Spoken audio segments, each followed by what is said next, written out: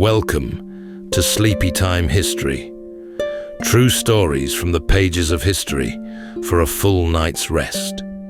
If this is your first time listening, let us know where you're tuning in from, or make a request for a future episode. And if you like what you hear, please consider liking and subscribing. It helps us immensely. All right, it's time to settle in, relax, and take a wander through the pages of history and storytelling. Tonight, we're going to be exploring the remarkable true story of Álvar Núñez Cabeza de Vaca, a Spanish nobleman and explorer turned castaway. His journey across the wild interior of 16th century North America remains one of the most astonishing feats of resilience and personal reckoning in history. Born 2 years after Columbus first set sail, de Vaca grew up in a world that, for Europeans, was suddenly larger, wilder, and ripe with promise. He began with grand intentions, seeking fortune and fame to claim the vast and uncharted lands of what the Spanish referred to as La Florida. But what was meant to be a glorious conquest unraveled into a nightmare. Storms scattered his ships, starvation set in, and almost all of de Vaca's 600 men were lost to the swamps, the heat, and disease. From the low, marshy shores near present-day Tampa Bay to the rugged highlands of northern Mexico, de Vaca and his 3 remaining companions traveled more than 3,000 miles over 8 long years, unarmed, half-starved, and often at the mercy of strangers who spoke a language they could not understand. Along the way, de Vaca shed the trappings of a conquistador and Spanish nobleman and began to see the world differently, eventually returning to Spain not as a triumphant conqueror driven by greed, but as a man utterly transformed, humbled, and determined to speak for those whose stories were seldom told. Tonight, as we drift into sleep, we'll follow in his footprints through tangled forests, vast plains, and sun-scorched canyons, tracing the quiet strength of a man who crossed the unknown through patience, learning, and a curious grace. So settle in, take a deep breath, and let's journey alongside Álvar Núñez Cabeza de Vaca into the wilderness of forgotten worlds. In the final years of the 15th century, Europe stirred with the thrill of new discovery. Maps grew stranger, borders less certain, and the scent of distant lands drifted even through the narrow stone streets of Castile. Into this shifting world was born Álvar Núñez Cabeza de Vaca, just 2 years after Columbus had been commissioned by Queen Isabella and King Ferdinand to sail westward.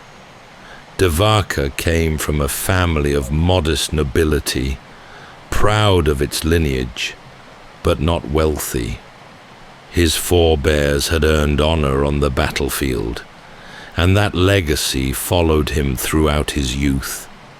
As Spain expanded its reach across oceans and empires, men like de Vaca were taught to believe in their own destiny, as if greatness might be found simply by stepping into the unknown, with the king's seal in one hand and a sword in the other. He served briefly in Spain and abroad, learning discipline, gaining rank, and proving himself as both a soldier and a man of courtly bearing. But behind the formal training and polished manners, a restless energy stirred. He was not born to idleness, nor content to wait for glory to come knocking. When an opportunity arose to join an expedition bound for the unexplored reaches of La Florida, he accepted without hesitation.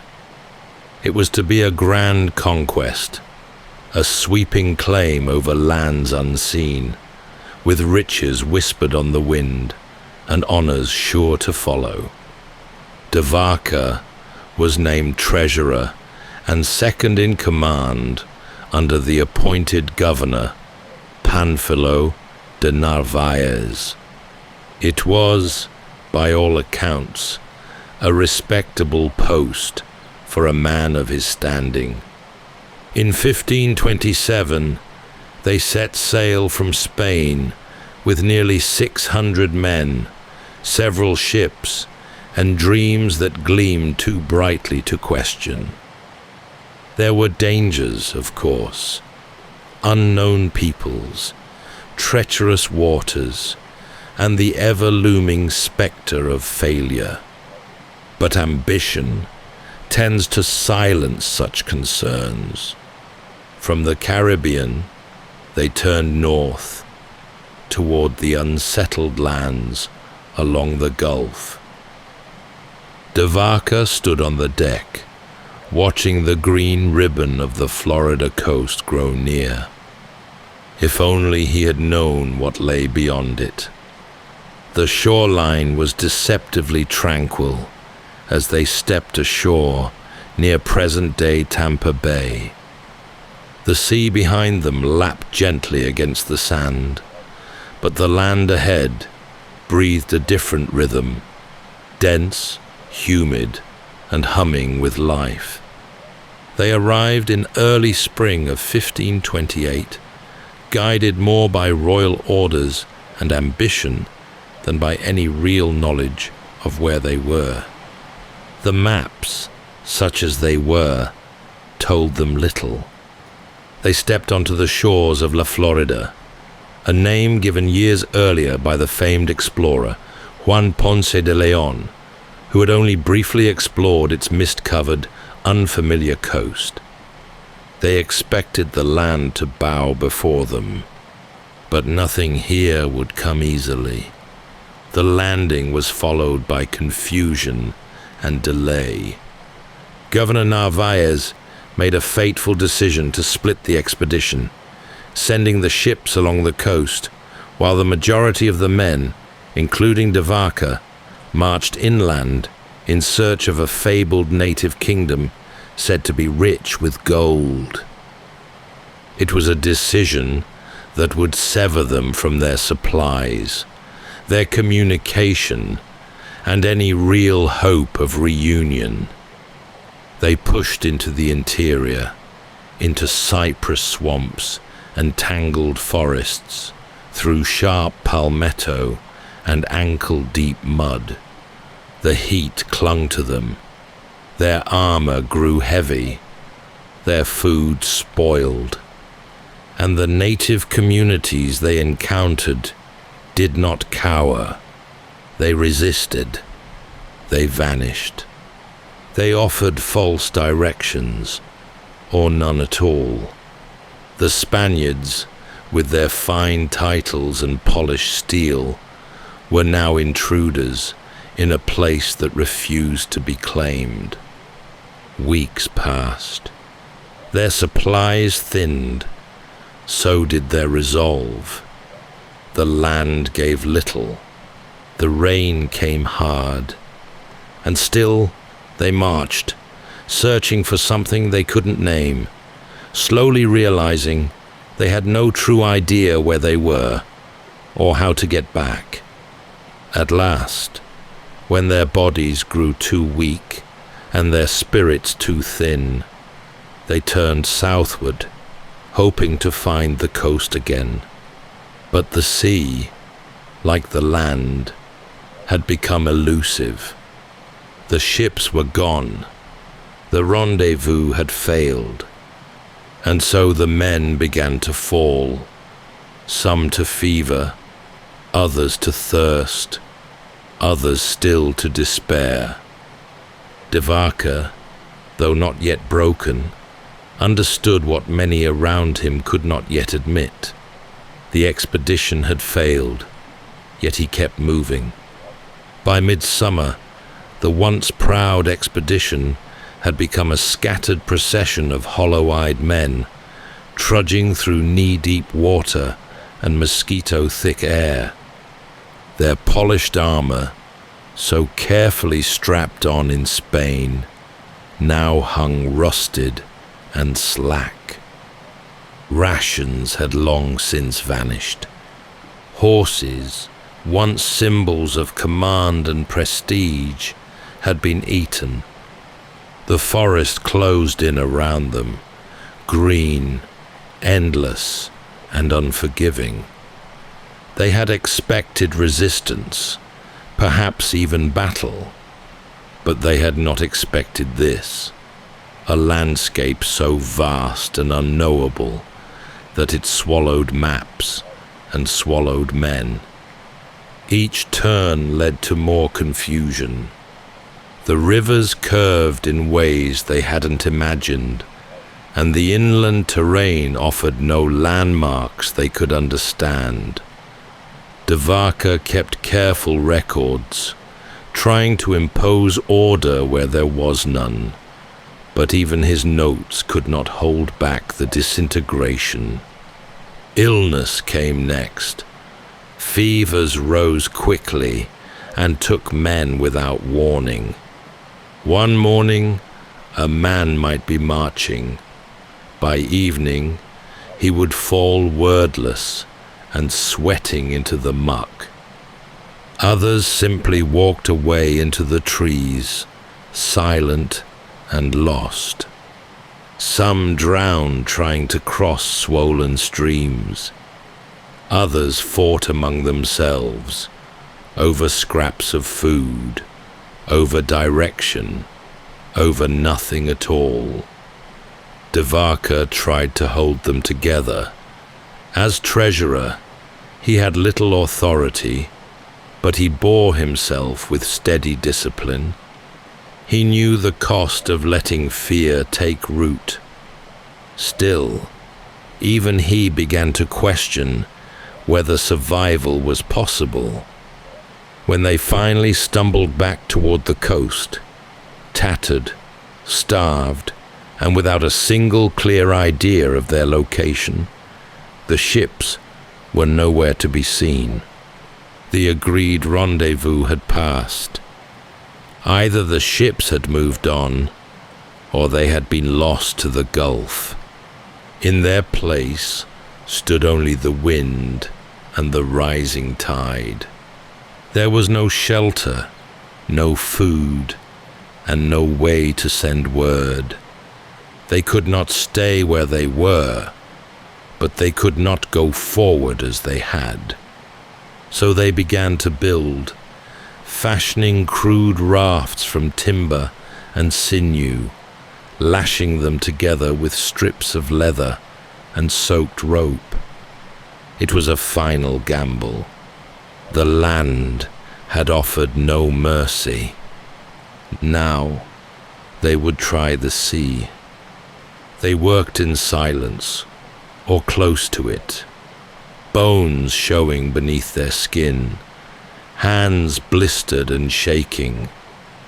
De Vaca and the remaining survivors felled trees with rusted tools, stripped bark, and scavenged nails from broken gear. There was no true shipwright among them, no canvas, no tar, only desperation, and the slow understanding that if they stayed on land, they would perish. 5 rafts were built in total, lashed together from green wood. The men had little food, less water, and no real means of navigation.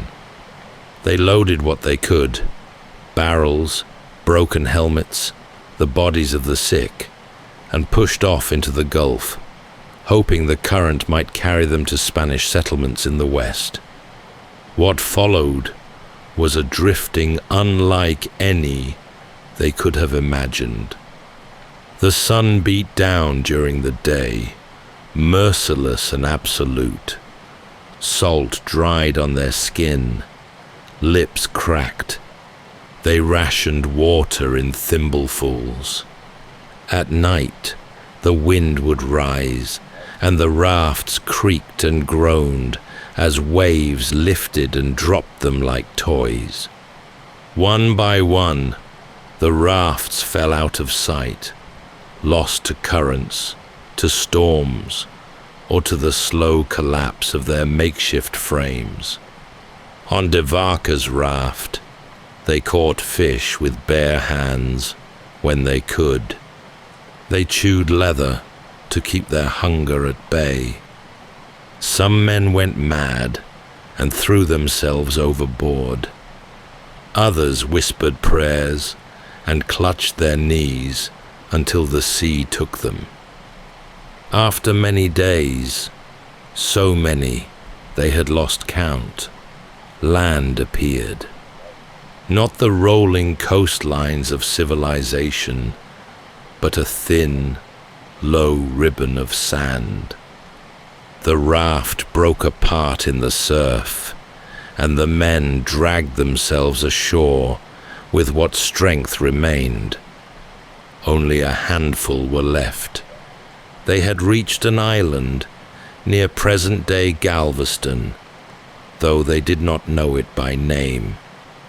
All they knew was that they were still alive, and that this strange new land would offer no welcome. The sand was cold beneath their bodies. Salt stung their eyes. What few had made it to shore now lay sprawled and heaving, too weak to speak. Some wept. Others simply stared at the tree line ahead, not yet knowing whether it would offer shelter or further trial. The place was desolate. Low dunes, scattered brush, and the cry of gulls overhead. The survivors had no weapons, no food, and no sense of where they were. They could no longer imagine rescue. The sea behind them had given them back to the land, but at a cost that few could bear. Soon, they were found. The people who emerged from the forest were cautious, watching the strangers from a distance. They spoke no Spanish, and the men had no words for them in return. But the island's inhabitants knew what starvation looked like. They offered food, roots, shellfish, a little warmth, and in return, they watched. The Spaniards, proud men who had once carried royal orders, now bent their heads and ate without speaking. But survival came with terms. Over the coming days, the balance shifted. The survivors, too weak to leave, were absorbed into the rhythms of the people around them. Some were taken in, others were enslaved, used for labor, watched carefully, kept at the edge of the fire. De Vaca, separated from his companions, found himself living not as a leader, but as a captive, subject to new customs, dependent on others for his life. The land was unfamiliar, but it was not empty. He was now a guest, or perhaps a prisoner, in a world that had no interest in the titles he once held. Over time, he would learn its patterns. He would come to understand the language, the cycles of food and weather, the expectations placed on him. And though he would suffer still, through illness, isolation, and grief, he would not die. Something in him had begun to shift. The days slipped into seasons, and de Vaca did what the land required. He endured.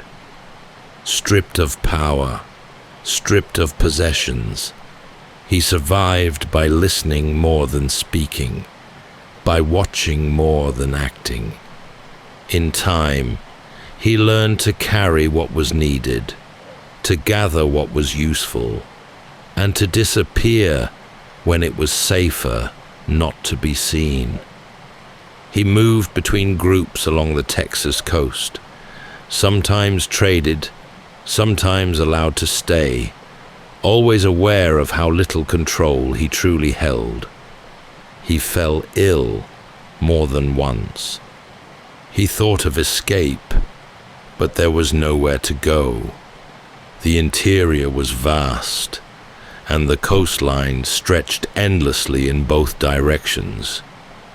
De Vaca observed carefully.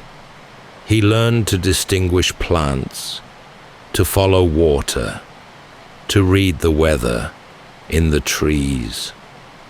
And slowly, his presence shifted from burden to asset. He became a trader of goods between communities, shells, hides, pigment, and flint. He knew who had what and what could be exchanged. He was allowed to move more freely, and in that movement, he found a kind of deep purpose. But more than that, he began to heal. Not just in body, but in the way he was seen. He learned of herbs and rituals, and when he treated the sick, however humbly, some recovered. Word spread. In places, he was welcomed not as a prisoner, but as a healer. People came to him with ailments. He blew gently across wounds. He spoke soft blessings over the fevered. He did not know whether it worked, only that those who believed it did. And perhaps, in that belief, something sacred stirred. He no longer saw the land as a thing to be conquered, nor did he see the people as obstacles. He moved with them, ate with them, slept under the same wide sky, and came to understand that survival was not something one did alone. It was a lesson he would carry for the rest of his life. Years had passed. De Vaca, once a castaway barely clinging to life, had become a man reshaped by quiet observation and endurance. He no longer dreamed of galleons or gold. Instead, he thought of water sources, safe shelter, and which direction the herds were moving. The empire he had once served felt impossibly far away. And then he met others like himself. Inland, by sheer chance or providence, de Vaca reunited with 3 other survivors of the Narvaez expedition: Andres Dorantes, Alonso del Castillo, and Estevanico, a North African enslaved man. Like de Vaca, they had lived among various indigenous groups, surviving by usefulness and humility. Their reunion was not triumphant, but it was profound. Each bore the same weathered skin, the same deep brilliance behind the eyes. Together, they resolved to try for Mexico. Not by sea, but overland, through thick forests, vast plains, and sun-baked deserts. They relied on the goodwill of those they encountered, and the growing reputation that followed them. Word had spread far ahead. of 4 strange men who healed the sick, who came unarmed, who brought no violence, and asked only for passage. They began to travel across what is now southern Texas, into the arid reaches of Coahuila, and further still toward the Sierra Madre. They followed rivers when they could, used mountain ranges as guides, and stopped only when the land demanded it. Sometimes they were welcomed with gifts and songs, other times with caution or stony silence. But they kept moving, step after patient step, watching the sun, watching the animals, watching for kindness. What had begun as a desperate retreat had become something more enduring, a long migration shaped not by conquest, but by trust and exchange. And always, de Vaca walked at the center of it, not leading, not commanding, but simply moving forward, reshaped now not by Spain or war, but by the land beneath his feet and the lives that passed beside him. By now, the 4 men were no longer seen as outsiders. They were travelers of great renown, lean, barefoot, and dressed in the manner of those they moved among. Their Spanish names meant little to the people they met, but their presence stirred whispers. They were said to carry healing with them. They spoke many tongues, or at least enough to be understood. And unlike the soldiers who had come before, they brought no harm. They crossed vast stretches of what is now northern Mexico, Durango, Chihuahua, and Sonora, where the land rose and fell in dusty ridges and scattered thorn brush. In some villages, people came forward bearing gifts, woven mats, handfuls of maize, gourds filled with water.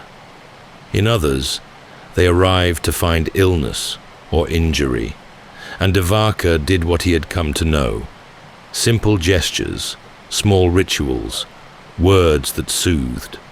Sometimes the sick recovered. And when they did, the story traveled further still. Their journey became less a flight and more a passage. At times, they were joined by small bands of people, moving alongside them for a day or two, sometimes longer.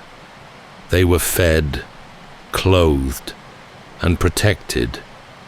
It was a far cry from the expedition they had begun with. No banners, no commands, no objectives carved into royal letters. Just a slow movement through land that no longer seemed foreign, and among people who no longer seemed strange. De Vaca saw these communities not as subjects or obstacles, but as stewards, keepers of knowledge, of survival, of memory. He listened closely. He watched the way children were taught, the way disputes were settled, the way plants were gathered only with thanks. And somewhere deep within, he began to understand that the world was not shaped solely by those who held power, but also by those who held patience. They were drawing nearer now to Spanish territory. The mountains whispered of it. The language began to shift. But de Vaca was no longer sure what return meant. He had traveled so far, in distance and in spirit, that he no longer knew if he could step back into the life he once claimed. Still, they kept walking, It was in the foothills near Culiacan that they met the first Spanish settlers, armed men on horseback, their helmets gleaming beneath the sun. The moment should have felt like salvation. And yet, de Vaca hesitated. The soldiers were stunned. Before them stood 4 figures draped in woven garments, sun-darkened and barefoot, with no armor, no horses, no sign of rank, only the slow, sure bearing of those who had endured. They were not what Spain remembered. The men were taken in, given food and clothing, and ushered toward the colonial outposts of New Spain. From there, they were sent to Mexico City. There were questions. There was disbelief. There was the uncomfortable feeling, de Vaca sensed, that their survival had come at the cost of something Spain did not fully understand. He was no longer the man they had sent away. In the months that followed, de Vaca gave his account to the authorities. He described the journey, the suffering, the loss of nearly 600 men. But he also spoke of the people they had lived among, of their kindness, their customs, their strength. He told of healing, of cooperation, of the land's unyielding rhythms. It was not the tale of conquest they had hoped for. It was something else entirely. Eventually, de Vaca sailed back to Spain. The crossing was smoother this time, but his heart was unsettled. Home felt altered, or perhaps it was he who had changed. The court received him with some respect, but also with suspicion. He had not returned with riches. He had not claimed new territory. He had only survived and changed.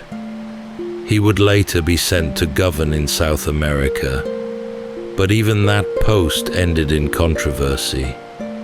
He never again held true power. His last years were lived in the shadows of greater names, and his death passed without much notice. In the long annals of conquest, Alvar Núñez Cabeza de Vaca remains an anomaly. His name does not echo alongside Cortés or Pizarro. There were no cities named in his honor, no empires built upon his return. He left no monuments, but he left a voice. In La Relación, the account he later wrote, de Vaca reflected on a journey that had tested him, reshaped him, and taught him what power could not. And perhaps that is why we remember him. That's all for tonight's journey through history. Whether you're fast asleep or still drifting there, thank you for listening.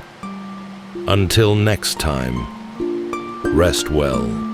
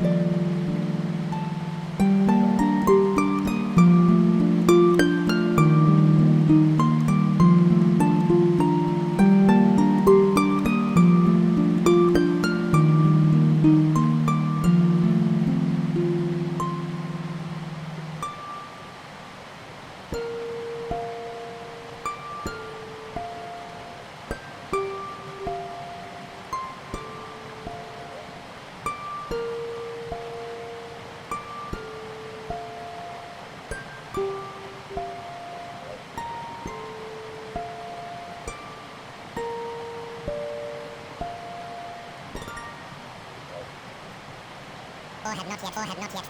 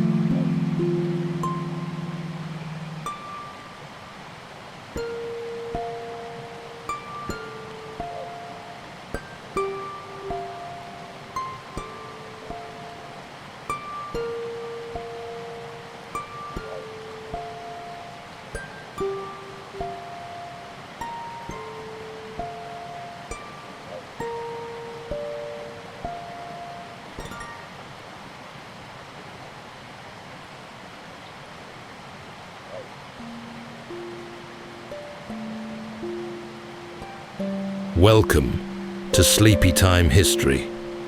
True stories from the pages of history for a full night's rest. If this is your first time listening, let us know where you're tuning in from, or make a request for a future episode. And if you like what you hear, please consider liking and subscribing. It helps us immensely.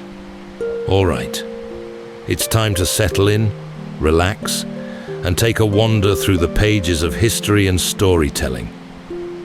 Tonight, we're going to be exploring the remarkable true story of Sir Ernest Shackleton, an intrepid explorer who led a band of brave souls toward a feat few had ever dared attempt: a full traverse of Antarctica, the most hostile, icebound continent on Earth. It's 1914.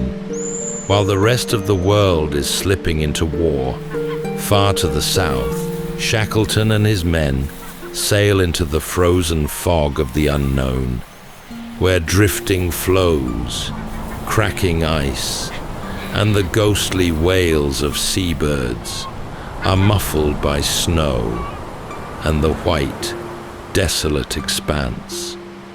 As their sturdy ship, Endurance, journeys through the ice, the drifting pack eventually closes around them, crushing the vessel and leaving 28 men stranded on the ice, entirely alone, over 1,000 miles from the nearest human settlement, with little more than the provisions they can carry. His journey wasn't one of conquest, though the headlines often glorified it. In truth, what Shackleton revealed was something rarer a quiet, unwavering kind of leadership, tested not in moments of triumph, but in the long, uncertain spaces in between. When every plan collapsed, when hope thinned and the cold deepened, Shackleton did not despair. He simply remained steady, leading with presence and calm, unshakably committed to the lives in his care. Tonight, as we drift into sleep, we reflect not on the deep, thunderous groan of breaking ice, or the terror of isolation suffered by these men, but on the quiet strength that carried them through, and the man who led them safely home. So settle in, take a deep breath, and let's walk slowly with Sir Ernest Shackleton through the still, glistening silence of the Antarctic night. In the summer of 1914, as Europe braced itself for war, another kind of expedition prepared to set sail. Shackleton, now in his 40s and seasoned by years at sea, stood at the helm of a dream that had taken root long before. To cross the Antarctic continent from one coast to the other, a feat no man had yet achieved.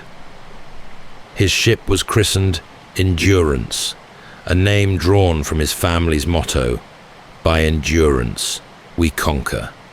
It was a sturdy wooden barkentine, designed with a reinforced hull to withstand the ice, a ship of strength and purpose, built not for speed, but for survival. The crew was a patchwork of trades and temperaments: sailors, scientists, carpenters, and cooks. Many had answered his now legendary advertisement, and while the exact words of that ad are still debated, the spirit of it remains clear. This was not a voyage for the faint-hearted. It was for those who sought something deeper, a test of the self, far from the world's noise. They departed London in August, skimming south past Lisbon, the Canary Islands, and then the coast of South America. In Buenos Aires, Shackleton's quiet authority became clear. He removed a troublesome officer and replaced him with Frank Wild, a loyal second-in-command and a calm presence who would become a pillar in the trials ahead. From there, they sailed to the whaling station on South Georgia Island, a last outpost of humanity before the Antarctic ice. There, grizzled Norwegian whalers warned Shackleton of a heavy ice season in the Weddell Sea. The warning hung in the cold air, but the expedition moved forward, the horizon too close to turn back. In December 1914, the Endurance pushed away from South Georgia and entered a world of growing silence. The sea turned colder, thicker. Icebergs floated by like ancient monuments, ghostly in the pale southern light. Albatrosses circled above. The sun never truly set. By January, they had reached deep into the Weddell Sea, and the ice began to tighten. What started as loose floes became a slow-moving vise. The ship pressed on, cautiously, as the men watched the water narrow into pathways of white. And then, on January 18th, 1915, the Endurance was caught. The floes closed in gently, almost politely.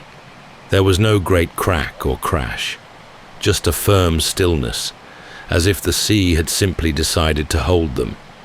They were now passengers on a frozen ocean. But Shackleton did not panic. He adjusted. Calmly, methodically, he began shifting the mission in his mind, from triumph to survival. The Endurance sat nestled within the tightening arms of the Weddell Sea. Around her, the ice stretched in every direction, a wide white silence, broken only by the low groan of shifting floes and the occasional call of a distant seabird. Above, the sun circled endlessly, casting long shadows that slid over snow and deck alike.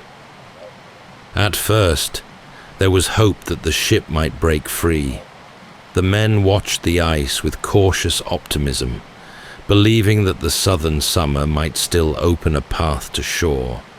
But the days slipped by, and the pressure built. The Endurance was no longer sailing. She was drifting, a captive in a frozen current that paid no heed to plans or poles. Yet life aboard the ship carried on.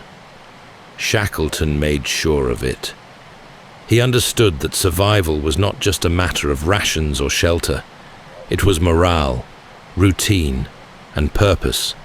Each man had duties. The dogs were exercised. Meals were prepared with care.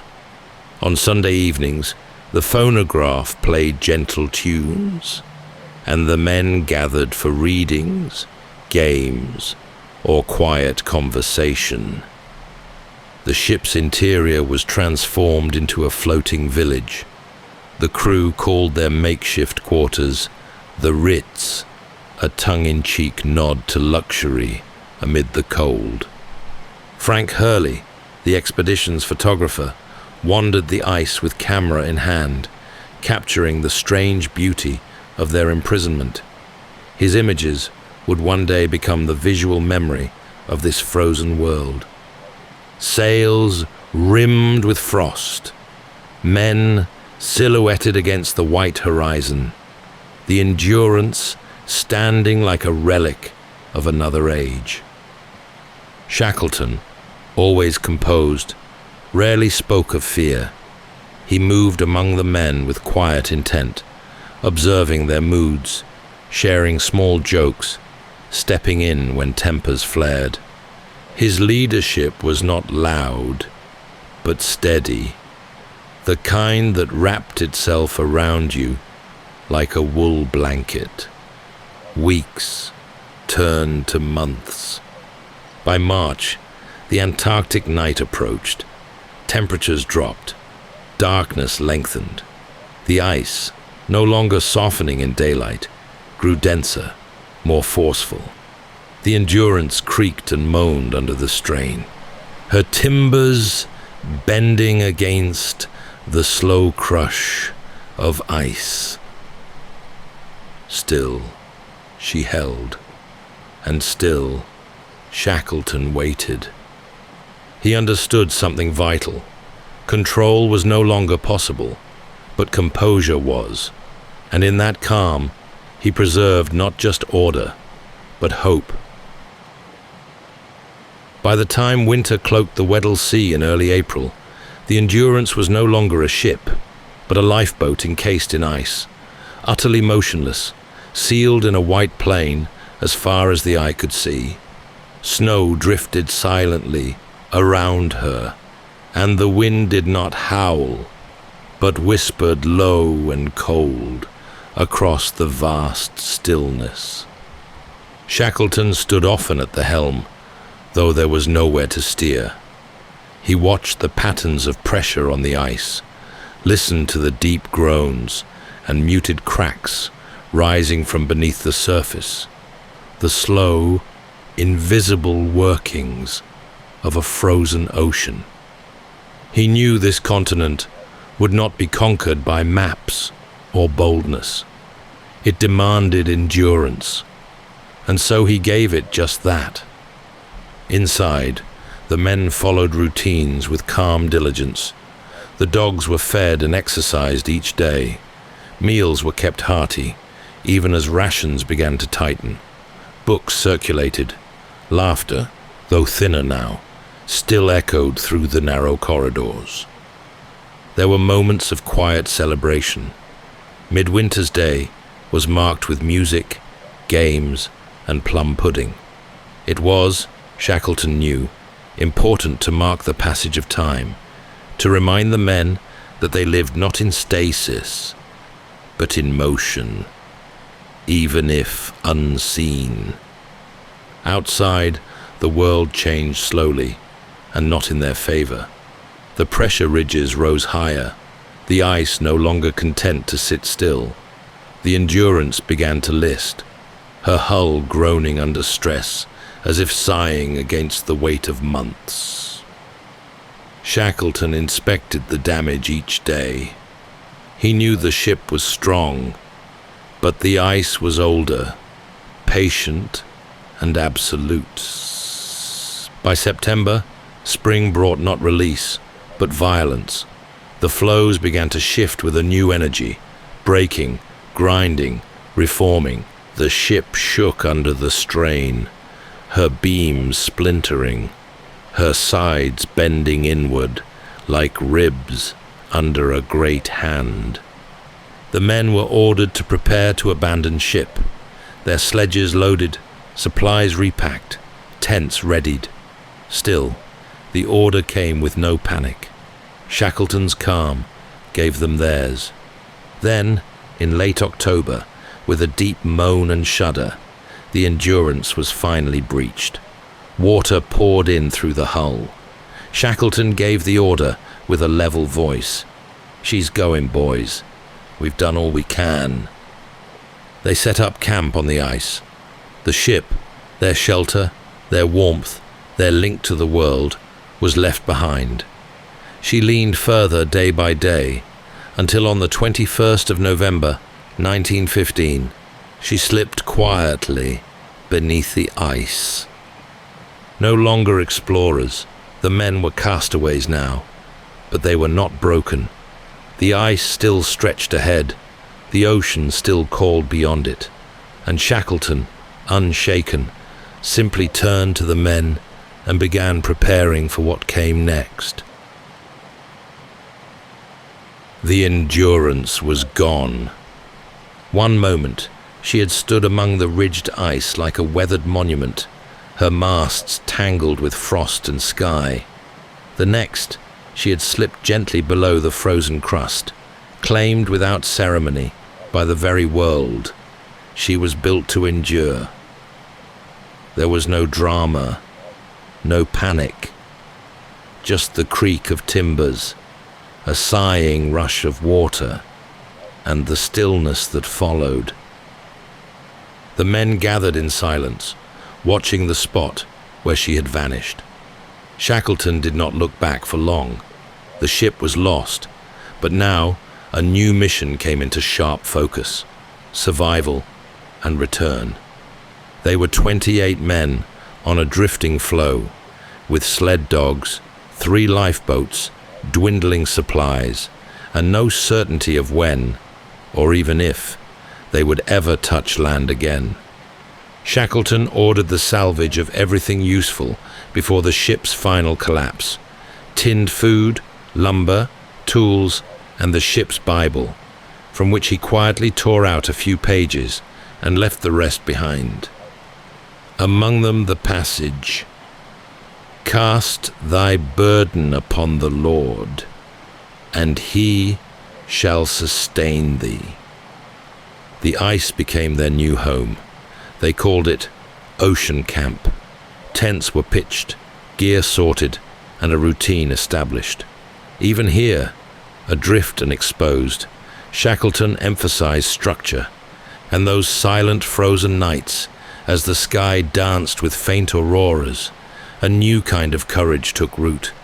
Not the bold courage of movement, but the silent strength of waiting and watching the horizon. Shackleton slept lightly, always listening for changes in the ice. He knew they were not stationary, only appearing so. Beneath them, the floe drifted slowly northward, caught in the Weddell current. It was a passive journey, but a journey nonetheless. The men played cards, told stories, and found what laughter they could. Frank Wilde, ever Shackleton's right hand, kept spirits high. Hurley, the photographer, risked frostbite to save glass plate negatives. Images that would someday tell their story to the world. Even in this slow-motion ordeal, purpose was preserved. As weeks passed, cracks in the ice began to appear, jagged lines creeping closer to camp. The floe that had cradled them began to betray them. In December, the men shifted to a new site they called Patience Camp. The name spoke volumes. By April of the following year, nearly 6 months since the Endurance had vanished, Shackleton knew the ice would soon no longer hold. He began preparing for open water. It would not be easy. The sea was vast, the boat small, and the men weakened. But he gave no space to doubt. There was no speech, no declaration, only preparation, steady and sure. And in the hush of that endless white, the men followed his calm, not because they were without fear, but because his presence made fear bearable. For 5 long months, the men drifted on a slab of ice, riding a slow, uncertain current through the frozen belly of the Weddell Sea. Beneath their feet, the ocean moved invisibly, an unseen engine carrying them northward. The great continent lay behind them now, unreachable. Their world was ice and sky, sealed off from all that once was familiar. They called it Patience Camp, and patience was their only currency. Time was measured not by clocks, but by creaks in the ice, changes in wind, the slow tilt of sunlight across the tents. Food was rationed. Seals and penguins were hunted when they could be found. Each fresh kill meant more warmth, more calories, more days survived. Still, the drift was not peaceful. The ice shifted unpredictably. At night, it groaned and cracked underfoot, sharp reports splitting the silence like distant cannon fire. Several times, the floe broke open beneath their camp, swallowing gear, threatening lives. Each time, Shackleton responded quickly, not with alarm, but with quiet commands and swift reorganization. He had become their anchor. His tent was positioned closest to the men, not far from their own. He walked among them daily, listening, encouraging, and deflecting despair. Every decision, from meals to movements, he weighed carefully, not just for the sake of their bodies, but their minds. By early April 1916, the ice began to break more aggressively. The floe that had carried them across hundreds of miles now threatened to shatter entirely. Shackleton knew the time had come. They would have to abandon their frozen raft and commit to the sea. 3 lifeboats, the James Caird, Dudley Docker, and Stancomb Wills, were readied. Supplies were loaded, water casks filled, dogs bid farewell. They had carried the sledges this far, and now their work was done. Shackleton made the difficult decision to have them put down. It was done quickly, respectfully, and without ceremony. On April 9th, they launched the boats. The world of ice gave way to a cruel new frontier, the open polar sea. Bitter cold winds howled across the waves. Salt spray froze on faces and clothing. The boats were packed tight, with men and supplies, barely enough room to shift or sleep. They rode and drifted for 7 days, through slush and storm, riding the tides along the edge of survival. Frostbite claimed fingertips. Bellies shrank, but still, they pressed on, driven by Shackleton's quiet presence at the helm. At last, through mist and fatigue, a grey shape rose on the horizon. Elephant Island. Bleak, jagged, uninhabited, and entirely inhospitable. But it was land. For the first time in over a year, their feet touched solid ground. They were not yet safe, but they were alive, and for now, that was enough. Elephant Island rose before them like a crumpled sheet of slate, a jagged, wind-scoured refuge jutting out from the coldest waters on Earth. There were no trees, no settlements, no shelter beyond the haphazard folds of rock and scree. But to the crew of the Endurance, it may as well have been a sanctuary. After 7 days adrift in open lifeboats, buffeted by sleet and salt, tossed by heavy swells, the men rowed the final strokes toward shore. Their hands were blistered and cracked, their faces raw from cold wind and salt spray. Their strength, worn down to the bone, hung by a thread. Still, they landed on April 15th, 1916. 497 days since they had last stood on solid ground. They scrambled ashore through the surf, dragging their boats onto the stony beach. Some kissed the wet stones. Others simply lay down and stared at the sky. The relief was quiet, not jubilant, but bone deep. They had escaped the ice. For the moment, they had survived. But it was far from salvation. Elephant Island was remote in the extreme, well off any shipping routes, unmarked by human habitation. No rescue would stumble upon them. If they remained, they would starve, freeze, or slowly fade from history. Shackleton knew this. So after allowing the men time to recover, he began to plan again, not for the group this time, but for a breakaway team. If they were to survive, someone had to reach help, and that meant sailing back into the storm. The James Caird, the strongest of their lifeboats, was selected for the journey. Shackleton chose 5 men to accompany him. Frank Worsley, the navigator with a mind like a compass.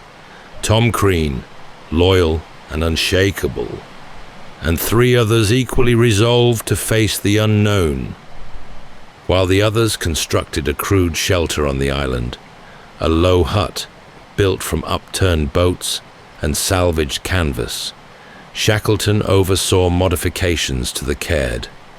They reinforced her keel, added ballast, and raised a makeshift deck to shield them from waves. She was 22 feet long. The journey ahead would be over 800 miles of open, storm-lashed sea. Before departing, Shackleton spoke little. He simply reminded Frank Wild, now left in charge, to get the men through until I come back. There was no promise, no false hope, just an unspoken trust. On April 24th, 1916, the James Caird was launched from the rocky shore, slipping back into the grey swell. Shackleton and his 5 companions were bound for South Georgia Island, and whatever lay between. On the beach, the remaining crew watched the small sail grow smaller and smaller against the vastness of sea and sky. The waiting began. The James Caird slipped away from Elephant Island, her small sail catching the wind as the lifeboat turned its narrow bow toward open ocean. Behind her, the cold curve of the island faded into mist. Ahead, nothing but 800 miles of heaving sea and uncertain sky. The South Atlantic in winter was no place for a boat of her size. Waves towered like black cliffs, rolling out of the darkness without warning. The wind shrieked through the rigging. Salt spray froze into icy crusts along the boat's sides, threatening to sink her with the weight of accumulating ice. Shackleton, huddled with 5 men in the cramped interior, remained calm. His clothes were sodden, his skin raw from wind and salt, yet he never wavered. He rotated watches, kept spirits up with small murmurs of encouragement, and ensured the men drank and ate when they could, even when appetite was long gone. Frank Worsley, eyes red from cold, guided their course by stars when they were visible, by dead reckoning when they were not. On most days, they saw only grey, clouds and sea and wind all folding into one another. Yet his skill held. Their course remained true. The cold was unrelenting. Sleeping was near impossible. Ice formed on their blankets and clothing. Boots froze. Water constantly seeped through the seams. More than once, the Caird was nearly capsized by rogue waves. More than once, they bailed for hours to stay afloat. And yet, through it all, Shackleton never let his men see despair. He cracked dry jokes, offered morsels of encouragement, carried the silence when words were too heavy. On the 14th day at sea, a dark line appeared on the horizon. South Georgia. The island they had aimed for in blind hope and skill now stood before them like a miracle carved from stone and ice. But the sea was not finished with them. A sudden gale drove them past the island's southern coast, forcing a desperate landing on a rocky beach on the uninhabited side of the island. They were within reach, yet still impossibly far from the whaling stations that dotted the northern shore. The boat was wrecked, the men barely able to stand. Shackleton looked inland, not toward the sea, but toward the mountains that separated them from rescue. The journey was not yet done, and so, after resting briefly, he prepared for one final crossing. South Georgia was a place of wild beauty and brutal terrain, a narrow mountainous island sculpted by glaciers, ridgelines, and deep fjords. Shackleton stood on its southern coast, looking up at the snowbound peaks that separated him from the whaling station at Stromness. It was only 30 miles away, but the path had never been crossed, not even by the whalers who lived there. There were no maps, no trails, only cold, jagged stone and windswept ice. Shackleton selected 2 companions to go with him, Tom Crean and Frank Worsley, the 2 men he trusted most. The others, too weak to continue, would remain behind with the boat. Shackleton left them a promise, quiet but firm. He would return. They set out before dawn on May 19th, 1916. With only a length of rope, a carpenter's adze, and a few biscuits tucked into pockets, the 3 men began their ascent. Their boots, held together with twine and nails, slipped on the ice. The cold gnawed through every seam. Wind roared across the ridges. At times, they had to retrace their steps, realizing a glacier led to a sheer drop or a dead end. They marched through 36 straight hours without sleep. At one point, they slid down a slope, uncertain what lay at the bottom, a gamble made not from recklessness, but because there was no other choice. They fell, tumbled, and emerged safely. It was Shackleton who drove them forward. His sense of direction was uncanny, and his silence steadying. When Worsley hesitated, Shackleton pressed onward.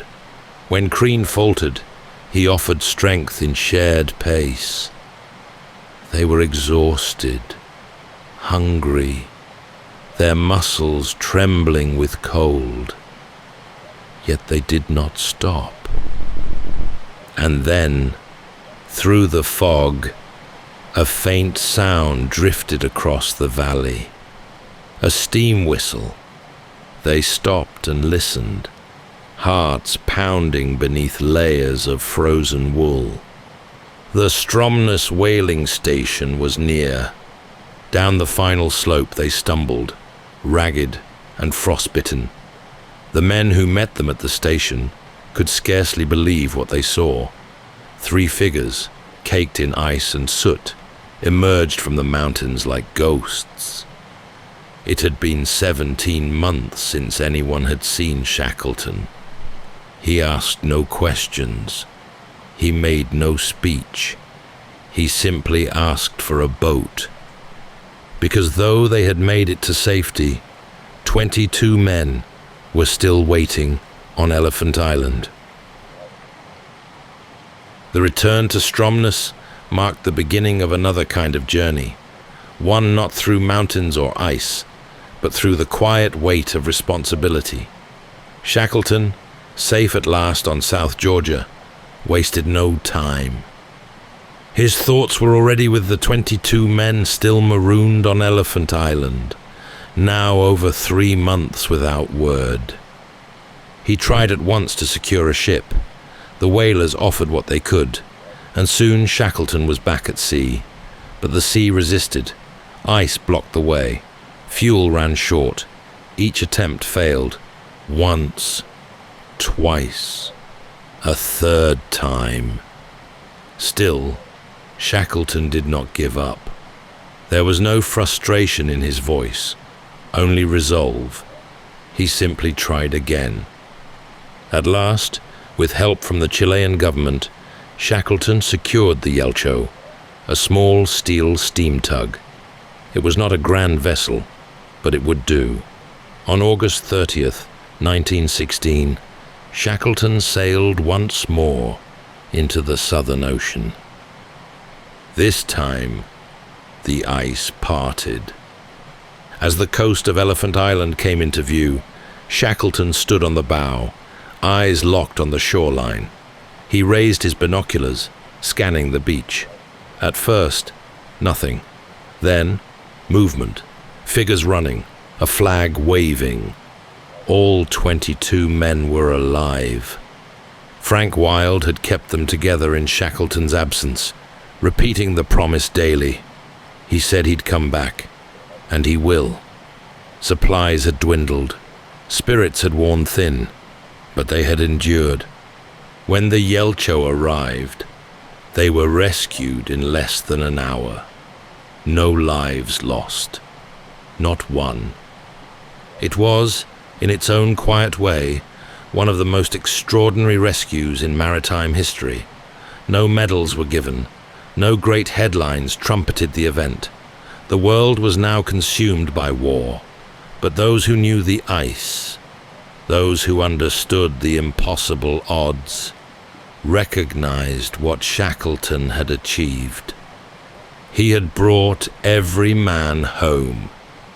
Leadership, he had once said, was a matter of character more than command, and in the long silence of Antarctica, through ice and fear and starvation, he had lived those words to their furthest edge.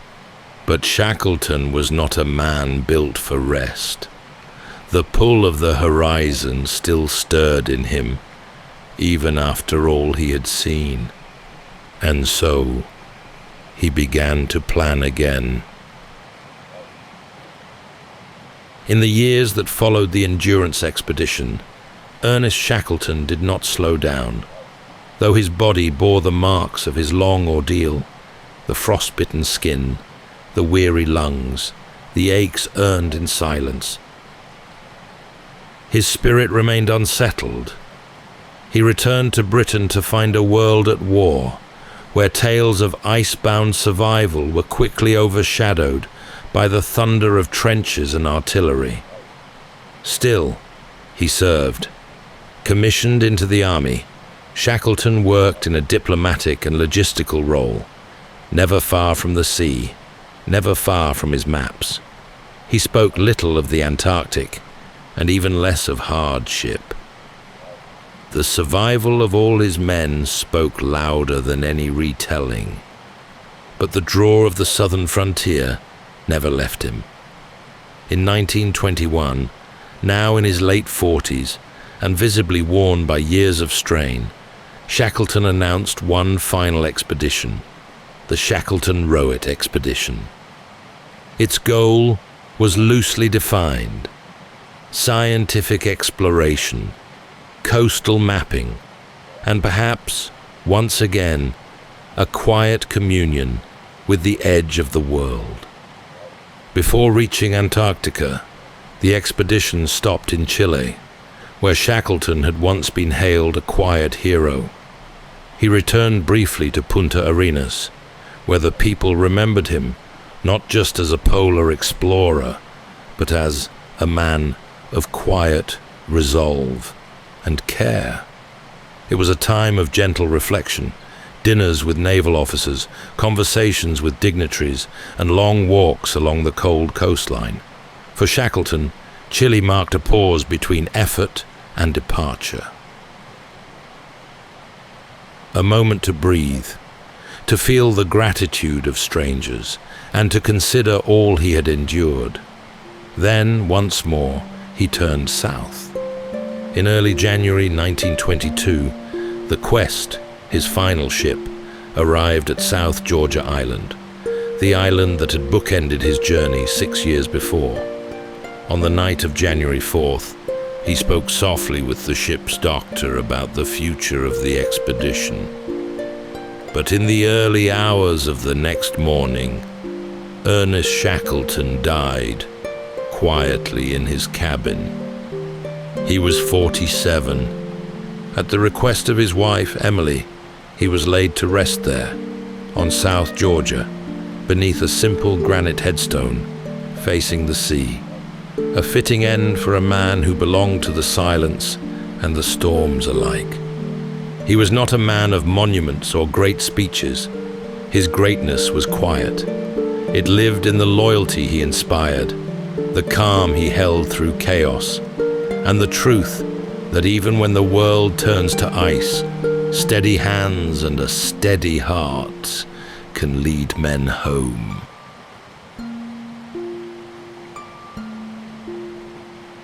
That's all for tonight's journey through history. Whether you're fast asleep or still drifting there, thank you for listening. Until next time, rest well.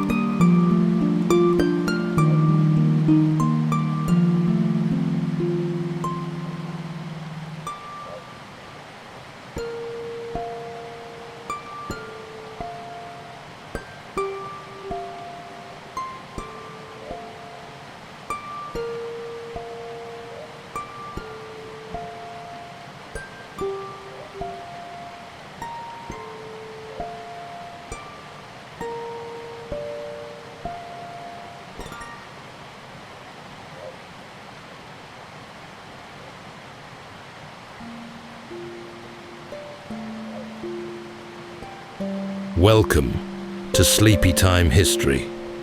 True stories from the pages of history for a full night's rest.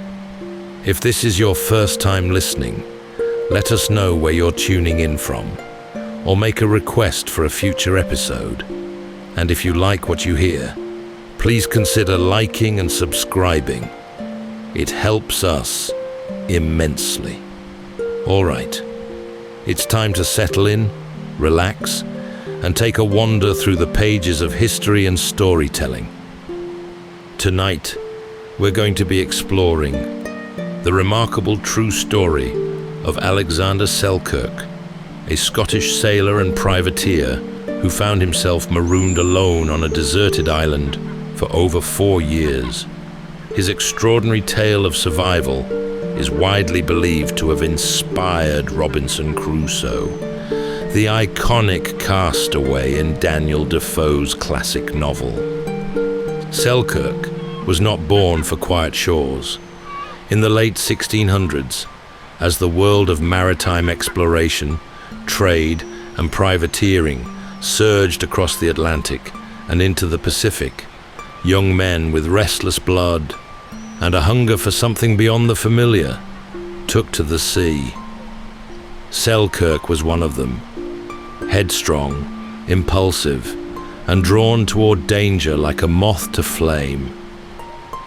In 1703, he signed aboard the Cinque Ports, a privateering vessel bound for South America, part of a rickety flotilla skirting the edge of legality as it preyed on Spanish treasure ships.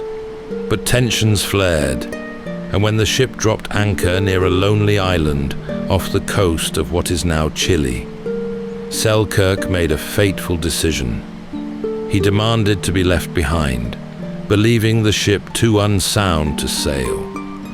Whether it was stubborn pride or sound judgment, his shipmates granted his wish and sailed away. Tonight, as we drift into sleep, we reflect not on the isolation of that experience, but on the way Selkirk came to know himself within it, how the stillness of a faraway island revealed an unshakable resilience, and how that long silence continues to echo in stories of adventure and survival to this day. So settle in, take a deep breath, and let's journey softly now, step by step, through the quiet island days of Alexander Selkirk, a castaway not lost, but found in the heart of solitude.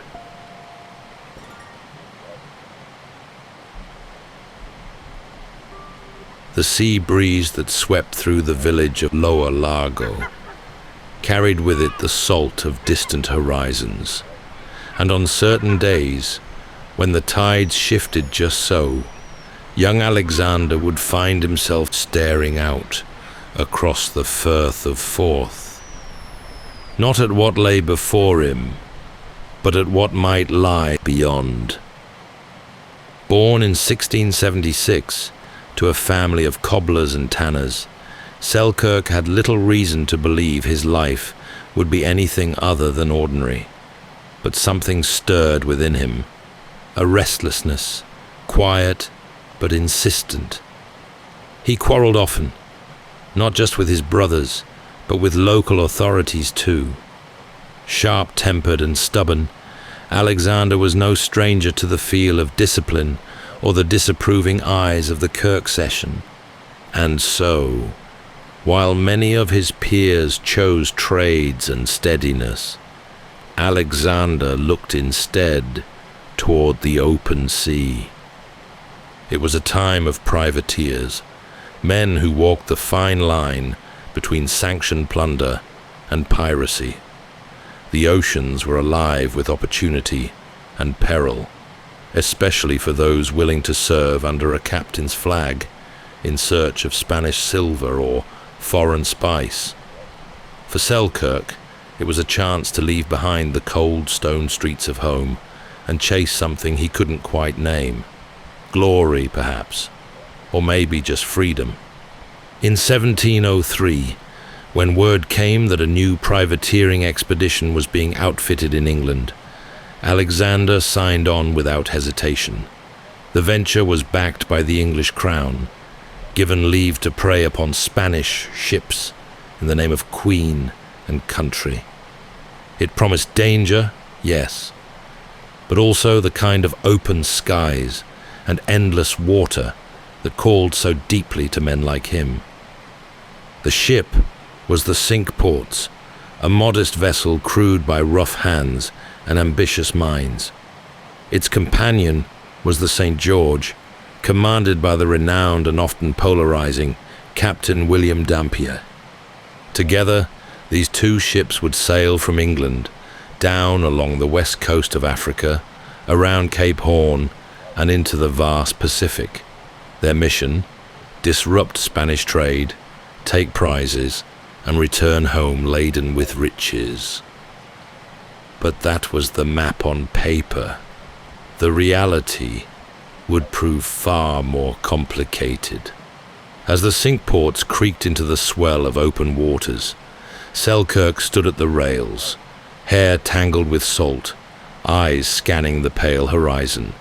He was not yet a castaway, not yet a legend, not yet the man he would become.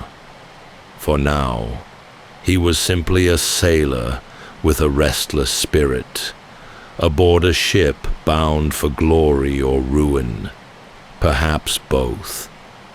The journey had begun, and with it, a quiet unraveling, one that would lead, step by patient step, to the solitude of an island, and a place in the quieter corners of history.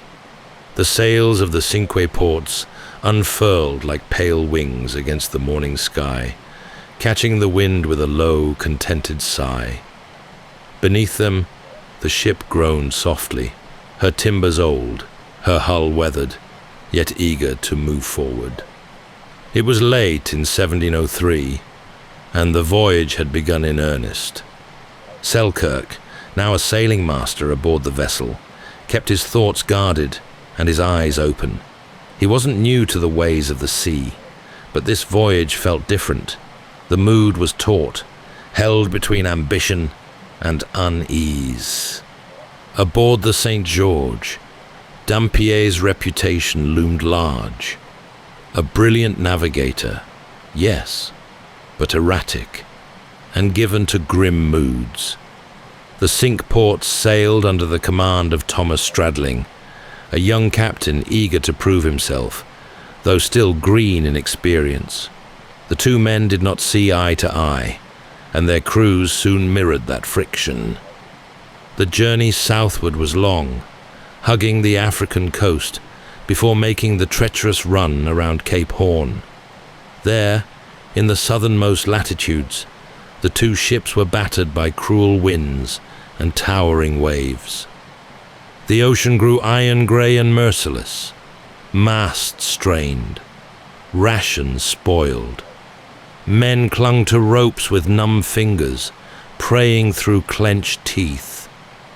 It was during these weeks of struggle that Alexander began to notice signs, small, almost forgettable moments that spoke of trouble ahead. The Cinque Ports was taking on water more often than it should. Her seams leaked, her hull moaned. Repairs were constant, patching up the wounded vessel with tar and prayer. And yet the voyage pressed on. Once around the Horn, the Pacific opened up like a vast sigh. Warmer winds, calmer seas, and yet no less dangerous. Spanish settlements dotted the South American coast, and privateering now began in earnest. The crews captured a few ships, though not nearly the prizes they'd hoped for.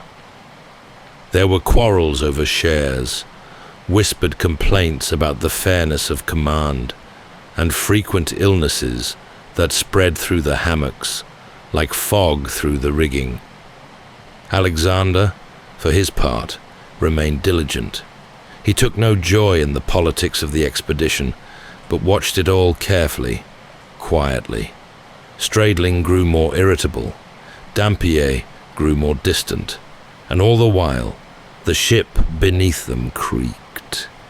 By the time they reached the Juan Fernandez Islands, a lonely cluster of volcanic peaks off the coast of Chile, the Cinque Ports was in a poor state.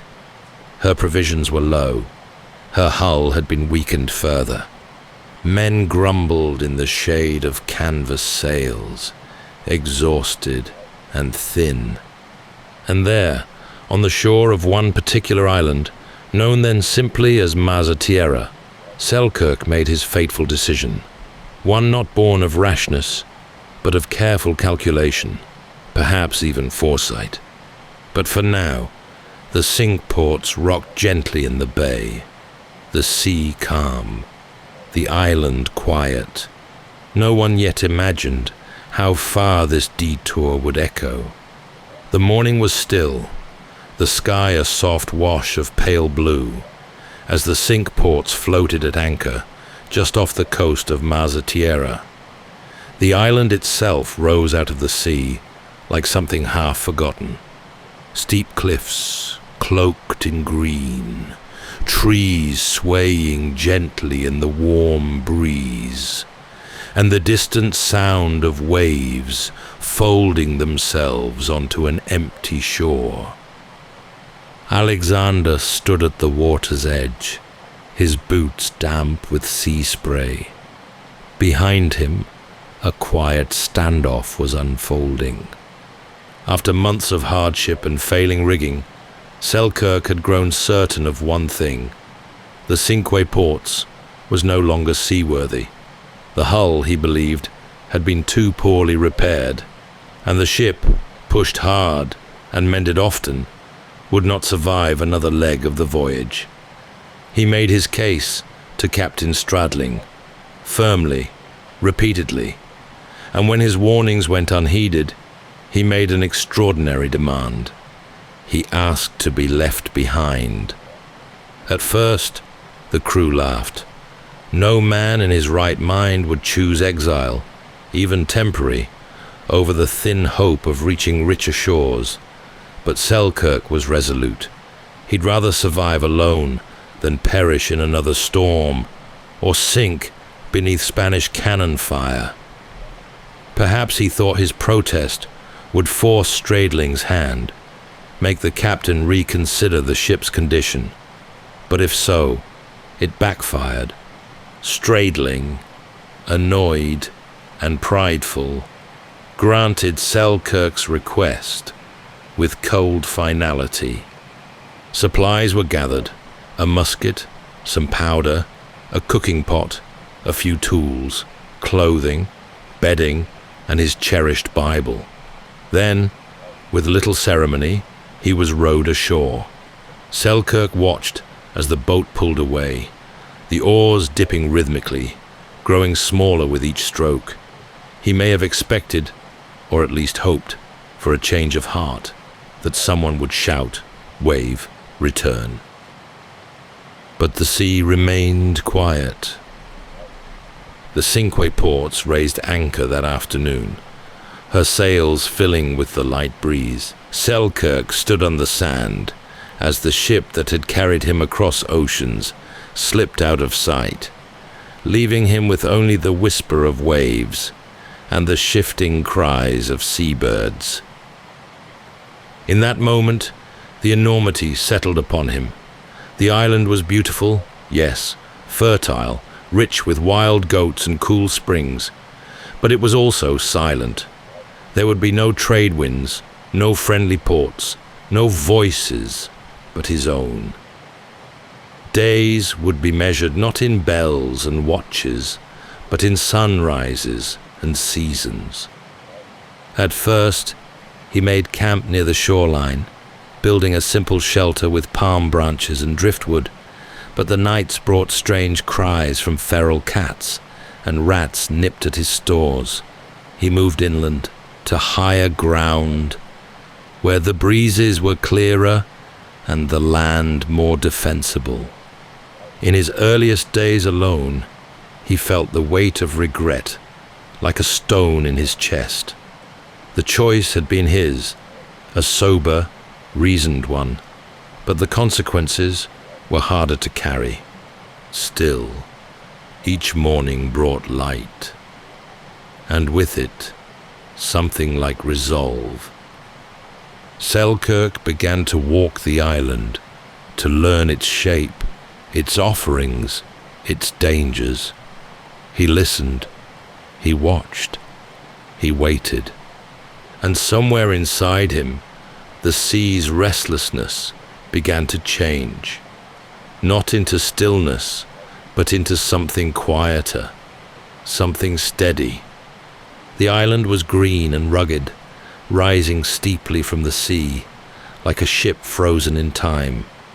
It was about 15 miles long, a cradle of volcanic stone and soft winds, dotted with dense woods and hidden streams that ran cool and clear through the underbrush. Selkirk, now alone on this forgotten shore, woke each day with the soft stirrings of nature, the rhythm of ship life. The bells, the calls, the clatter of deckwork was gone. In its place, there was only the hush of trees swaying gently, the chatter of birds unseen, and the slow, steady lap of waves against rock. Those first days were marked by a strange quiet, not just the absence of people, but the absence of direction.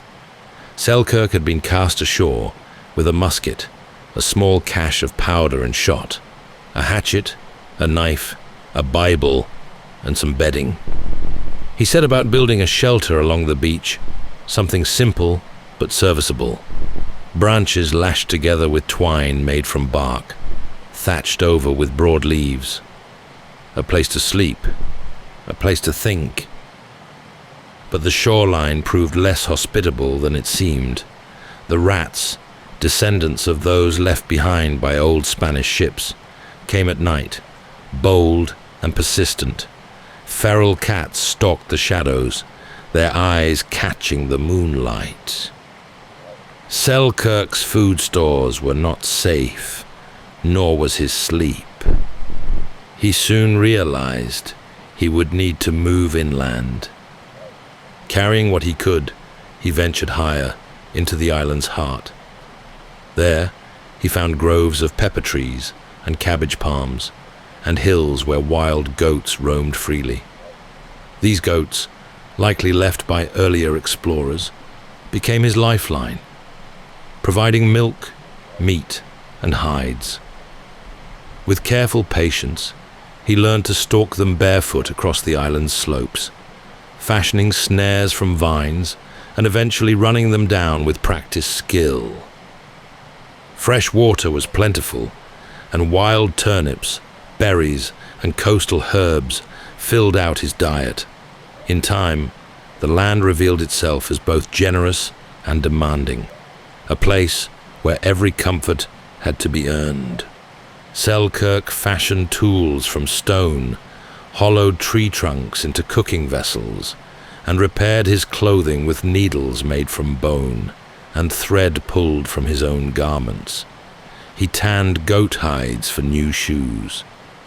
He reinforced his inland shelter with heavier timber, carving a cave-like refuge against the rains and winds that swept through during storms.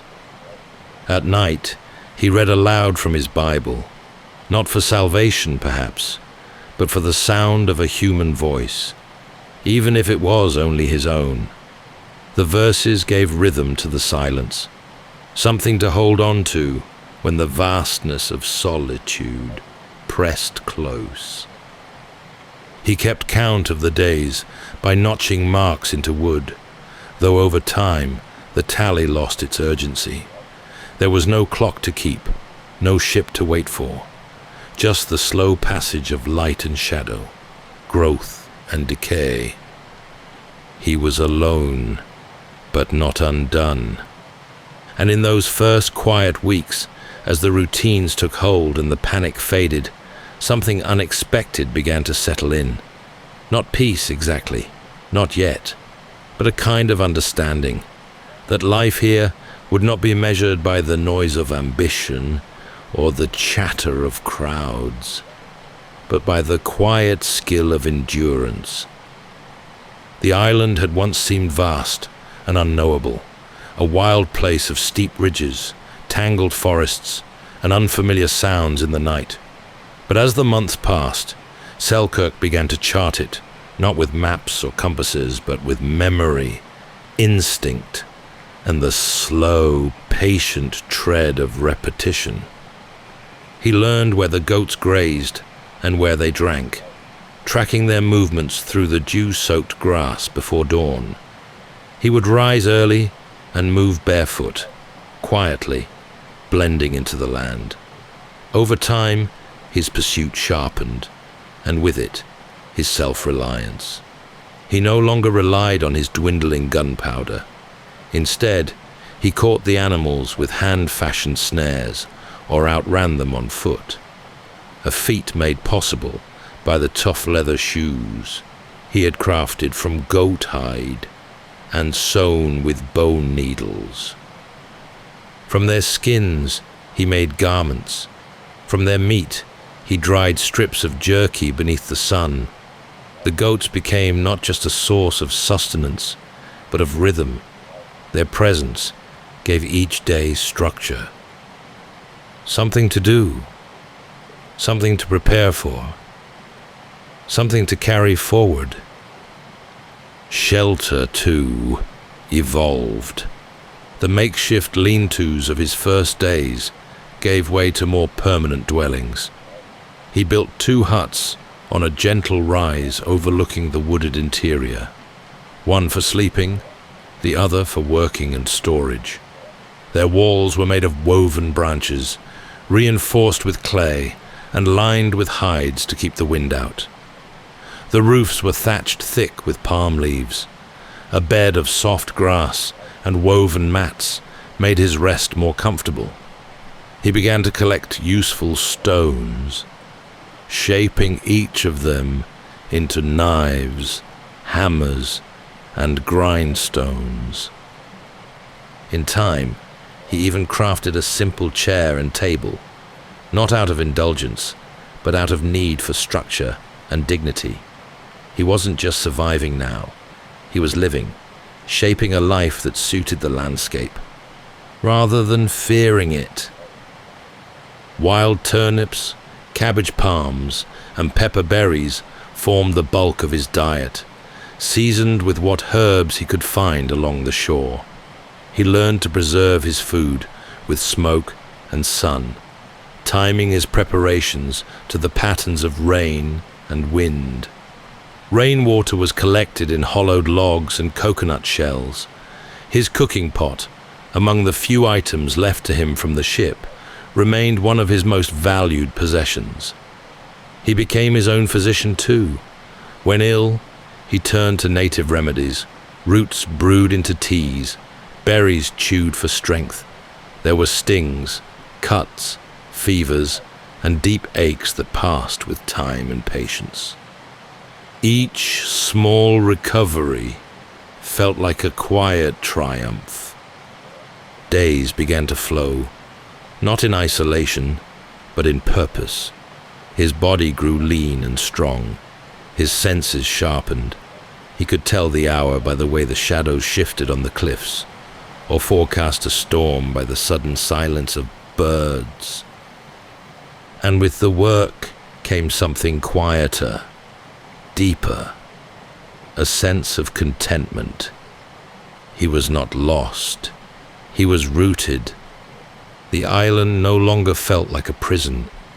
It had become a companion, wild and stubborn, yes, but one he had come to know intimately. Where others might have gone mad in the silence, Selkirk found steadiness. Through the hard work of building, hunting, and listening, he carved a life that was not merely endured, but owned. Time, in the world Selkirk had left behind, was measured in bells, calendars, and the turning of tides driven by human need. But here, alone on Masa Tierra, time softened. It slipped its edges, became slower, rounder. A rhythm guided by the land, the seasons, and the quiet unfolding of each new day. As the first year passed into the second, Selkirk no longer marked days with notches or tracked weeks with care.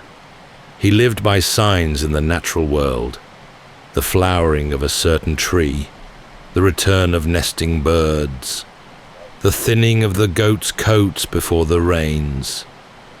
The island had become his calendar, and he read it not with urgency, but with quiet familiarity. There were long, golden months of calm, when the skies remained clear and the seas lay still, like glass cradling the edge of the world. These were times of plenty, when the goats were easy to track, the berries ripe, and his shelters dry and warm. He would wake with the sun and climb to his lookout on a high ridge, sitting with his back against the stone, watching the horizon. He still hoped for sails, but no longer longed for them. Then came the wet seasons, where thick rains rolled over the island in sheets, drumming softly on palm thatch and turning the paths to ribbons of mud. During those months, he stayed nearer his huts, repairing tools and mending garments. He knew much of it by heart now, and the sound of his own voice, steady and low, became as much a part of the island as the winds or the trees. There were times, too, when solitude pressed heavier, not with panic, but with a deep, aching quiet. Birthdays came and went without remark. Dreams of family flickered in sleep, only to fade with the morning mist. But in those moments, Selkirk turned not to despair, but to routine. The act of doing, building, hunting, preparing, gave shape to days that might otherwise have been lost. He spoke less, even to himself, but he listened more, to the rustle of wind through leaves, to the clatter of stones disturbed by distant hooves, to the low thrum of his own heartbeat when he sat still. In the absence of conversation, he had come to understand something rare, the sound of his own mind settling into peace. There was no audience, no judgment, no one to impress or disappoint. And so, in this space between memory and survival, Selkirk began to reshape himself, less defined by the man he had been at sea, and more by the man he had become on land. The island, wild and indifferent, had not broken him, it had refined him. Years passed this way, quiet and steady. Hair grew long, skin darkened by sun and salt. His hands, once calloused from rope, now bore the marks of stone, bark, and hide, and his soul, once restless and raw, had settled into something slower, something durable. He had become, in every way that mattered, a part of the island, not its master, but its companion. It was a warm afternoon when Selkirk first saw them, sails, pale and ghost-like, drifting along the horizon. They seemed impossibly far off, and for a moment he thought they might be clouds. But no. The shape was too clean, too deliberate. His heart stirred with sudden urgency. He scrambled from his hillside perch, heart racing, legs sure-footed from years of climbing these paths. Down to the shore he ran, arms waving, calling out into the wide, indifferent air. He lit a fire with trembling hands, feeding it dry brush and palm fronds. until the smoke rose high and dark. But the ship never turned.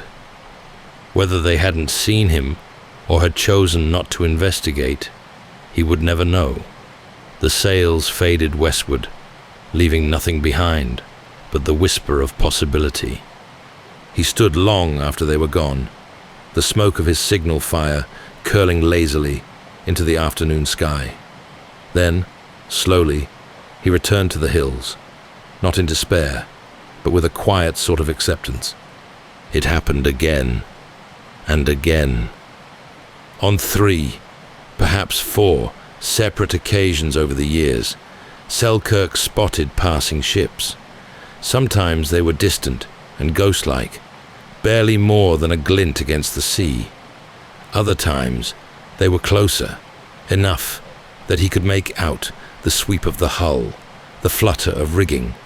He always tried, always signaled. Fires were built, bright and tall. He shouted, waved garments from the cliffs, sent his hopes arcing like arrows across the water. But no ship ever came for him. One of them, he later suspected, may have been Spanish, and had they seen him, they might not have rescued him at all. A Scottish privateer, marooned or not, would not have found mercy in the hands of Spain. He knew enough of war and its politics to understand that sometimes being seen could be more dangerous than being forgotten. So he continued to wait, not idly, but with a practiced patience. The hope of rescue remained, not as a desperate longing, but as a quiet thread woven through his days. He did not let it rule him. He lived as if no ship would ever come. But still, he watched the sea, and it watched him back. Each vanishing sail left behind a stillness that stretched for days, but the island, ever impartial, offered no comfort nor judgment, just the soft return of routine, tending to the goats, repairing the roof, foraging near the shore. Hope, on the island, had learned to be silent. It did not shout any more. It whispered like the wind in the grass, constant but calm. Selkirk, too, had changed. His longing for rescue no longer came from fear of the island, but from a deep curiosity. What remained out there? What had become of the world he'd left, of Lower Largo, of the men who had once sailed with him? The answers drifted always just beyond the horizon. It had been years since he had last heard another human voice. Years of solitude, of quiet days among the goats and pepper trees, of firelight prayers spoken into the hush of evening. The island had become a companion, a place of peace, but also of vigilance. And one morning, as he walked along a narrow path he knew well, something shifted. In the soft earth near a stream, he saw them. Footprints, not his. The shape was unmistakable, the deep heel, the deliberate press of toes, larger than his own and newer than the morning's dew. Selkirk froze, the old instincts of caution and alertness stirring to life once more. His solitude, which had for so long been unbroken, was now pierced by something unknown. He crouched low, listening. The forest gave nothing away. Birds still sang, the leaves still rustled, but the stillness now held tension, like the breath before a storm. He backtracked quickly, moving with silent steps up to a familiar ridge. There, he concealed himself beneath low branches and scanned the coastline. Below, on a rocky cove, he saw them, a group of men, 4, maybe 5, unloading a boat. They bore weapons. Their speech, carried faintly on the wind, was not English. They were Spanish. Whether they had come to gather fresh water or to scout the island, Selkirk could not say, but he knew their kind. Spanish ships still patrolled these waters, and privateers like himself were considered little more than pirates. If he were discovered, he would not be treated as a castaway. He would be taken, or worse. So, quietly and carefully, Selkirk vanished deeper into the island's heart. He had spent the last few years taming this land. Now he used that knowledge to hide within it. He knew which paths were softest underfoot, which caves would muffle sound, which trees could conceal the smoke of a small, hidden fire. He moved only at night, slept in different spots, and left no trace behind. The island that had once held him had now become his refuge, and this time not from loneliness, but from danger. The Spaniards did not stay long. After a few days, they left. Whether satisfied or uneasy, Selkirk never learned. But even after their sails slipped beneath the horizon, the memory lingered. The knowledge that he was not as forgotten as he had once believed. He became more cautious in the months that followed. The wildness of the island returned a little, not in its physical form, but in his thoughts. He had known peace. Now he remembered caution. Not fear exactly, but a sharpening of the senses. The island had always watched him. Now he watched it too. Still, the solitude returned in time. The echo of foreign voices faded, and once again the rhythm of the land became steady. But Selkirk had been reminded. The world had not disappeared. It was still out there, vast and unpredictable. And though he remained alone, he was not untouched by its presence. It was in the early months of 1709, more than 4 years since Selkirk had been left behind, when the sails appeared once more on the horizon. He saw them from his ridge, where he often sat in quiet reflection. At first, he squinted into the distance, uncertain if it was a ship or just the sea playing tricks again. But as the form drew closer, he stood. There was something different this time, a steadiness in the course, a shape that held. It was no mirage. And so, as he had before, he raced down the hillside. His legs were strong now, goat-like in their balance. He knew every stone, every root beneath the soil. At the shoreline, he struck flint to tinder and built his fire high. Black smoke curled into the sky, bold and unmistakable. The ship responded. Anchors were dropped. A boat was lowered. The men who stepped ashore that day were English, from a privateering vessel named the Duke, under the command of Woodes Rogers. They came ashore wary, expecting perhaps to find wreckage or an ambush.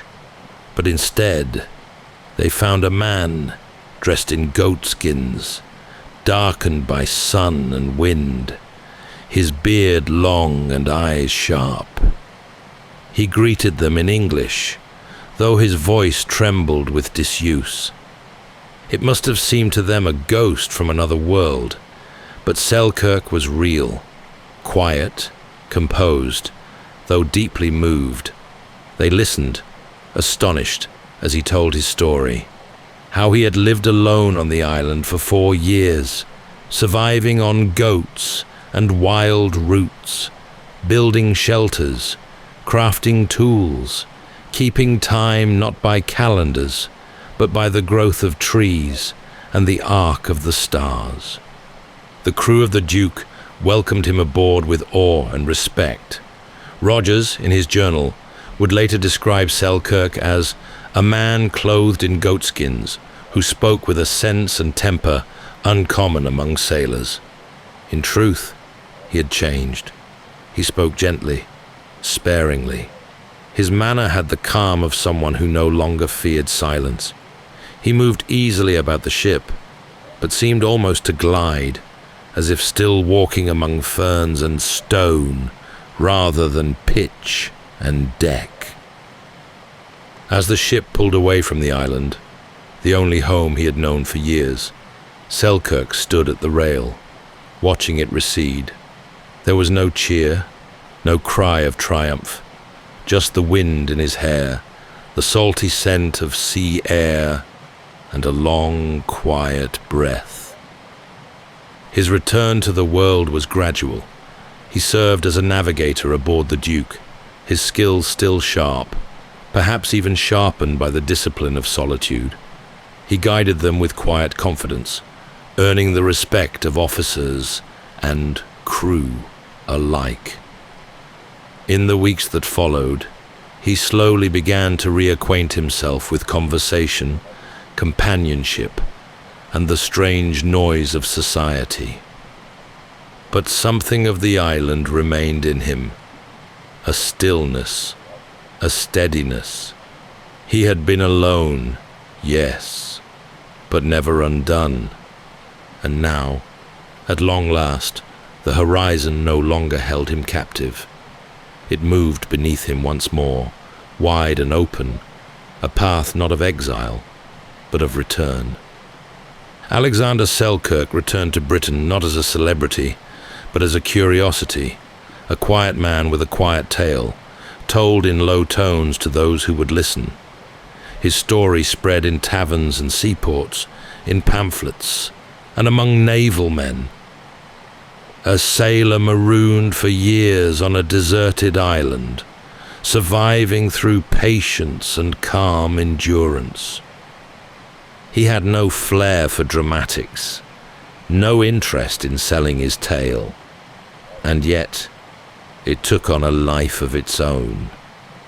Writers began to retell the story, each version embroidered a little more than the last. The solitude deepened, the dangers grew sharper, the man grew taller in recollection than he ever stood in life. But even as the tale passed from hand to hand, there remained a core of truth that no fiction could fully disguise. In 1719, 10 years after the rescue, a writer named Daniel Defoe published a novel titled Robinson Crusoe. It bore striking resemblance to the Castaway's true ordeal, though shaded with invention. The character stayed nearly 3 decades alone, built fortresses in the wild, and fought off hostile visitors. It was a tale shaped more for thrill than for truth. Still, at its quiet center was something unmistakable. The soul of a man reshaped by silence, strengthened by solitude. The seed of the story had been planted on that distant island, where endurance had grown not from spectacle, but from simplicity. Defoe had drawn deeply, whether knowingly or not, from the life of Alexander Selkirk. Back in Scotland, the returning sailor found it difficult to readjust.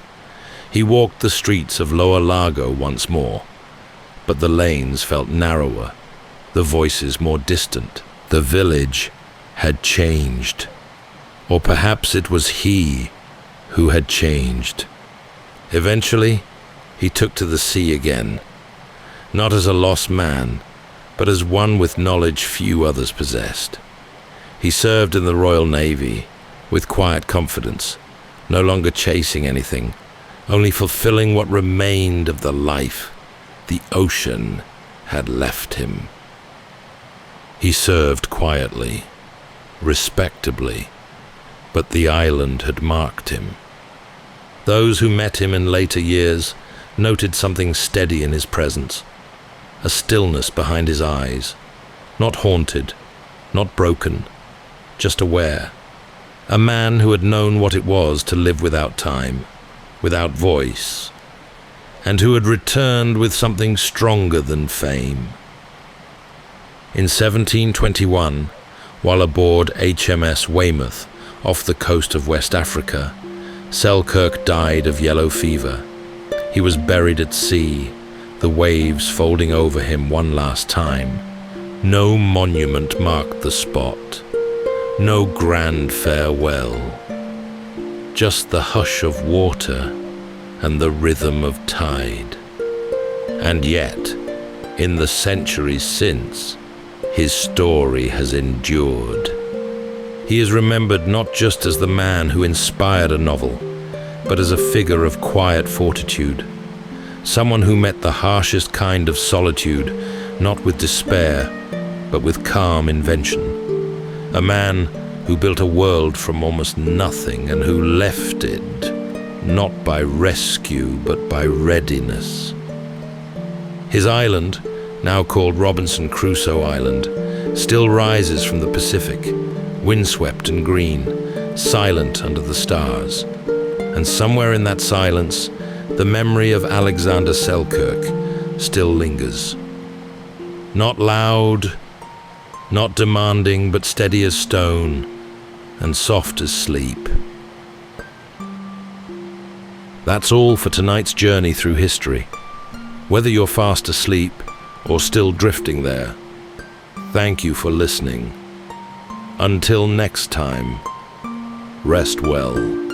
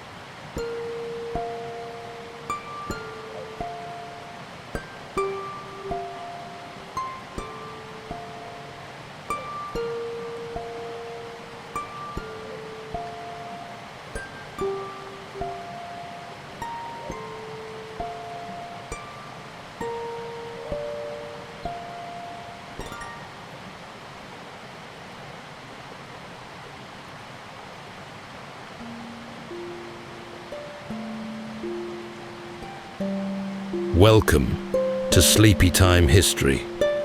True stories from the pages of history for a full night's rest.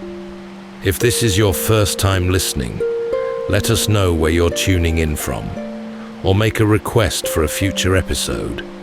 And if you like what you hear, please consider liking and subscribing. It helps us immensely.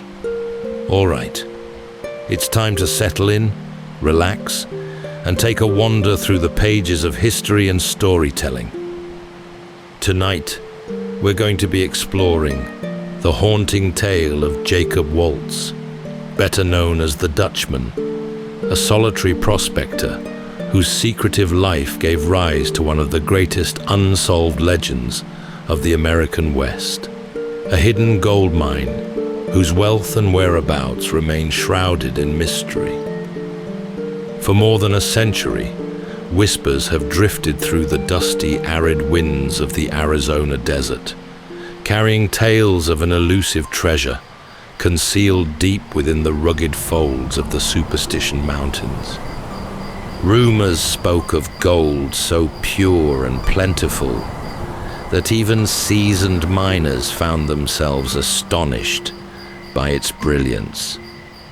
At the center of these stories stood Jacob Waltz, a quiet, enigmatic figure who lived on the outskirts of town. During the winter, Waltz would vanish into the mountains, only to return with saddlebags heavy with gold of astonishing purity. Waltz never revealed his path. He left no map, and those who attempted to follow him often disappeared without a trace. He guarded his secret closely, speaking of it to no one, until the very end. As his life drew to a close, Waltz entrusted some of his secrets to a young man named Dick Holmes. This ignited a legacy of treasure seekers who dedicated their lives, or even sacrificed them, to the endless pursuit of a wondrous, hidden fortune. This story isn't just about an elusive treasure. It's about the enduring mystery of America's most famous lost mine, a legend that has survived gunfighters, treasure hunters, scholars, and adventurers alike. So settle in, take a deep breath, and journey gently now into the quiet shadows and desert whispers, following the footsteps of the Dutchman, Jacob Waltz. Arriving in the Arizona Territory in the 1860s, Waltz was lean and quiet. He was alone. He spoke little, but his accent betrayed him. Not Dutch as many believed, but German. His surname Waltz often softened in speech, until the locals called him the Dutchman. The name stuck. It suited him somehow. Foreign, distant, and hard to pin down. He settled on the outskirts of Phoenix, a dusty frontier town not yet tamed by time or law. He built a modest home, grew a small garden, and made just enough conversation to pass for another tired old prospector. But Jacob Waltz was different. Each winter, as the air cooled and the rains softened the land, he would vanish, alone, no fanfare, no announcement, just a pack mule, some provisions, and a slow ride east toward the Superstition Mountains, a place the local Apache had long held sacred, and others feared for different reasons. Stories clung to those peaks like mist. Men went in and didn't come out. Waltz always came back, and when he did, he brought gold. Not flakes or dust, but solid veins embedded in quartz, thick and heavy, so rich in purity it shimmered unnaturally in the sun. Those who saw it said it was nearly 1/3 gold by weight, an impossibly rich yield, unlike anything found in the region before. But no one could say where it came from. He never brought back maps, He never said a word about where he'd been. He lived frugally, never spent wildly, and never gave reason for suspicion. And yet, the gold kept coming. Shopkeepers whispered. Assayers widened their eyes. A few tried to follow him, but he always vanished into the hills, then reappeared weeks or months later, calm as ever, with just enough gold to keep himself comfortable for another season. To the townspeople, he was a curiosity, a local oddity. To the other prospectors, he was something more. Proof that somewhere in those mountains, somewhere among the buttes and ravines and ancient stone, was a mine so valuable it could change a man's life forever. Waltz never said a word to confirm it, but he never denied it either. He simply lived, as if he was keeping something at bay. There was no family, no companions, only one woman, Julia Thomas, a local shopkeeper who spoke his language and seemed to have earned his trust. They were seen together from time to time, quiet conversations, shared glances, but even she never claimed to know where he went. He grew older, but he did not slow down. Year after year, he returned to the mountains, drawn like a moth to some unseen flame, and each time he returned a little more tired and a little more burdened. Those who saw him up close noticed it in his eyes, not fear exactly, but something colder, something he carried with him, like the weight of a story never told, a secret perhaps, or a memory, and behind it all, a gold mine that no one could prove existed. And yet, somehow, everyone believed was real. There are stories that feel like legend from the very beginning, too large, too strange, too perfectly hidden to be real. But for Jacob Waltz, the story of the mine wasn't myth, it was memory. He had found it years earlier, during one of his many ventures into the Superstition Mountains. The year was 1877, and Waltz had been prospecting far into the rugged folds of the Arizona wilderness. He was alone, as always, searching the high washes and hidden ravines, where gold might hide beneath layers of volcanic rock and time. That part of the range was wild even by frontier standards. No maps, no trails, only shifting landmarks and the silence of the high desert wind. One day, his search was cut short. He was ambushed, perhaps by Apache warriors, perhaps by bandits. Accounts vary, and Waltz never spoke of it clearly.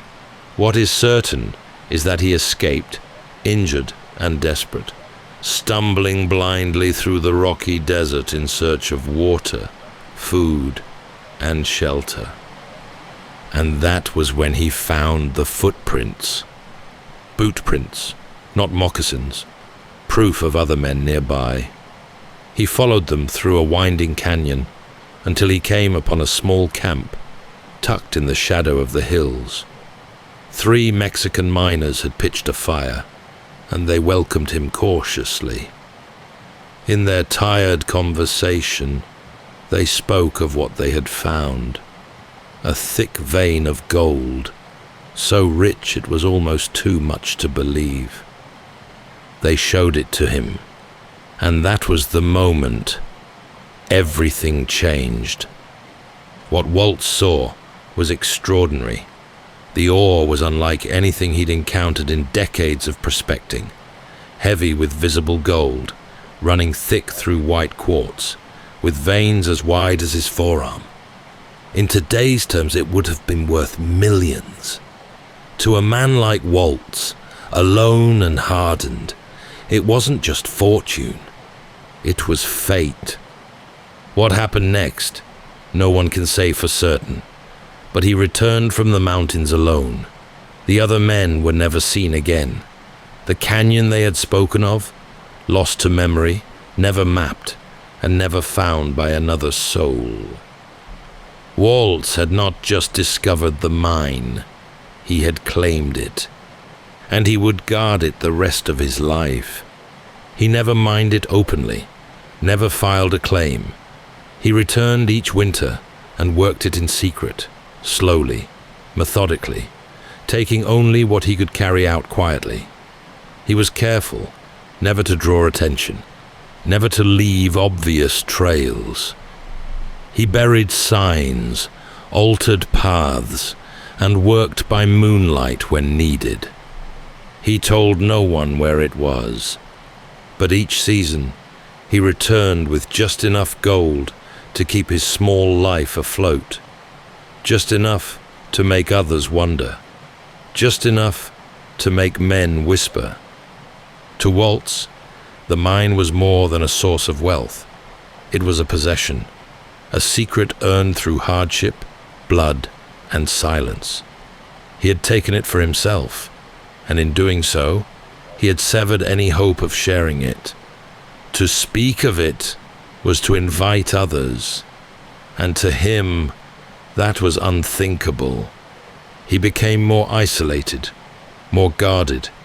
He took fewer chances and trusted no one, not even those who showed him kindness.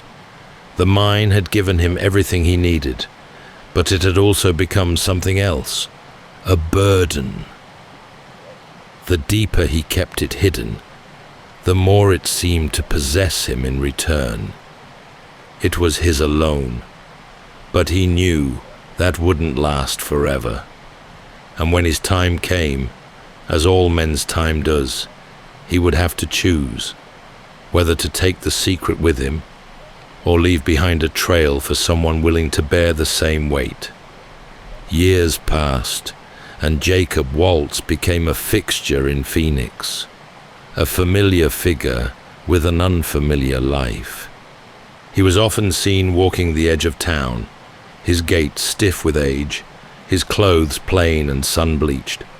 He spoke little, kept to himself, and lived in a modest adobe home, shaded by a small mesquite tree. To the casual eye, he looked like every other aging prospector who hadn't struck it rich. But Waltz had struck it rich, very rich, and he had done it alone. He kept his gold hidden, not in banks or beneath floorboards, but in the rhythms of his life. A quiet purchase here, a loan repaid in heavy ore there. The samples he brought in for trade were unlike any seen in the territory.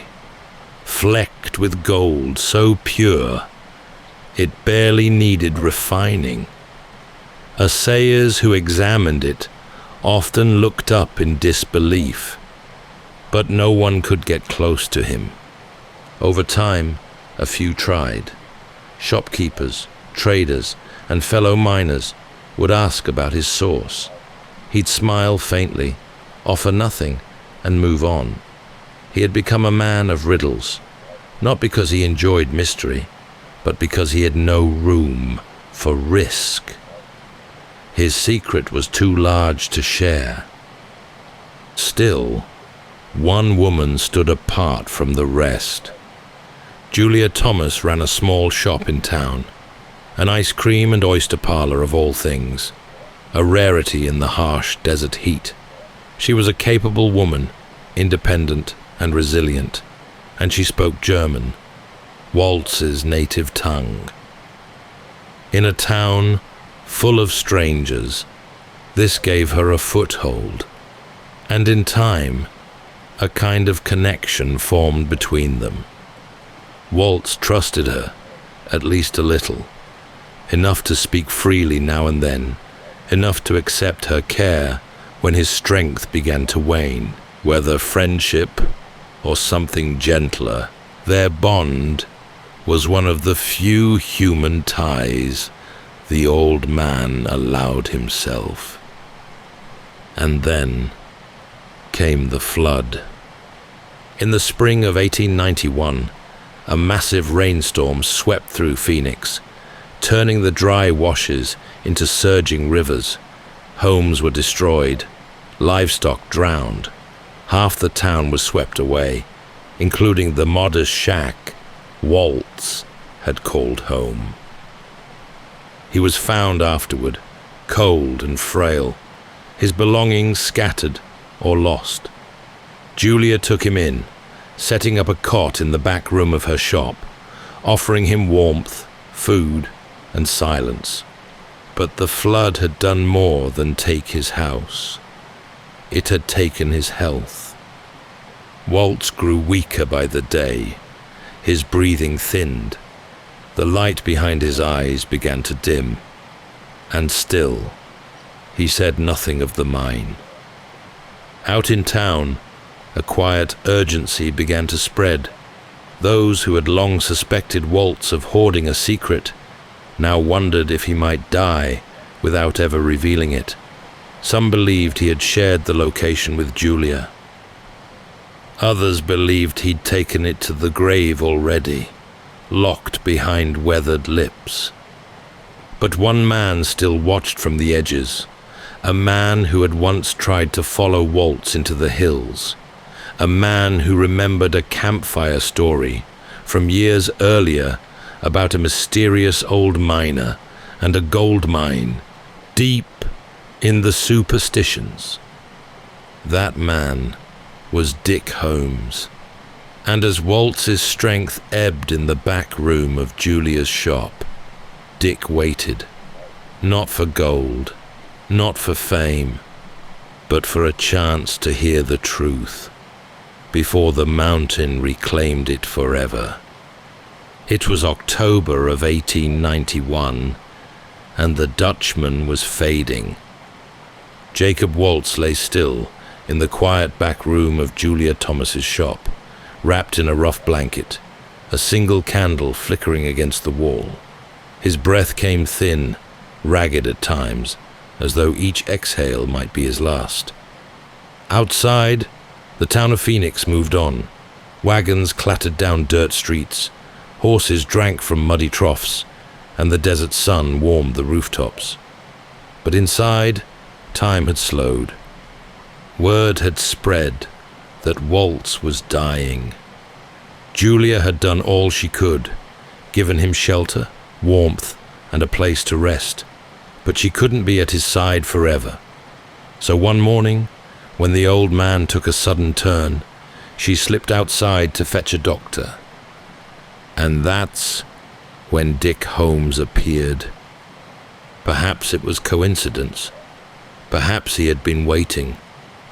Whatever the truth, Julia saw him and asked if he might sit with the old man until she returned. Dick stepped quietly into the room, and for the first time sat face to face with the man he had followed from afar. The man he believed held the key to the most elusive treasure in the American West. He expected instructions, directions, something clear, but instead he received a confession. For nearly an hour, Waltz spoke, slowly, in fragments, often pausing to catch his breath or drift briefly into silence. What emerged was not a map, but a history. He told of a time, years earlier, when he had been stranded in the mountains, hungry, alone, and then, by sheer chance, he'd found a camp, 3 Mexican miners, strangers, who welcomed him cautiously. They had discovered a mine beyond belief, and they showed it to him without fear. What happened after was never spoken plainly, but he returned from those mountains alone. He described the gold, veins nearly 2 feet wide, rich and unbroken, glowing with the weight of fortune. For years he had returned to that place, working it in silence, taking only what he could carry, keeping the secret sealed. But the secret hadn't stayed untouched. One season, 2 soldiers showed up in Phoenix with gold that matched his. Word was, they had found something in the mountains. Waltz went back, and soon, the soldiers were never seen again. There were others. A lone prospector, seen too close to the hidden trail. A nephew from Germany, sent by his sister to help him in his final years. But the old man had grown suspicious. The mine had made him paranoid, isolated, convinced that betrayal would find him if he let his guard down. So he acted. He described dragging the young man's body with a chain, burying him at a place called Agua Escondido, far from where anyone might ever stumble across the grave. And then, with something like resolve, or perhaps surrender, Waltz gestured weakly toward a wooden chest at the foot of the bed. Inside, he said, was the last of his gold, enough to prove that the mine had never been a myth, enough to honor a final request. If Dick were to take the gold, he must promise to send money to Waltz's sister in Germany, not for profit, for peace. The gold had taken many lives. Maybe it could still do some good. Dick agreed. And then, at last, came the directions. A canyon running north to south, a rock shaped like a man's face, a house built of stone. From the entrance to the mine, Waltz said, one could see the tip of Weaver's needle. But from the trail, the mine itself would remain hidden. He was fading fast, and just before Dick could ask the simplest of questions, whether the water in the canyon ran north or south, the old man slipped away. Jacob Waltz, the Dutchman, was gone. He left behind no map, only riddles, and a chest of gold sitting heavy in the corner of the room, glinting with the last light of a secret that had now passed to another. With the Dutchman gone and the gold in hand, Dick Holmes stepped into a story that was no longer just whispered. It was his now. He had listened carefully as the old man unraveled his guarded tale, collecting every hint, every cryptic description, and every fragment of memory Waltz had managed to voice. The directions had been far from exact, but they were all he had. A north-south canyon, a rock shaped like a man's face, a stone house nearby, and the subtle alignment of Weaver's needle, which was just visible from the entrance to the mine, but not from the trail. In the moment, it had felt like enough. But as Dick soon learned, the Superstition Mountains do not give up their secrets easily. He returned again and again to the range, riding through dry washes and stony gulches, scanning the skyline for that distinctive shape, a rock that resembled a man. But out there, everything begins to take on human form under the right light. Every boulder holds a face, every ridge a profile. Nothing stayed still long enough to be certain. Waltz had spoken of a stone house, but time had softened the line between nature and ruin. Crumbling outcroppings resembled shelter, ancient foundations now blurred by erosion. Dick found sites that matched the description nearly, but nearly wasn't enough, and still, he pressed on. He followed what he believed to be the old government trail, one of several carved during the Apache Wars. Waltz had mentioned it, vaguely, but the problem was, there were at least 3 of these old trails, each twisting through different parts of the range. Which one had the Dutchman meant? Dick had chosen one. He couldn't be sure it was the right one. Worse still, he was no longer alone on the trail. The story had begun to spread. Rumors about Waltz's final days, the gold under his bed, and the young man who had sat beside him in those final hours. Some claimed Dick had stolen the gold outright. Others believed he had been given the true directions, and now carried a map in his mind. In a small town, gossip moves faster than horses, and soon Dick realized he was being followed. He would ride into the mountains, only to catch glimpses of others in the distance. Riders who stayed just far enough back. Campsites that appeared where none had been. The same kind of tracking he himself had once done to the Dutchman, now turned back on him. Sometimes he would abandon the search altogether, turning back to Phoenix before he reached the deep canyons, unwilling to lead anyone else too close. The mine had become a chase within a chase, not only a search for hidden gold, but a battle to keep others from discovering what he might already know. Still, he believed in the trail, and he sought confirmation wherever he could. One clue in particular haunted him: the Dutchman's story of killing his nephew and burying him with a chain around his neck, beneath a shelf of stone at Agua Escondido. So Dick returned there. He walked the ground with quiet precision, remembering the Dutchman's words, searching for any sign that might prove the tale was more than guilt-spun fantasy. And then, beneath a stone overhang, he found it. A grave. Inside he found bones, and wrapped around the remains, rusted but intact, a length of chain.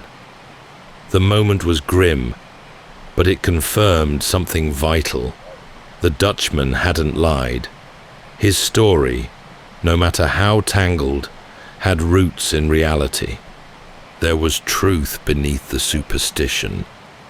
And if that was true, then so was the mine. Dick Holmes returned to the mountains with renewed conviction, but the desert was vast, and time had worn deep into his joints. The clues still danced just beyond reach, and with each season, the journey grew harder.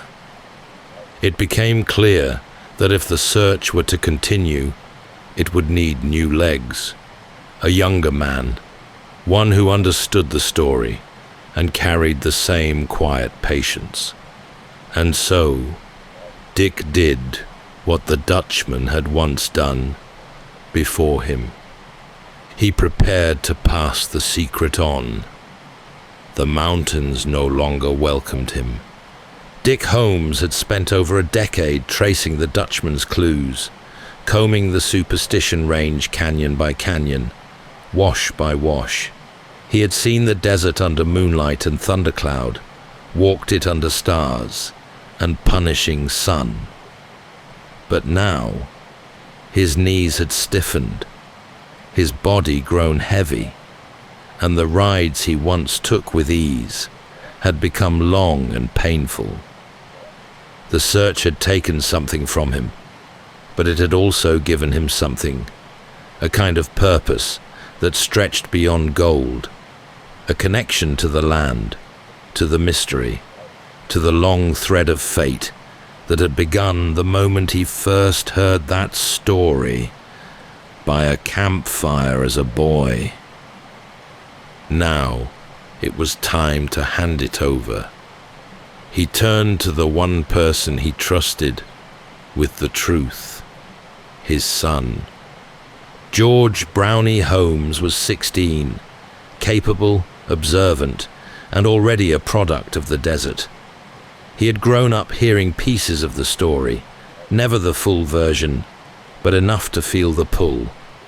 Now, Dick entrusted him with everything. The original directions spoken by Waltz on his deathbed, the places to begin the search, and most importantly, the quiet knowledge that not all who entered those mountains returned. But Dick didn't just pass along the clues. He passed along his caution. The mine, he explained, was not only hidden, it was watched. Just as Dick had once tracked the Dutchman, and just as he himself had later been followed, Brownie too would be shadowed if he ever got close. The advice was simple, but firm. If he ever found anything, a landmark, a stone house, even the mine itself, he must show no sign. Walk past it, leave it, come back later when it was safe. The weight of this warning settled deep. It wasn't said with fear, it was said with experience. Together, they planned a trip into the mountains, father and son, side by side. But like so many things in this story, the plan frayed. From the moment they rode out, they sensed others on their trail, riders who moved like shadows. Camps that appeared where none should be. Eyes in the scrub brush, watching. Dick had seen it all before, and so, once again, they turned back. It was the last time Dick Holmes would ride into the superstitions. The mountains had taken their toll. His body could no longer bear the climbs, the heat, the constant sense of being followed. But in his son, the search would continue. Brownie now held the clues, and just as Dick had done before him, he began to walk the lonely path that stretched out into the desert. He took a job at the Quarter Circle U Ranch, nestled deep within the range. It gave him both access and cover. From there, he could ride freely through the canyons as part of his work, observing the land, watching the light, listening for signs. But he was not the only one. The legend of the Dutchman's gold had grown, spreading beyond Arizona. Now, every drifter and cowboy with a pickaxe and a dream had heard the tale, and many came to believe Brownie had something the rest of them didn't. The final clue. Some offered trades, information, rumors, false maps, hoping Brownie might part with one of his own. He listened. Sometimes he nodded, but he gave away nothing of value. One cowboy told him he'd found a rock that looked like a man, just like the one described in Waltz's confession. He wanted to trade locations. Brownie declined. Not long after, the rock was gone. Some said it had been pried loose and thrown into a ravine. Whether out of spite or a desire to keep the secret buried, no one could say for certain. It was one more clue lost to time. But Brownie didn't stop. The mine was still out there, silent, sealed, and waiting. The trail was no longer just his father's. It was now his own. And like his father before him, Brownie would walk that trail for the rest of his life. For a time, the desert grew quiet again. Brownie Holmes kept to his rides through the Superstition Mountains, careful and watchful, always searching, but never speaking too much. He blended in among the cowhands at the Quarter Circle U Ranch, another weathered rider with calloused hands and far-off eyes. But the story never stayed quiet for long. In the summer of 1931, a man arrived in Arizona with something that hadn't been seen before, something dangerous and possibly priceless, a map. His name was Adolph Ruth, and by all appearances, He was an elderly man past his prime, silver-haired, limping, and weary from long travel. But Ruth carried with him what he claimed was a document unlike any other. A map, drawn in Mexico. Handed down, he said, from a line of men who once knew the mine's location. To most, it sounded like another tale spun in search of fame. But one detail made people take him seriously. Waltz, according to the legend, had stolen the mine from Mexican miners. If the map was real, it could predate Waltz's silence. It could point directly to the treasure before it ever became a secret. Ruth made his way to the quarter circle U, asking the ranch hands for help reaching the mountains. The cowboys were used to dreamers and gold chasers, but something about Ruth gave them pause. He was open, too open, talking about the map, about the clues, about the mine. He shared his plans freely, unaware that secrecy was often the only thing that kept a man safe in those hills. Brownie Holmes met with Ruth, and the two men talked at length. No one knows exactly what was said, but Brownie later recalled that the conversation lingered on the Dutchman, on the mountains, and on the dangerous attention a man could attract when he claimed to have a map. Summer in the superstitions is no place for the unprepared. The heat alone can undo a man, and Brownie warned him. Others did too, but Ruth would not be turned away. When no one from the ranch would guide him, Ruth hired two lesser-known prospectors and entered the mountains with them. He was never seen alive again. Days passed, then weeks, and finally, in December, 6 months later, a bloodhound led a search party to a spot near a well-traveled trail. There, resting upright in the dust, was a human skull. It was found not hidden, but placed, carefully, some said, as though meant to be seen.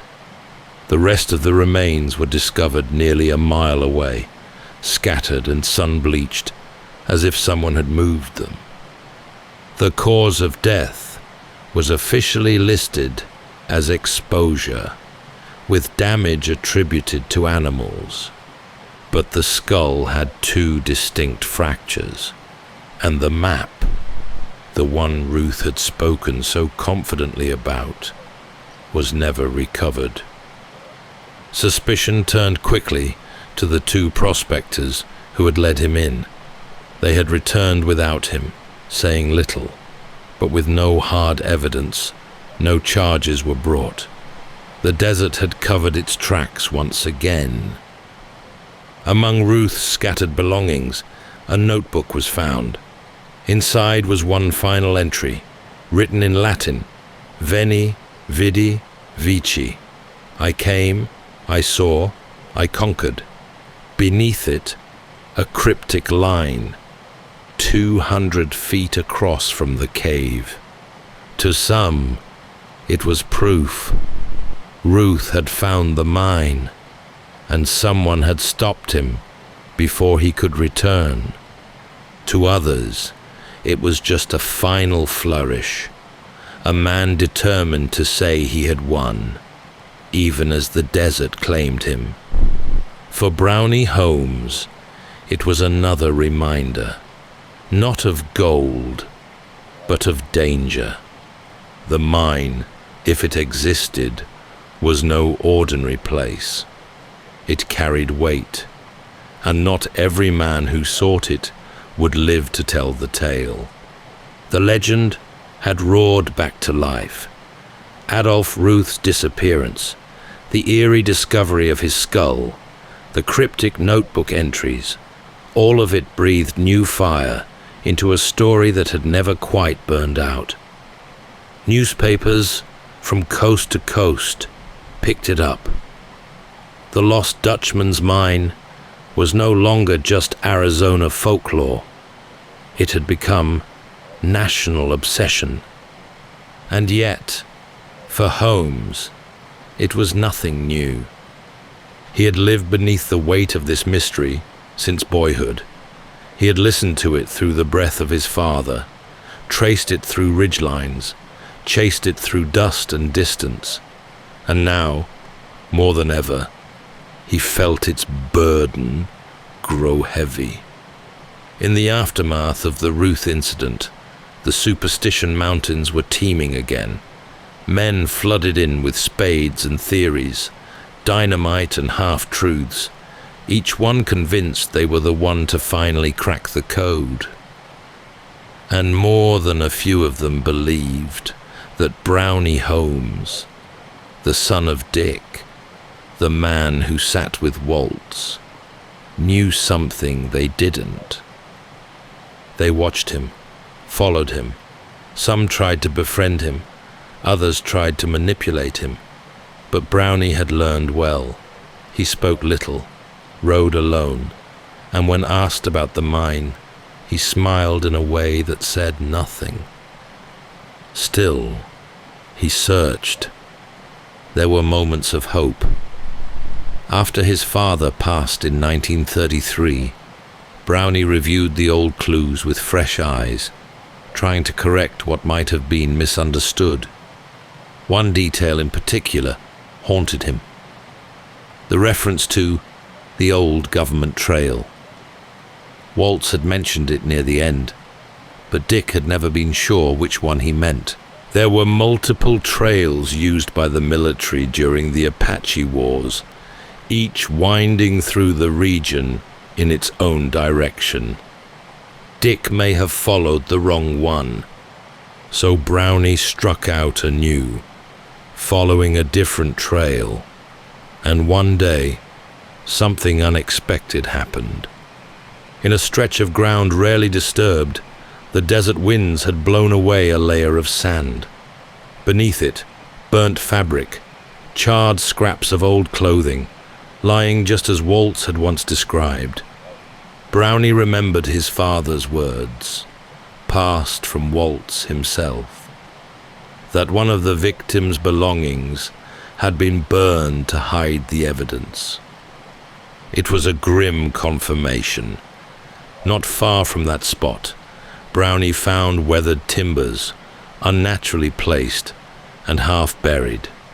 Waltz had claimed he'd hidden the mine by building a framework over the shaft, then covering it with rock and sand until it blended perfectly into the landscape. He had even said a mule train could pass over it and never know it was there.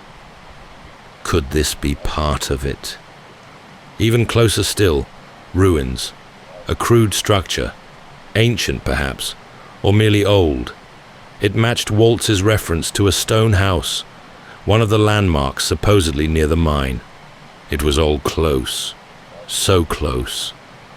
But then, in 1945, the trail slipped from Brownie's grasp. His horse, startled and wild-eyed, reared and came down hard, crushing his foot beneath its weight. The injury was severe.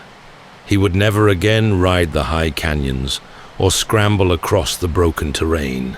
His time in the mountains, like his father's before him, had come to an end. Still, the story had one more chapter to offer him.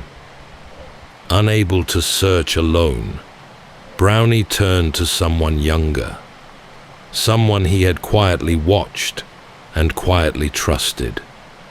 He would pass the trail once more, this time not to blood, but to belief.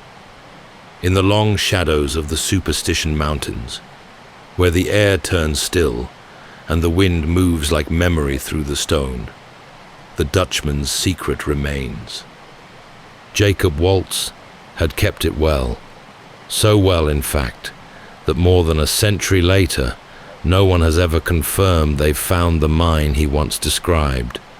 Not Dick Holmes, who heard the story firsthand. Not Brownie, who spent decades riding the canyons. Not even Clayton Worst, who may have come closer than anyone. Each found pieces, scorched rags, hidden graves, shaped rock, lost timber, bones beneath stone, and gold, always gold, glinting just enough to keep the dream alive, but never the mine itself. Some say it never existed, that Waltz spun a tale from half-truths and hard luck, and that the gold he carried came from somewhere else entirely, stolen, traded, gifted. But those who saw the ore, those who held it, often said otherwise. It was too pure, too unusual, and always the same. Others believe the mine still lies beneath the desert, carefully hidden, just as Waltz said, beneath a layer of sand and stone, timbers buried deep enough that even the rains could erase every trace. The region has been blasted by dynamite, surveyed by aircraft, scanned by ground-penetrating radar. Men have searched for lifetimes, lost fortunes, lost hope. Some have never come back. Still, the pull remains. The fact that one man, through silence and sheer will, created a mystery so enduring that it has outlived every generation it has touched. Waltz never drew a map, never left a ledger. What he left behind was something more difficult to trace. A story, passed from memory to memory, like a secret just out of reach. Brownie Holmes died in 1980, having spent 72 years of his life searching. Clayton continued after him, moving carefully, never confirming too much. Even now, in the quietest corners of Arizona, there are those who still wander the canyons, watching the light shift across Weaver's Needle, looking for the next sign. A stone out of place, a trail too worn, a whisper from the past. They still search, because the Dutchman's gold has become something more than treasure. It has become a question. What lies hidden beneath our feet? What might we find if we follow the clues left behind by those who lived and died, chasing something they believed in? The answer, like the mine itself, remains buried and waiting. That's all for tonight's journey through history. Whether you're fast asleep or still drifting there, thank you for listening. Until next time, rest well.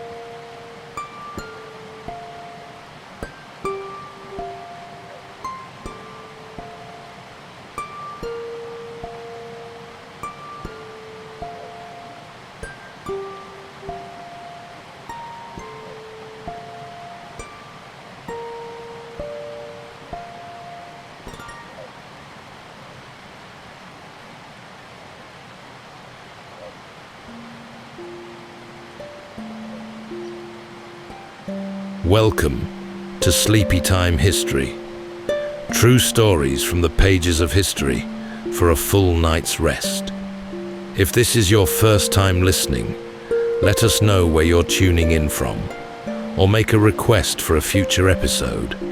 And if you like what you hear, please consider liking and subscribing. It helps us immensely.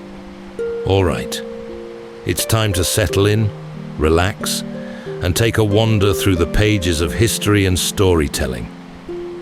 Tonight, we're going to be exploring the remarkable true story of Sir Edmund Hillary, a humble New Zealander who dared to attempt the world's highest peak alongside Tenzing Norgay. Together, they set out to reach the 29,000-foot summit of Everest, something many believed was all but unachievable, a near mythical pursuit, fraught with danger, one that had already claimed the lives of too many foolish enough to make the attempt. Revered as sacred for centuries by the local Nepali people who called it Sagarmatha, Mount Everest and its summit were untouchable.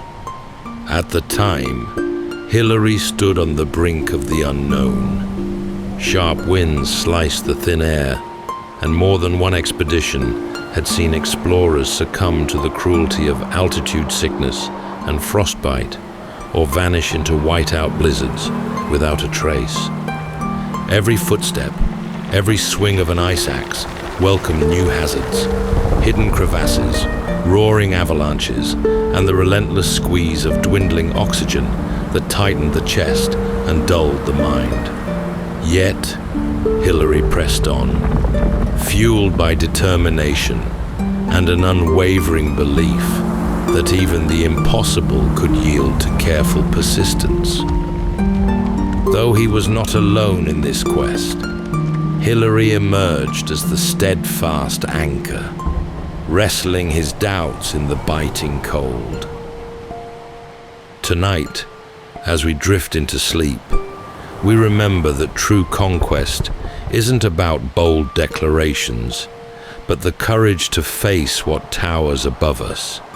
So settle in, take a deep breath, and let's journey alongside Sir Edmund Hillary, ascending through the remote Himalayan kingdom of Nepal to the ominous, frozen, wind-swept climbs of Everest.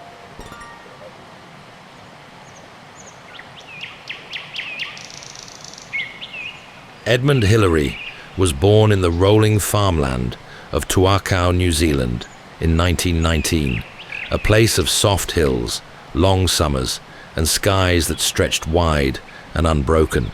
His father was a journalist turned beekeeper, a man of method and belief, while his mother, a schoolteacher, encouraged learning above all. In this gentle, open land, Edmund grew tall and awkward, a boy who often felt more at ease with books than with people. School days were not his finest hours. He was shy, often uncertain in conversation, and found himself retreating into long walks and daydreams. But everything began to shift on a school trip to Mount Ruapehu, a snow-capped volcano in the center of the North Island. There, wrapped in cold wind and crunching snow, Edmond felt something awaken in him. It was the beginning of a lifelong draw to high places, places where strength mattered more than talk, and where purpose could be found in every step forward.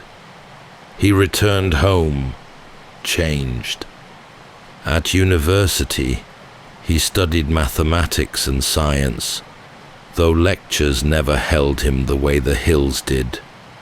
Soon, he joined his father and brother in the family beekeeping business, a summer job that left the winter months free to climb.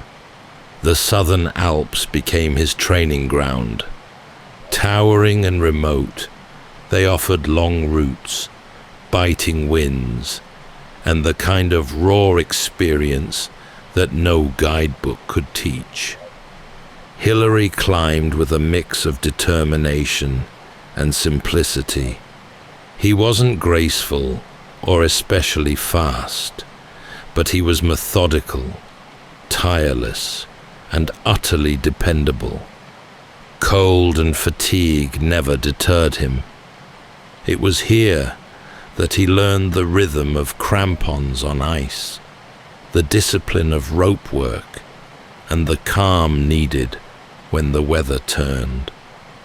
When the Second World War came, Hillary served as a navigator in the Royal New Zealand Air Force, flying long missions over the Pacific. He survived a serious burn injury in a shipwreck near the Solomon Islands, but returned home with his drive intact, if not sharpened. After the war, he returned to climbing with renewed focus, pushing into higher and harder routes.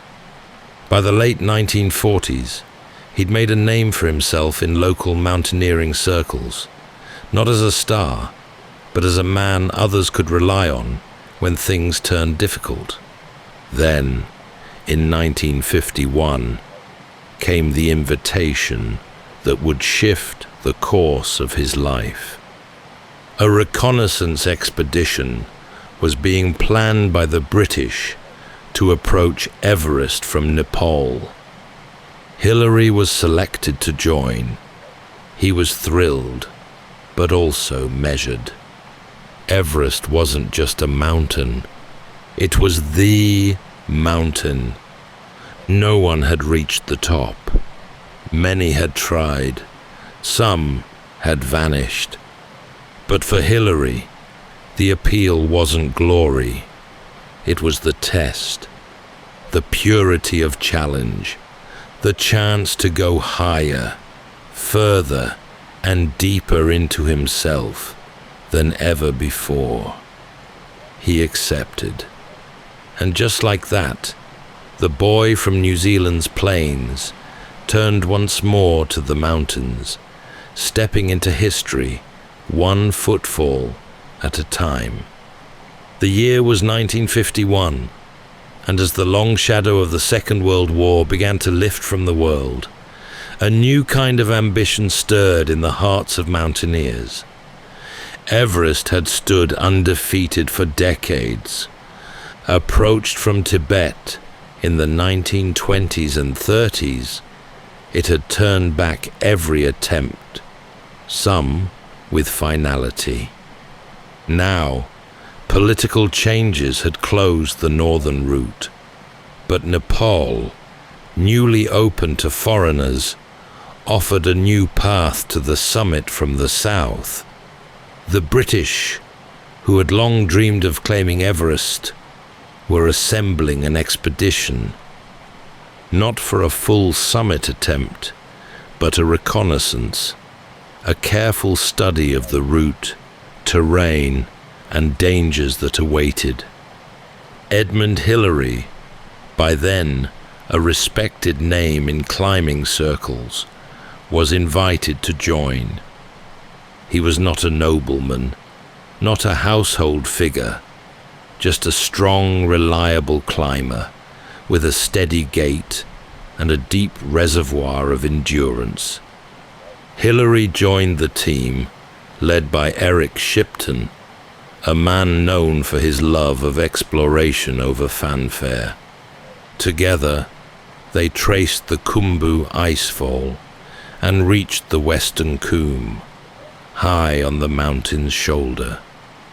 It was difficult terrain, a maze of crevasses and collapsing seracs, but Hillary moved through it with patience and resolve.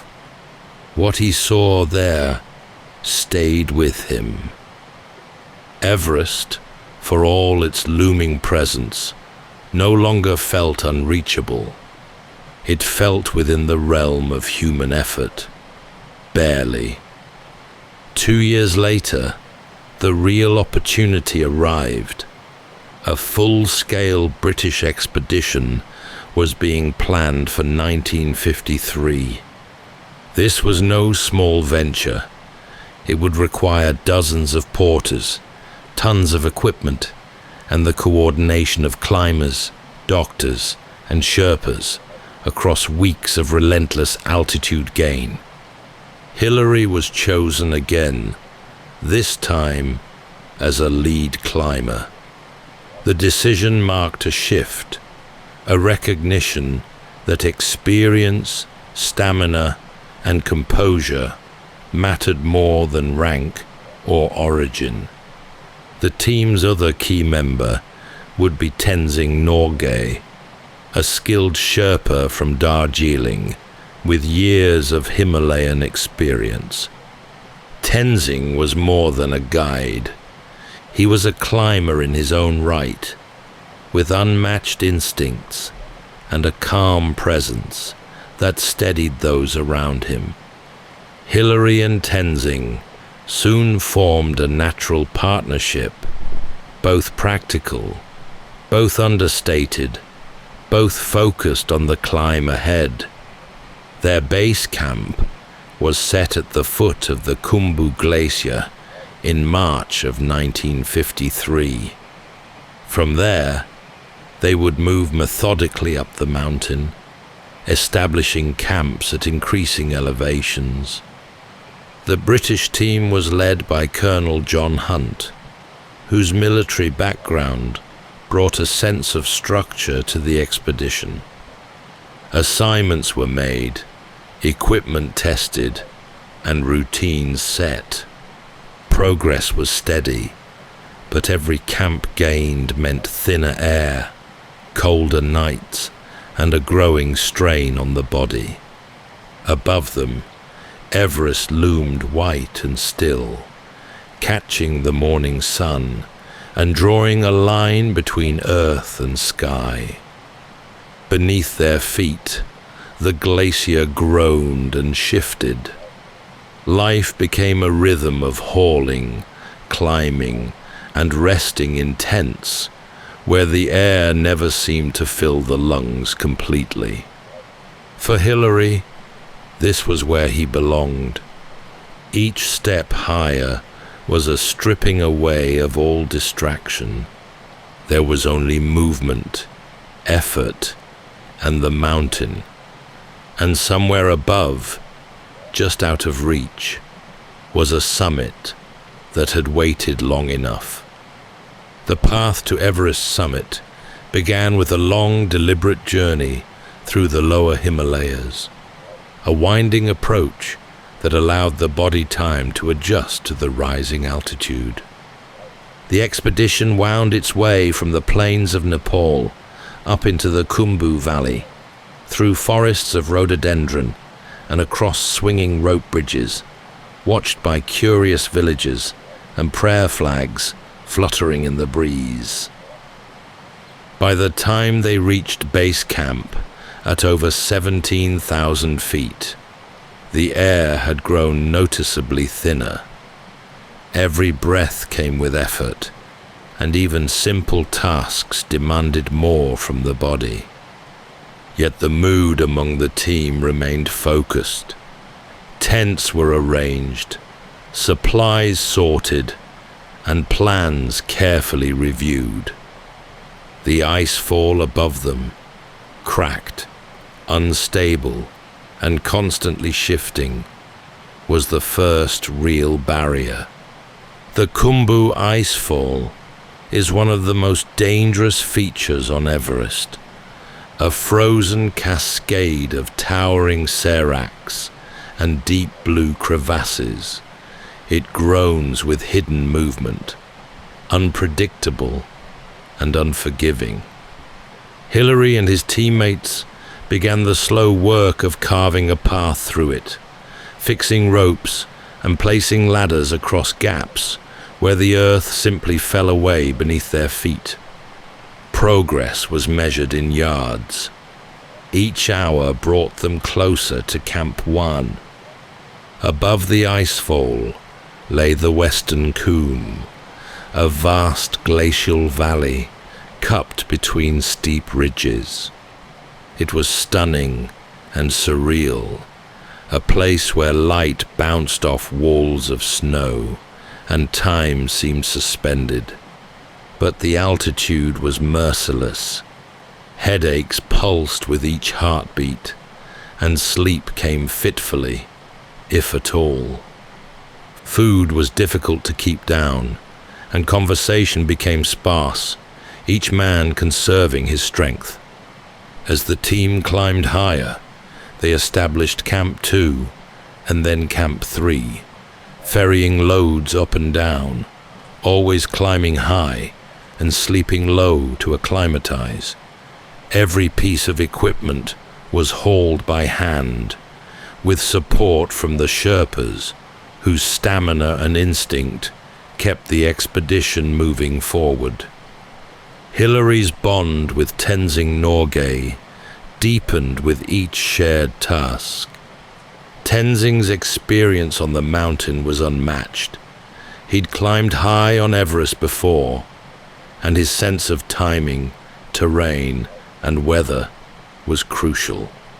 Hillary, methodical and focused, matched him well. They worked in tandem, often without the need for many words. Rope work, snowcraft, and shared hardship built something between them that could not be taught, only earned. At Camp 4, just below the South Col, the weather turned. Fierce winds howled through the ridges, and the temperature plummeted. Progress halted, and tents were battered by gusts that made rest all but impossible. Patience was now as important as preparation. When the storm cleared, the team resumed its advance, pushing toward the South Col, a windswept saddle between Everest and Lhotse. It was here that final summit plans would be made. 2 pairs would be selected for the attempt.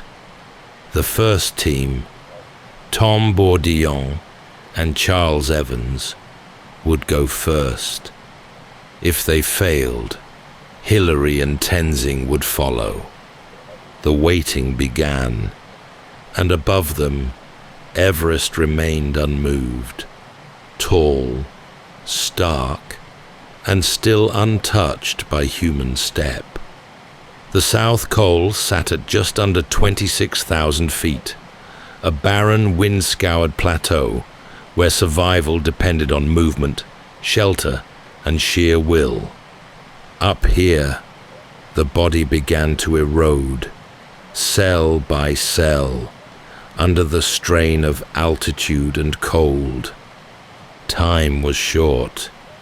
Any effort beyond this point had to be carefully measured. Every hour above the Col came at a cost. Hillary and Tenzing settled into their high camp with determination rather than urgency. They were prepared, having made multiple climbs up and down the lower camps to acclimatize. Yet even so, each breath now felt shallow, and the simplest tasks, melting snow for water, lacing boots, left them drained.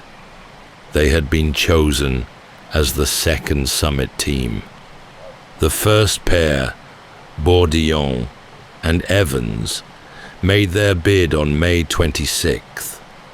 They reached the south summit, painfully close to the top, but were forced to turn back due to equipment failure and exhaustion. Their attempt had pushed the route forward, but hadn't finished the climb. Now all attention turned to Hillary and Tenzing.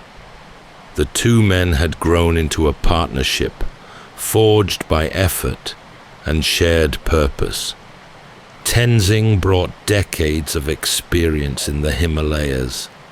His strength was unwavering, but more than that, he possessed a calm steadiness that others naturally trusted.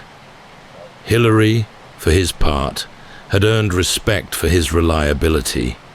He never rushed, never hesitated, and never gave in to the small defeats that could chip away at morale. Together, they worked with the team to prepare for the final assault. Supplies were hauled up to the highest camp, Camp 9, just below the south summit. Oxygen bottles, cooking fuel, food, and sleeping gear were carried in relay, step by heavy step. On the 28th of May, Hillary and Tenzing made the climb to Camp 9, where they would spend a freezing night perched above 27,000 feet. Their tent was pitched on a narrow ledge, secured with ice axes. The wind scraped at the canvas, and the thin air made every movement a conscious act.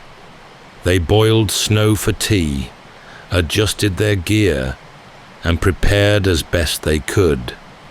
There was no ceremony to it, no final pep talk or grand gestures, just two men, side by side, getting ready to step into the unknown. Sleep came only in fragments. Beneath their layers, frost gathered. Above them, the summit awaited, and far below, unseen but felt, the world held its breath. The morning of May 29th, 1953, began in darkness and biting cold. Hillary and Tenzing emerged from their tent just after 4 a.m. The first hint of dawn was faint on the eastern rim of the world. The temperature was well below freezing. Their breath rose in slow bursts as they readied themselves. Oxygen masks secured, boots checked, and climbing gear in place. Every movement demanded effort. At this altitude, known as the death zone, the human body cannot survive for long. Muscles weaken, minds grow fogged. But both men had trained for this moment, not just in strength, but in discipline. They began their ascent toward the south summit, where the first team had turned back. The slope was steep and narrow, the snow hardened by wind, and below each footfall was a long drop. Their progress was slow but steady, aided by the rising sun, which cast pale gold light across the ridges. Beyond the south summit, the mountain narrowed. A sharp, knife-edged ridge led to what would become one of the most famous obstacles in mountaineering, the Hillary Step, a sheer rock face some 40 feet high, perched at nearly 29,000 feet, where even strong climbers could falter. Here, the rope came out. Hillary led, chopping footholds into the ice and rock with care, his hands stiff from cold and his breath rasping behind the mask. With a final heave, he pulled himself over the top and anchored the rope for Tenzing to follow. What lay beyond was not easy, but it was possible. The summit slope came into view, a gentle incline compared to what had come before. Step by painstaking step, they moved upward, oxygen dwindling, vision narrowing to just the next movement, the next breath. And then, at 11:30 a.m., they arrived. The summit of Everest. There was no roar of triumph, no crowds, just the sound of wind across snow and the curve of the earth far below. Hillary reached out and shook Tenzing's hand. Then they embraced. Tenzing later buried a few sweets as an offering. Hillary took a photograph. They spent only about 15 minutes on the summit. There was little time and less air. From this vantage, the world fell away in all directions. Mountains once thought vast looked small. Clouds floated below their feet. In that moment, they stood higher than any person had before. But the mountain allowed no lingering. The descent still lay ahead, and it would be just as dangerous. They turned and began their way back down, each step a retreat from history, each foothold a return to the living world. Climbing Everest is only half the journey. For Hillary and Tenzing, standing at the summit had been a moment of profound stillness, but not rest. The descent from 29,000 feet would be just as testing as the climb up, perhaps more so. Their bodies were already weakened, their oxygen supplies running low, and the path ahead was steep, exposed, and unforgiving. They began the downward trek with deliberate care. The narrow ridge and the Hillary Step, which had been obstacles on the way up, now became hazards in reverse. One slip here would mean a fall of thousands of feet. Their movements were cautious, their thoughts clear.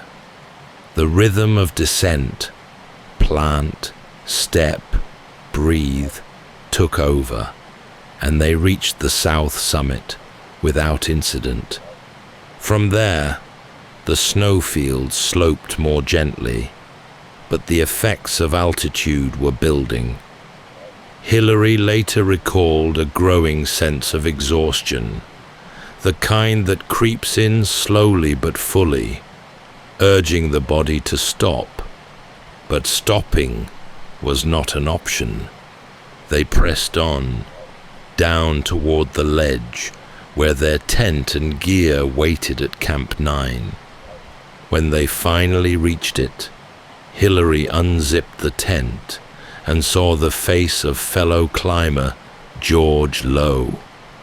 With a worn smile, he delivered the understated words that would become legend. "Well, George, we knocked the bastard off."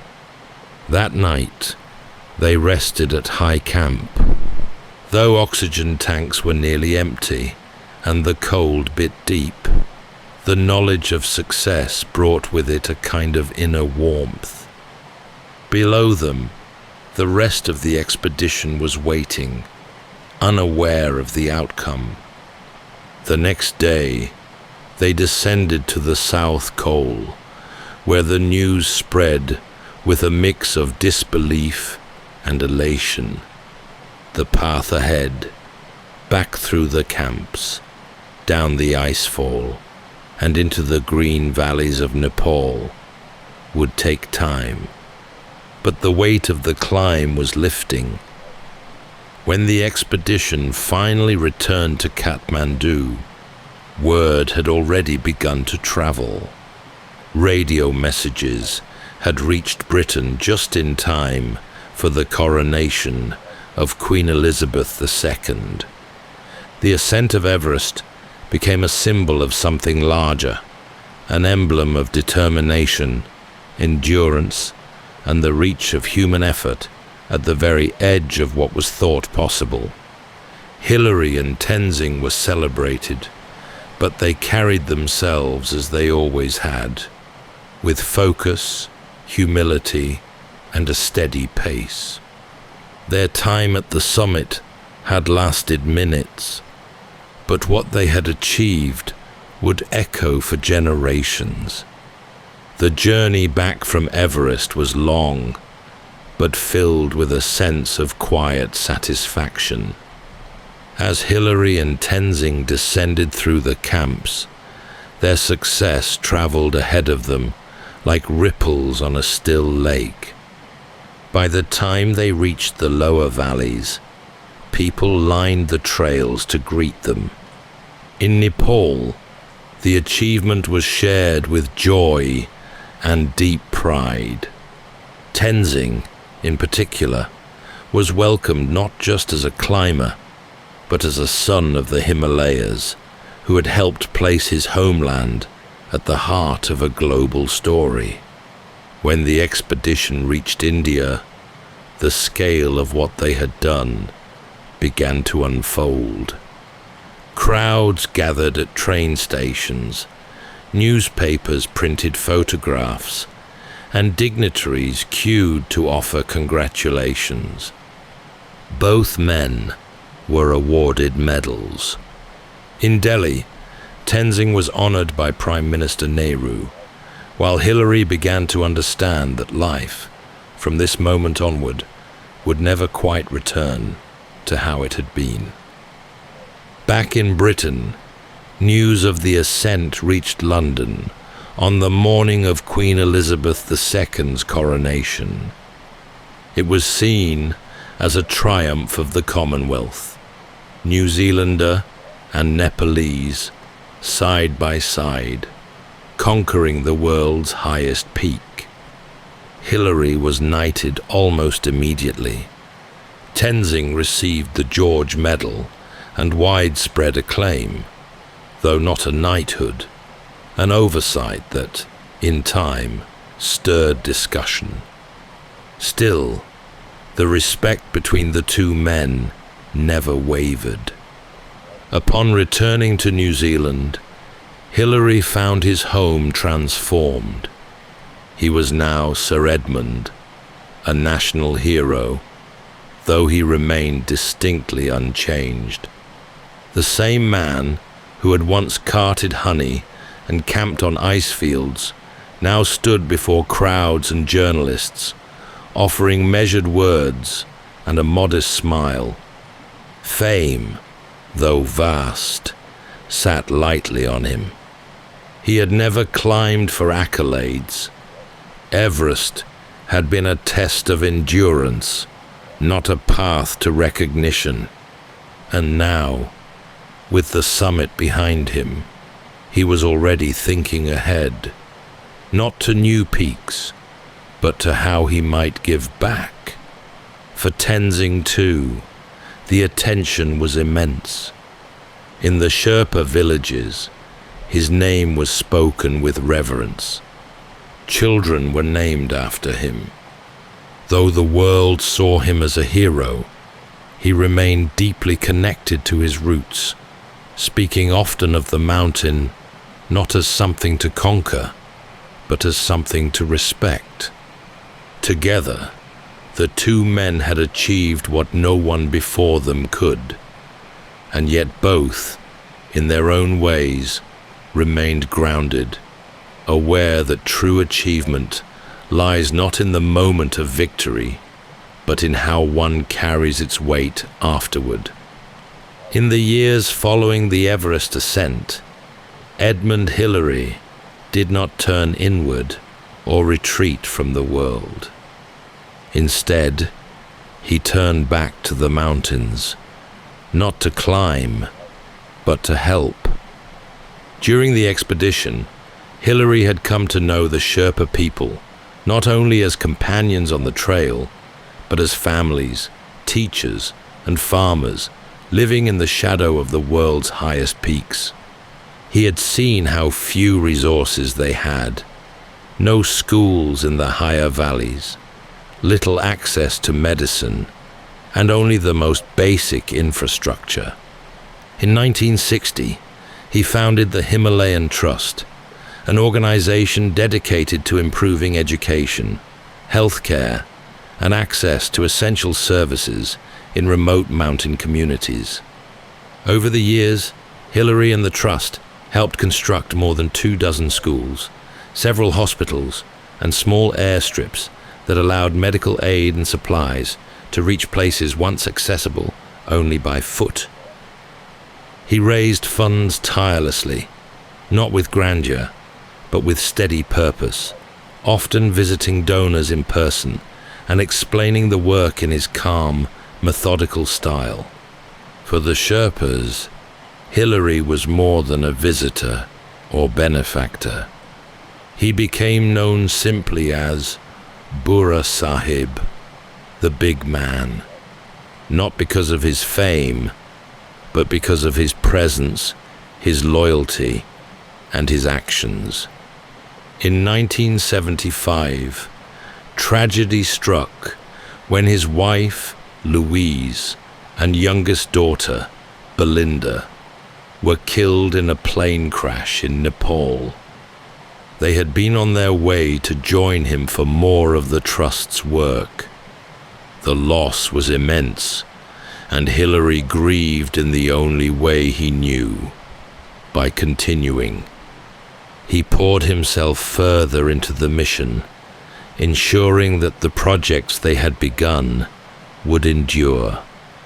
Over time, he became something of an elder figure in the Khumbu region, a familiar face, lined by wind and time, who had once stood atop Everest and now stood beside them in their everyday needs.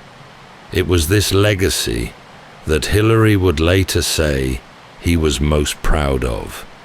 Not the summit, not the knighthood, but the bridges built between worlds. Though Everest had been the pinnacle of Edmond Hillary's climbing career, his appetite for exploration did not end there. In the years that followed, he sought new challenges, not in fame or conquest, but in discovery, endurance, and meaningful contribution. He ventured not upward this time, but outward, into the vast cold reaches of the polar world. In 1958, he led the New Zealand component of the Commonwealth Trans-Antarctic Expedition, an ambitious crossing of the southern continent. Against expectations and orders, Hillary and his team pushed all the way to the South Pole, becoming the first to reach it overland since the legendary Amundsen and Scott expeditions nearly half a century earlier. In 1985, he took to the skies. Alongside astronaut Neil Armstrong, Hillary flew over the summit of Everest in a small twin-engine plane, a symbolic gesture by two men who had each, in their own way, stepped into the unknown and lived to tell the tale. But even amid these remarkable adventures, Hillary never strayed far from service. His work with the Himalayan Trust continued year after year, and he remained deeply involved in New Zealand life, advocating for environmental protection and youth development. He published books, gave lectures, and met world leaders, but he seemed to wear all of it lightly, never allowing the world's attention to alter the man at the center. In New Zealand, he became a beloved national figure, not simply for what he had done, but for how he had lived in the decades after. He remained an advocate for the Himalayas, the environment, and for people living in remote, underserved communities. He continued to write, to speak, and to encourage young people toward adventure, not for recognition, but for the growth that comes from facing something difficult and enduring it. Sir Edmond Hillary passed away in 2008, at the age of 88. His death was mourned around the world, especially in Nepal, where flags were lowered in his honor and prayers were offered from villages nestled high beneath the snow lines. In New Zealand, a state funeral was held, but more enduring than the ceremony was the memory of a man who had risen to fame and yet remained unchanged, solid, grounded, and generous.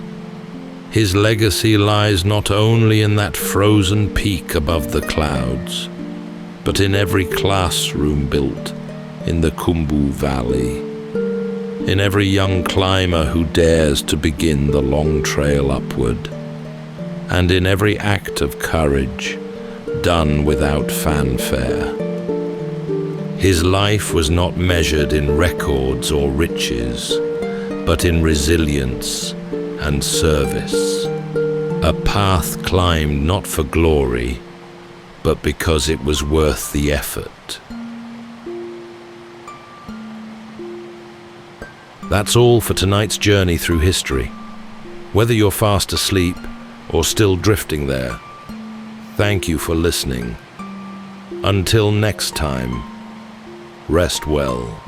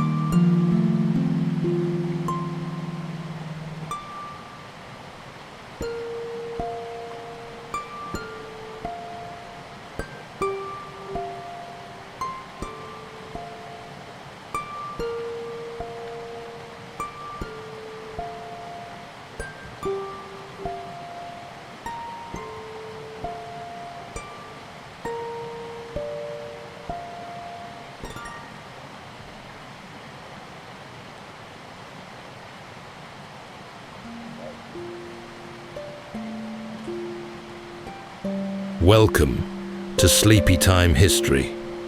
True stories from the pages of history for a full night's rest. If this is your first time listening, let us know where you're tuning in from, or make a request for a future episode. And if you like what you hear, please consider liking and subscribing. It helps us immensely. All right, it's time to settle in, relax, and take a wander through the pages of history and storytelling.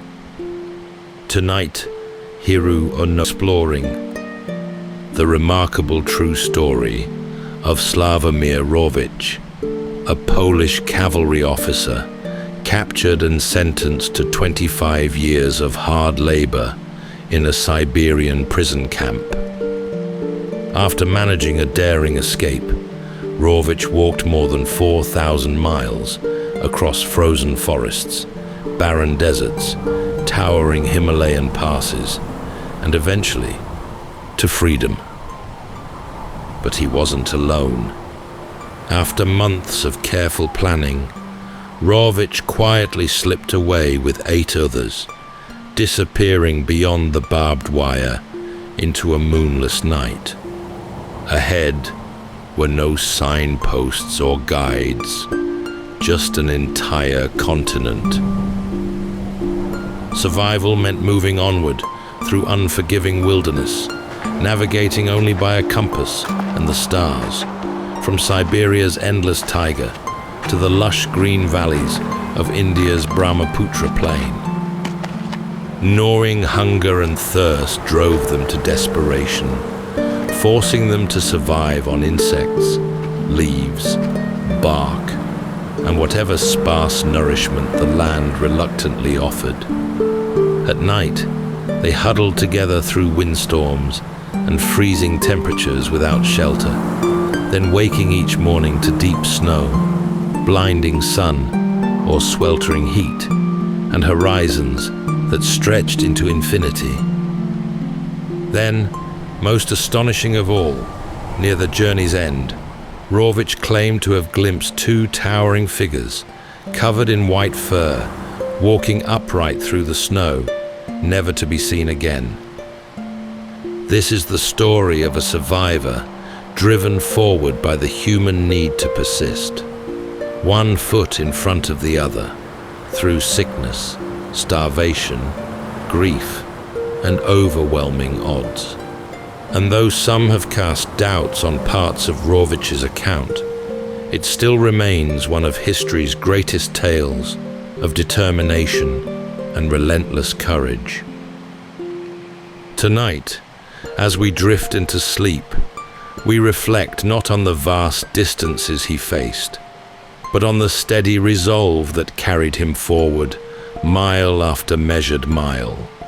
So settle in, take a deep breath, and let's journey slowly with Sławomir Rawicz across the endless expanse of his long walk to freedom. The war had not yet finished tearing Europe apart when Sławomir Rawicz was taken. In the winter of 1939, he was a young officer in the Polish cavalry, sharp-minded, newly married, with a future that stretched before him like an open road. But all of that was swept aside when Soviet forces, now occupying eastern Poland, accused him of espionage.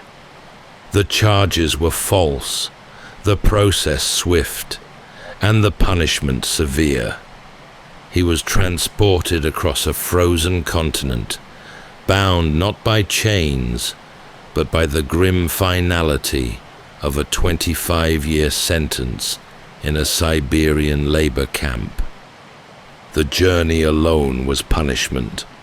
For weeks he sat in the cramped dark of a cattle wagon, crammed among other prisoners, cold seeping through every board and seam. The days blurred into each other, marked only by the rattle of iron wheels, and the cries of those who could no longer stand. Outside, the landscape grew starker. Villages thinned, forests deepened, frost clung to everything. When at last the doors opened, it was not to freedom, but to Camp 303, a gulag buried in the heart of Siberia, a place unreachable by roads and untouched by mercy. There, beneath a dull steel sky, Rawicz was handed a shovel and a number. The guards barely looked at the men they commanded. The labor was constant, digging, hauling timber, moving stones, surviving, and above all, enduring the cold, which did not come in gusts or storms, but settled, always present, heavy as iron and twice as cruel. The camp took its toll in slow, grinding increments. Some prisoners deteriorated quickly, others held out longer. Rawicz learned to work just hard enough to avoid beatings, just slow enough to preserve his strength. He listened. He watched. He kept track of routines, which guards changed shifts, which fences weren't patrolled after dusk. There were moments, buried in the repetition, when he could almost feel himself disappearing, not just physically, but mentally, as if the camp's only true purpose was to erase its inmates from within. But he held on. Among the men around him were those whose names would later fade into the snow, and a few whose fates would become inseparable from his own. There was Mr. Smith, a pale and methodical American, quiet-spoken but dependable. Zaro, the Ukrainian, strong as an ox, often gruff, occasionally kind. Makowski, a fellow Pole with sea-weathered skin and sharp instincts. And others, still strangers to him then, whose paths would eventually align in ways none of them yet imagined. At night, when the fires burned low and the wind scraped across the barracks, Rawicz would sometimes close his eyes and picture nothing, not freedom, not escape, but simply the feeling of open sky, a space above, unmeasured by wire or watchtowers. That thought alone was enough to keep something in him awake. Because somewhere, far beyond the forests and snow, there was a world still waiting, and when the time came, he intended to press onto it. Time in the Gulag did not pass in days, but in tasks. One plank carried, one tree felled, one breath drawn through frozen air. For Rawicz, survival became a rhythm, not of living, but of not dying. The camp at Camp 303 was both a prison and a crucible, stripping away all illusions and forging something harder in their place. Each morning began before the light arrived. A bell barked orders.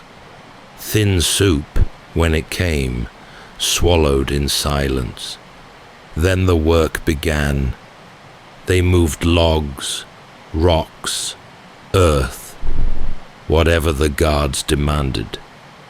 The cold was constant, and even the slightest breeze could peel skin from fingers already cracked and bloodless. The men wore the same clothes day after day. They slept two, to a cot, back to back, using each other's warmth as a shield against the deep freeze. The guards didn't need to shout. Their presence alone kept the men moving, rifles slung low, eyes half-lidded. Punishment was rarely theatrical. It was efficient.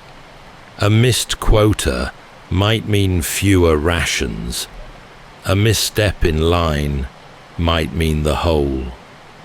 Pain came not in sudden bursts, but in the long, unrelenting erosion of strength, dignity, and self. But even in such a place, Rawicz found something to anchor him. He was not alone.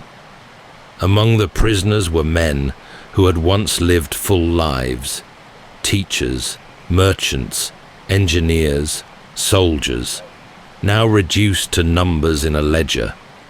They came from Poland, Hungary, Ukraine, Germany, and even the far edge of America.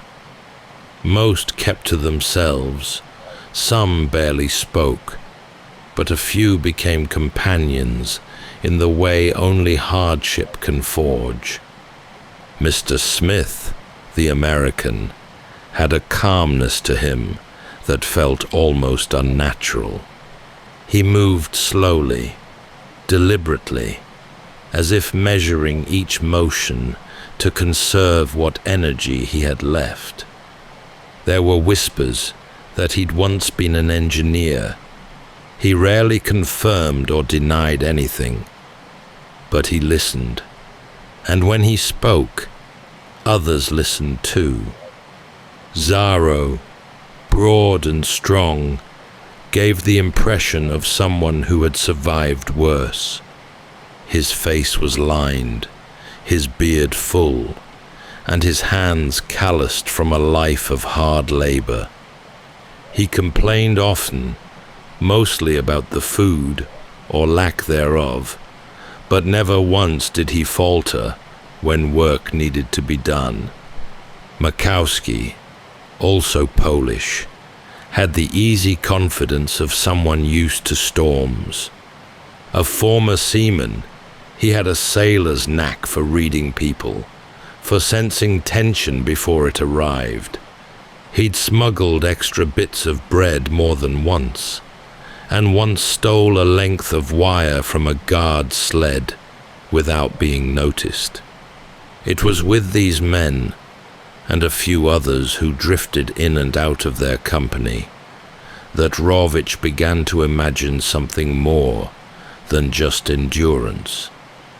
He watched for the patterns of the camp, the blind spots between towers, the timing of the guard changes, the distance between the outer fences and the tree line beyond. He studied the stars when they appeared. He listened to old men speak of places they had once known, and how far, roughly, they might be from Mongolia. There were maps in his head, sketched in memory and guesswork. There was no route, no plan, but slowly, step by step, the shape of possibility began to form. Escape. It was unthinkable. But then, so was walking to freedom. And yet, the alternative, to remain, to disappear piece by piece in that frozen place, was not one Rawicz could accept. Somewhere ahead was distance, hardship, the unknown. But it would be his to choose, and he was ready. The decision to escape came gradually, like frost creeping through cracks in a wall, slow, unnoticed at first, until it was everywhere. Sławomir Rawicz did not announce his intentions. He simply began to notice more, remember more. How long it took the guards to circle the camp, which dogs barked and which merely watched, where the wire fences sagged under snowdrifts, and most importantly, who among his fellow prisoners might risk everything for the chance to breathe free air again. It was around a low-burning fire one evening that the subject finally surfaced, not directly, but in suggestion. A conversation about the stars, about direction, about Mongolia to the south, about the warm winds that might blow somewhere beyond the wall of trees. Makowski nodded first, his eyes fixed on the firelight, reflecting on places he'd once known. Beside him, Mr. Smith remained still, quiet as ever, weighing distances in his mind, perhaps already knowing how far it might be to the border, perhaps only needing to hear it spoken. Zaro responded with a grunt, part challenge, part acknowledgement, as if testing the thought aloud. Rawicz met it with a glance, and something passed between them. Not agreement, not certainty, but something just as strong. After that, the idea became real. Not yet a plan, but a shape, passed between them in fragments. They couldn't speak of it often, not where others might hear. Informers were always a risk, and a single misplaced word could mean death or solitary confinement. So they whispered at night, over cracked bread and melting snow. They shared guesses, drew invisible maps with fingers in the dirt, calculated how long a man could carry on without proper boots, how to steal food, how to disappear. They agreed. The journey would have to be made in late winter or early spring. The snow would be thinning, the rivers still frozen, and if they could reach Mongolia, there might be refuge. But to get there, they would have to cross hundreds of miles of forest and ice. No certainty, no turning back. A small, vital circle formed. Rawicz, Smith, Zaro, and Makowski, and a few others whose names would soon be written into the frozen earth alongside theirs. Kovalev, Paluchovich, Batek, and Christina, a young woman who had arrived in the camp only weeks before, her history unknown, but her strength evident in the way she carried herself. Her presence shifted something in the group. Not protection, she didn't ask for it, but a sense of shared purpose, made stronger by the risk she took simply in joining them. Over the weeks that followed, they gathered what little they could. A piece of flint, a strip of leather, a coil of wire. Small things, hidden in sleeves, tucked beneath mattresses. They would need more, but they knew better than to rush. The forest beyond the camp held no promises, only possibility, and they would enter into it soon. The night they left was colder than most, though the air no longer carried the deep bite of midwinter. Snow still blanketed the ground, but beneath it, the earth was softening, just enough for footsteps to sink, just enough for the promise of spring to feel barely, faintly within reach. They chose a moonless night, when the stars offered little guidance, but the shadows offered cover. Each man moved in silence, their breath barely visible, their hearts beating not with fear, but with something sharper, resolve. There were 9 of them, 9 souls passing through the final barrier that separated them from the wilderness beyond. Rawicz led, not because he claimed authority, but because his mind had been going down this path for months. Behind him, Smith went lightly, already scanning the darkness ahead. Zaro moved like a man who expected to be hunted. Makowski, calm and methodical, brought up the rear. Christina pressed on somewhere near the center, steady, her eyes forward. They had prepared for weeks, yet their supplies were still meager. Scraps of bread, a small tin of dried meat, stolen matches wrapped in cloth, a length of rope, a crude axe, and a compass taken from an inattentive guard. They wore layers of ragged clothing, scavenged wool, and whatever they could find to bind around their feet. There were no packs, no proper maps, only will and instinct. Within the first few miles, the sounds of the camp disappeared behind them. There were no searchlights now, no guards shouting from towers, just the vast expanse of forest, endless, quiet, unknowable.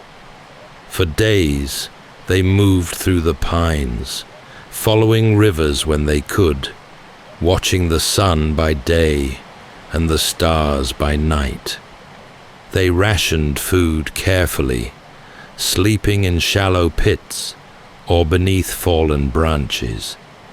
Each morning, they rose frozen and sore, but they rose. They had one rule: keep moving.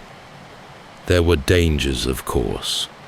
Wolves, though unseen, were heard in the distance.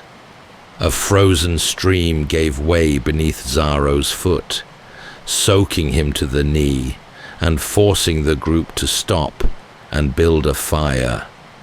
One night, they heard voices, distant, slurred, carried on the breeze, possibly hunters, possibly worse.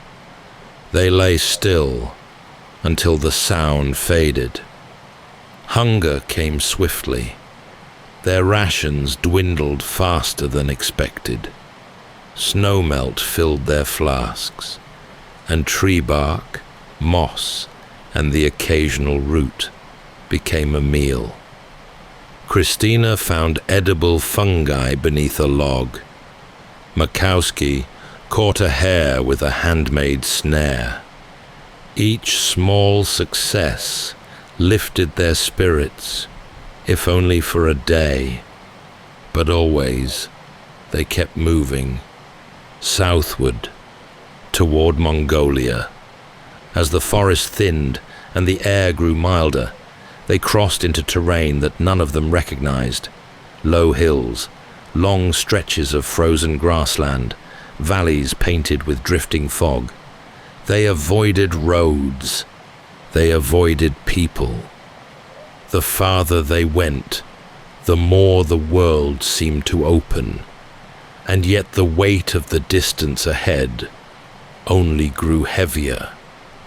By the end of their second week on foot, the group had lost track of time.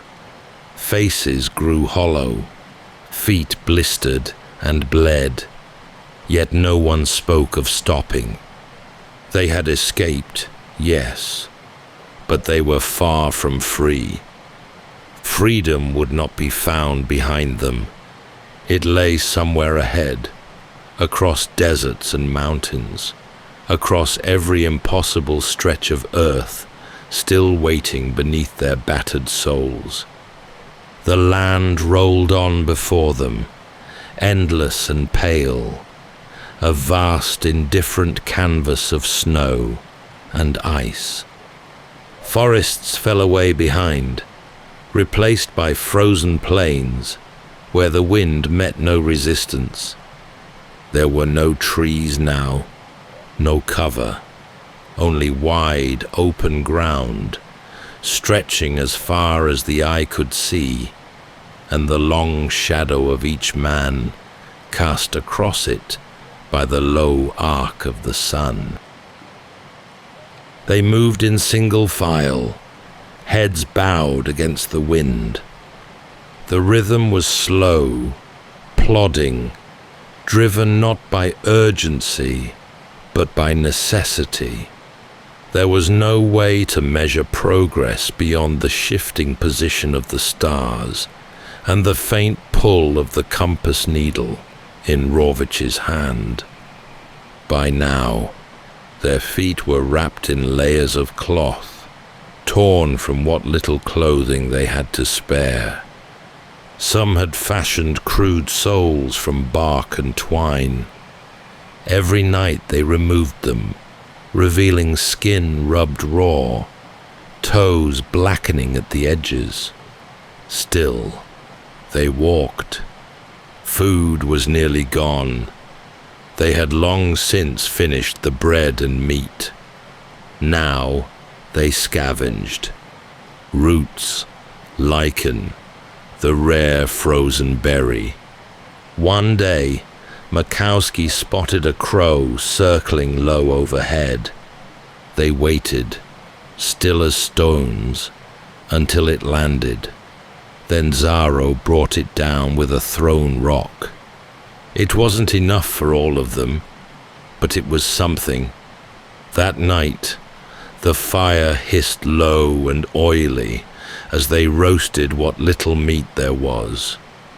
Conversation grew less frequent. Energy had to be conserved. They spoke only when necessary, to warn, to point, to guide. Even Christina, who had once hummed softly to herself on the march, grew silent. Her steps, like theirs, were smaller now. One evening, Smith staggered and fell. His leg had given out, a twisted knee from a hidden patch of ice. He cursed softly, not in pain, but in frustration. Rawicz knelt beside him and said nothing. After a long moment, the others helped lift Smith onto a makeshift sling, a loop of cloth drawn between two sticks. He was light, lighter than any man his size should be. They took turns carrying him. No one suggested leaving him behind. The wind continued its slow, sweeping passage across the steppe. The sky above, pale and wide, offered no sign of change, no settlement, no ridge, only sky, snow, and their own breathing. At night, the stars returned, hard points of light in a vast dome. They curled together beneath what coverings they had, pressing close for warmth, bones against bones. Christina's cough was growing worse. Zaro had taken to walking with his eyes half shut, conserving effort. Makowski still scanned the horizon, but less often now. Rawicz did not count the days. The numbers had become meaningless. There was only distance, behind and ahead. The only measure of progress was the act of continuing. Each morning, he rose with the same thought. One more day, then one more. And so they moved forward, across the endless white, into the unknowable reach of the land beyond. The change came slowly, almost imperceptibly. Snow thinned, the cold lost its teeth, and the ground beneath their feet grew firmer, drier, and strangely bare. Where once the world had been coated in ice and silence, it now stretched out in dull, sandy hues, vast and cracked. They had crossed from frozen Siberia into Mongolia, and before them now lay the next great trial, the Gobi Desert. It was not the heat that greeted them at first, but the emptiness. The desert was not a single terrain, but a series of shifting challenges. Hard-pan earth, shallow scrub, rocky outcrops, and long blinding tracts of sand. And above it all, the sun, fierce and absolute. Without trees, without shade, it ruled the days without mercy. Their clothing, meant for frost, now became a burden.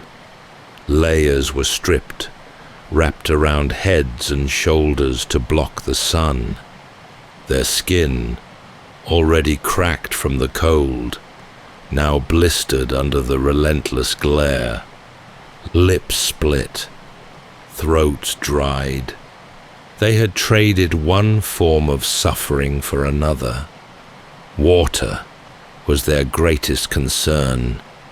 Snow had once sustained them, melting in tin cups and flasks. Now, they scanned the horizon for any sign of wells or pools, any hint of moisture in a land that gave none. They found trickles occasionally, brackish puddles in shaded crevices or the base of cliffs. Once, they stumbled upon a goat trail that led them to a shallow spring, no deeper than a bowl. It was enough to live another day. Their bodies grew weaker. Hunger became a dull ache rather than a sharp pain. They spoke rarely. Every word cost energy. Christina's cough had deepened, and though she masked it with a scarf, they all heard it, rasping in the night, growing slower each day. Zaro's strength began to fade. His wide shoulders, once the anchor of the group, now slumped. Still, he carried more than his share, stubborn to the last. Smith, whose leg had improved enough to limp beside them, walked with a stick fashioned from driftwood they'd found by a dried riverbed. He did not complain. None of them did. Sometimes they passed bones, animal or human, it was hard to say, bleached white by sun and time. A warning, or perhaps a reassurance that others had come this way, even if they hadn't made it far. The days scorched them. The nights, surprisingly, still chilled. They wrapped themselves in whatever they had, curled under the stars, their backs to the wind. Sleep came in fits, broken by the sting of sand or the groaning of joints. Insects found them, small desert creatures drawn to heat and motion. They brushed them off and kept moving, and through it all, Rawicz watched the sun, watched how it arced across the sky, watched how it dipped each evening just a little farther to the west. They were making progress. However slow, however punishing, they were moving forward. The Gobi had no guards, no fences, no orders. It didn't need them. It simply watched, unblinking, and asked the same question of every traveler. How badly do you want to keep going? And each morning, Rawicz stood, bones aching, lips cracked, vision blurred, and took the next step. The goby did not roar. It did not rage. It simply pressed in, day after day, vast and unmoving, a land where the earth cracked and flaked beneath their feet, where the air shimmered with heat and illusion, and where each horizon revealed only more of the same. By now, they were shadows of themselves, shoulders sloped, cheeks hollow. Their clothing hung from them like draped rags, soaked through with sweat by day, stiff with frost by night. Even their footprints seemed to vanish behind them, swallowed by time. Food was almost gone, and water came only in sips, found rarely and guarded fiercely. There were times they went whole days without finding any, mouths too dry to speak, but the body, stubborn thing that it is, clung to life. It was Zaro who spotted the first snake. A flicker of movement across a patch of cracked stone. His hand darted out without hesitation, pinning the creature behind its head. The others stood back, watching as he lifted it, long, slender, writhing in his grip. No one asked whether it was safe to eat. They already knew the answer. That night, they built a small fire beneath the break of a low ridge. The breeze was mild, and for once, the sand did not bite.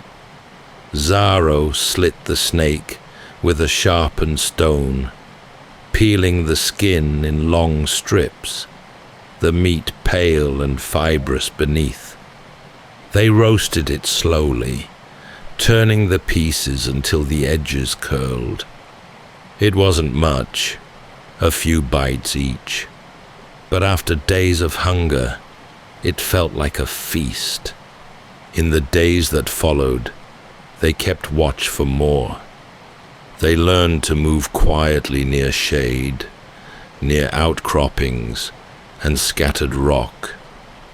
Once, Christina found a snake coiled beneath a dried bush, motionless in the heat.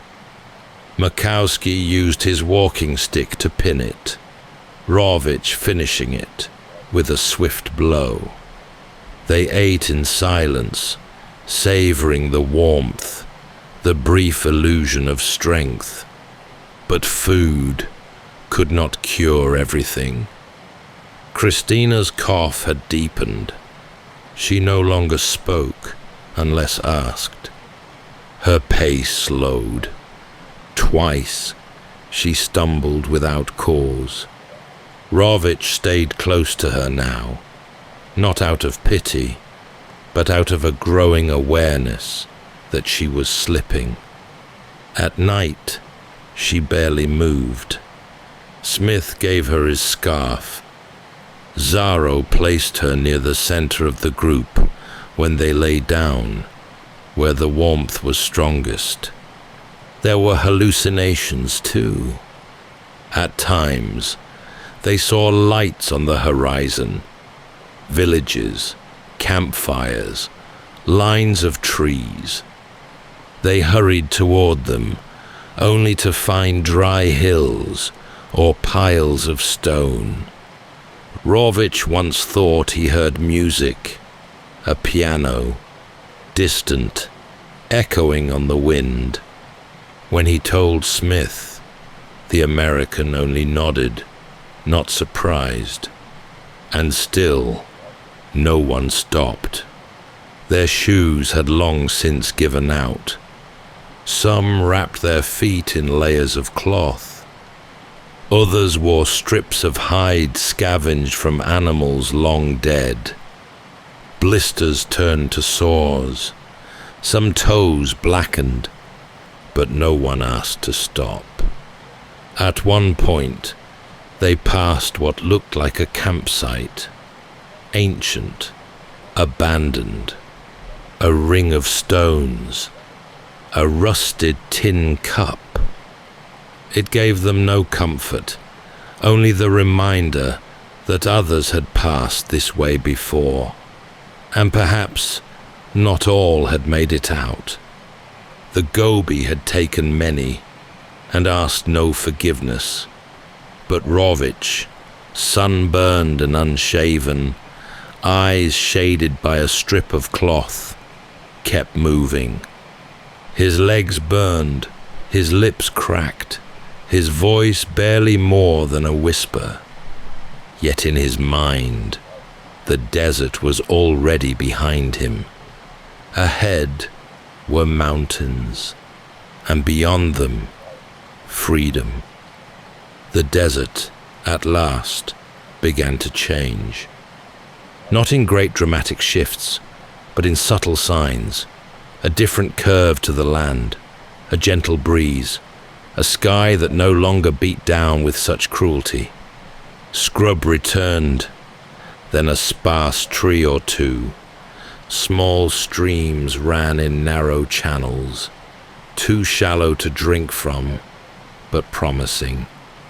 The air grew thinner, cooler, and then, far in the distance, something vast rose on the horizon. Mountains. Not the low ridges they had seen before, but true giants, the northern reaches of the Himalayas, broad and immovable, dusted in white even in spring. The men stopped when they first saw them, not speaking, not even moving for a long while. There was no triumph in their faces, only awe and something close to fear, because what lay ahead was not an ending, but a final test. The crossing would be treacherous.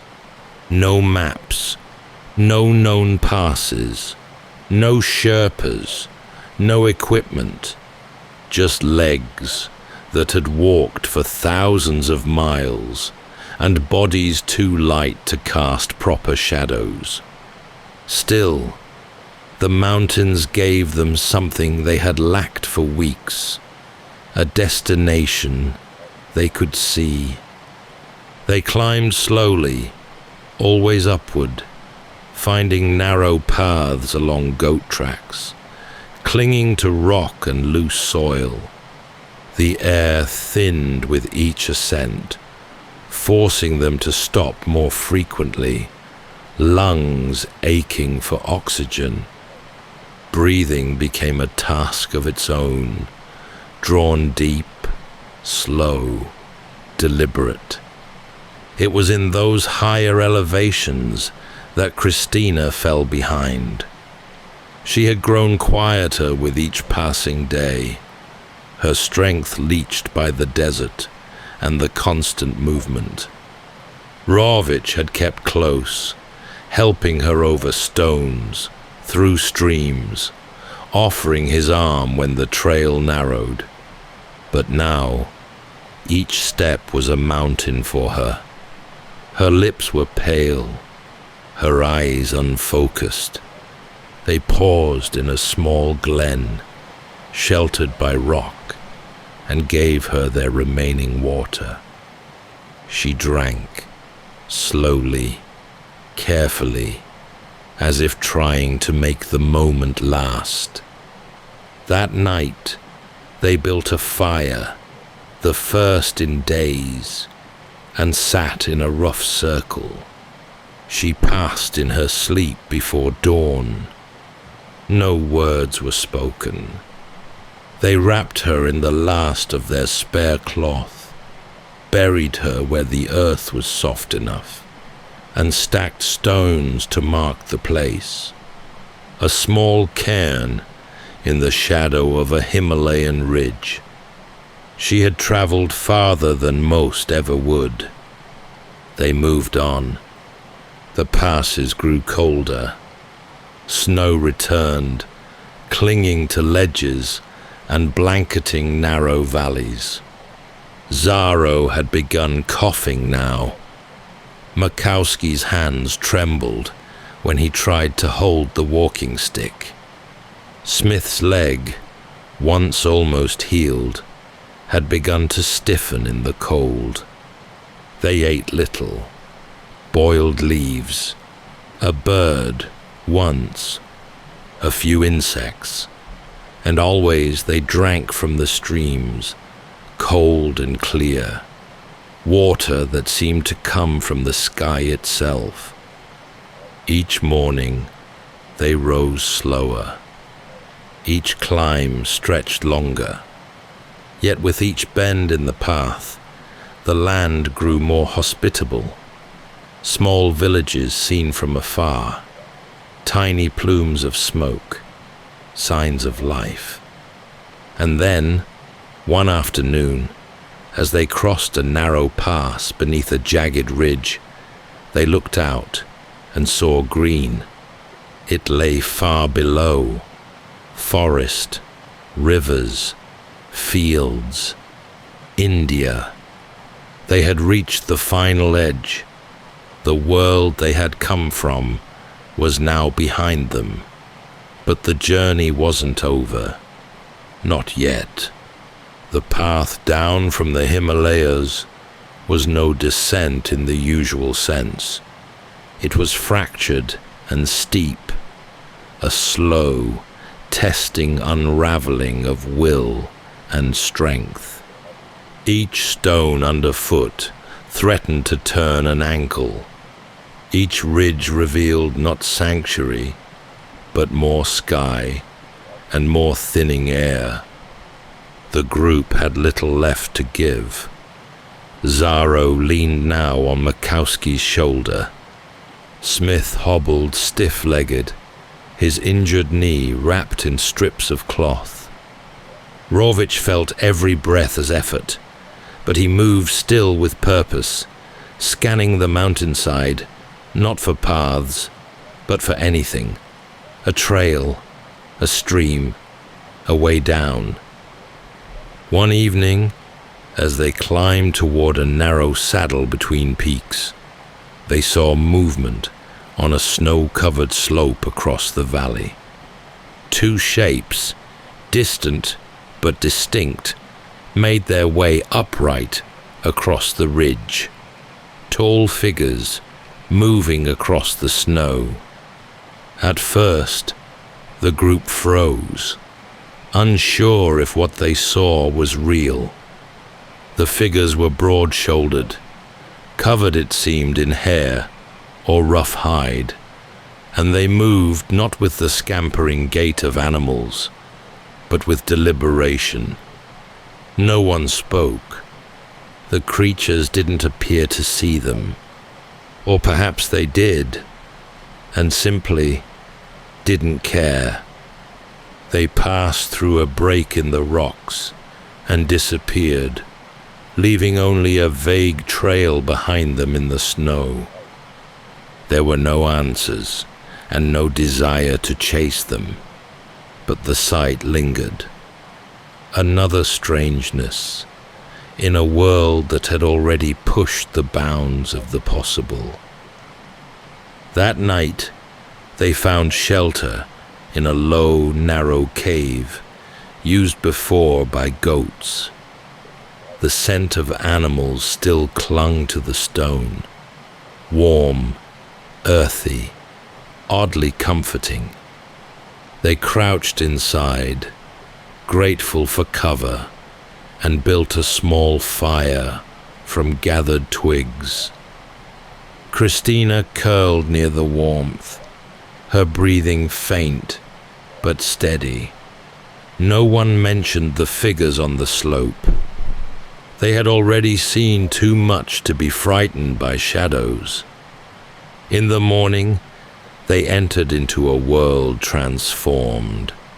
The wind was softer. The sky carried warmth. The peaks behind them now seemed softened, blurred by morning haze.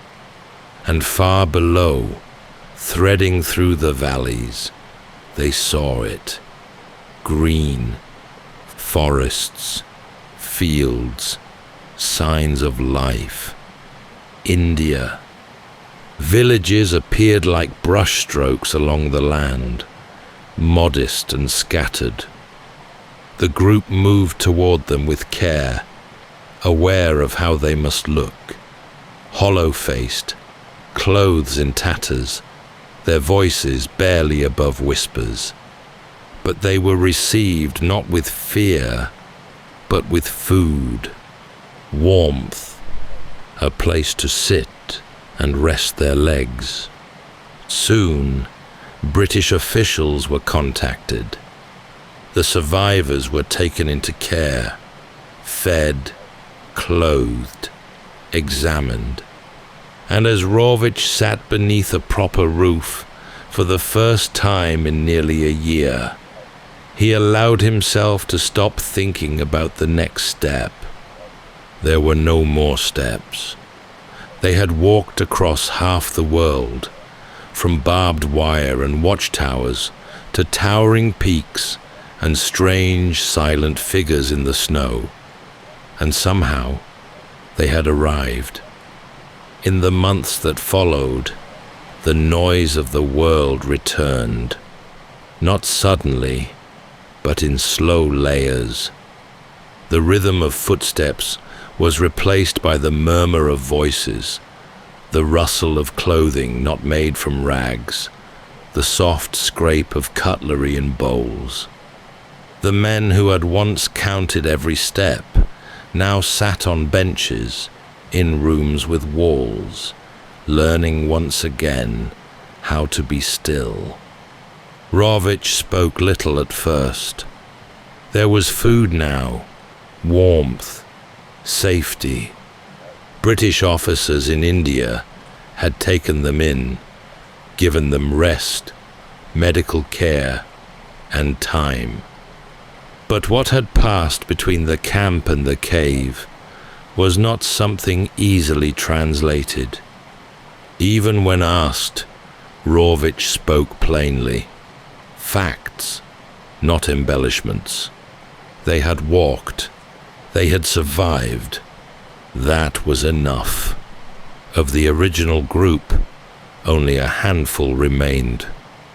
Zaro had fallen ill not long after they reached India.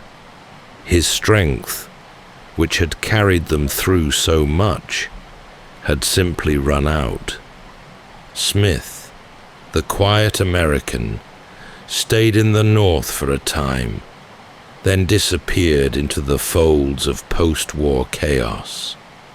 Makowski, ever resourceful, made his way to the coast, seeking ships and familiar tides. Their names faded from the record, but not from Rawicz's mind. Christina, buried beneath a cairn of Himalayan stone, remained the silent heart of their journey, a reminder of what it had cost. Rawicz eventually made his way to England. He found work. He built a life. He remarried. Years later, he would write down the story, not for fame or fanfare, but because someone asked, and he felt it deserved to be remembered. The Long Walk was published in 1956, a simple title for an impossible journey. And though questions would later arise about documents, timelines, whether he himself had made the full crossing, Rawicz never wavered. He told what he knew, what he lived, what he remembered, step by step. Whether every mile belonged to him or to others he met along the way, the heart of the journey remained unchanged. Men who had nothing left but the will to go forward, who crossed the emptiest places on earth, not with weapons or wealth, but with bone, grit, and direction. There were no medals, no statues, only the long silence between footsteps.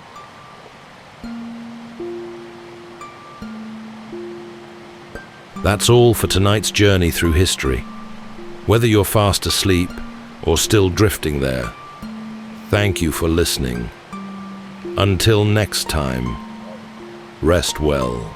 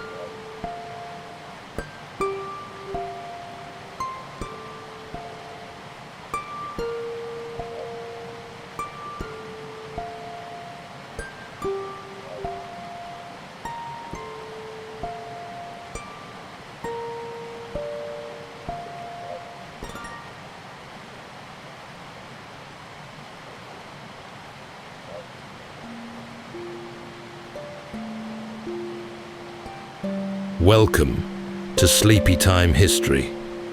True stories from the pages of history for a full night's rest. If this is your first time listening, let us know where you're tuning in from, or make a request for a future episode. And if you like what you hear, please consider liking and subscribing. It helps us immensely.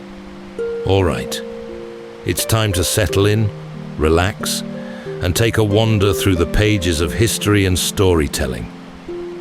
Tonight, we're going to be exploring the remarkable Lieutenant Hiroo Onoda, a man whose loyalty, discipline, and unshakable sense of duty led him to live in the jungles of the Philippines for 3 decades after the end of the Second World War, still believing the war had not yet ended.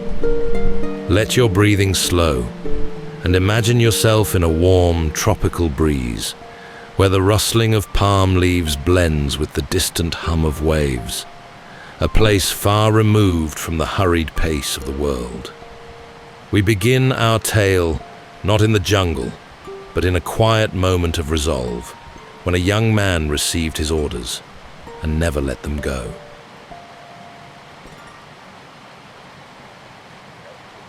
The sky over Japan was the soft grey of winter when Hiroo Onoda stepped onto the platform of the Nakano School in Tokyo, a quiet place that bore little resemblance to a battlefield, but where war was very much alive in the minds of the men within. It was 1944, and the world had been at war for years. Japan was fighting for its life. Its empire stretched thin across islands and oceans, and the mood at home had become increasingly grim. Onoda was 22 years old, tall, thoughtful, and sharp-eyed. He had grown up in a world of old values and strict honor, where the emperor's word was law, and surrender was something not spoken aloud. He'd already served briefly in China, but now he had been chosen for something far more peculiar and far more secret. He was being trained in unconventional warfare, not for the front lines, but for the shadows. At Nakano, he studied sabotage, survival, deception, and how to live off the land. These were not the lessons of a soldier meant to win quick battles. These were the teachings of one who might have to wait months, years, even decades, before completing his mission. And then, one icy morning in December 1944, his orders came. He was to travel to Lubang Island, a remote and humid speck in the western Philippines. His mission: to disrupt enemy activity, destroy infrastructure, and resist occupation by any means necessary. He was to do all this without being captured, without taking unnecessary risks, and most importantly, under no circumstances was he to surrender. His commanding officer, Major Taniguchi, spoke with a quiet finality.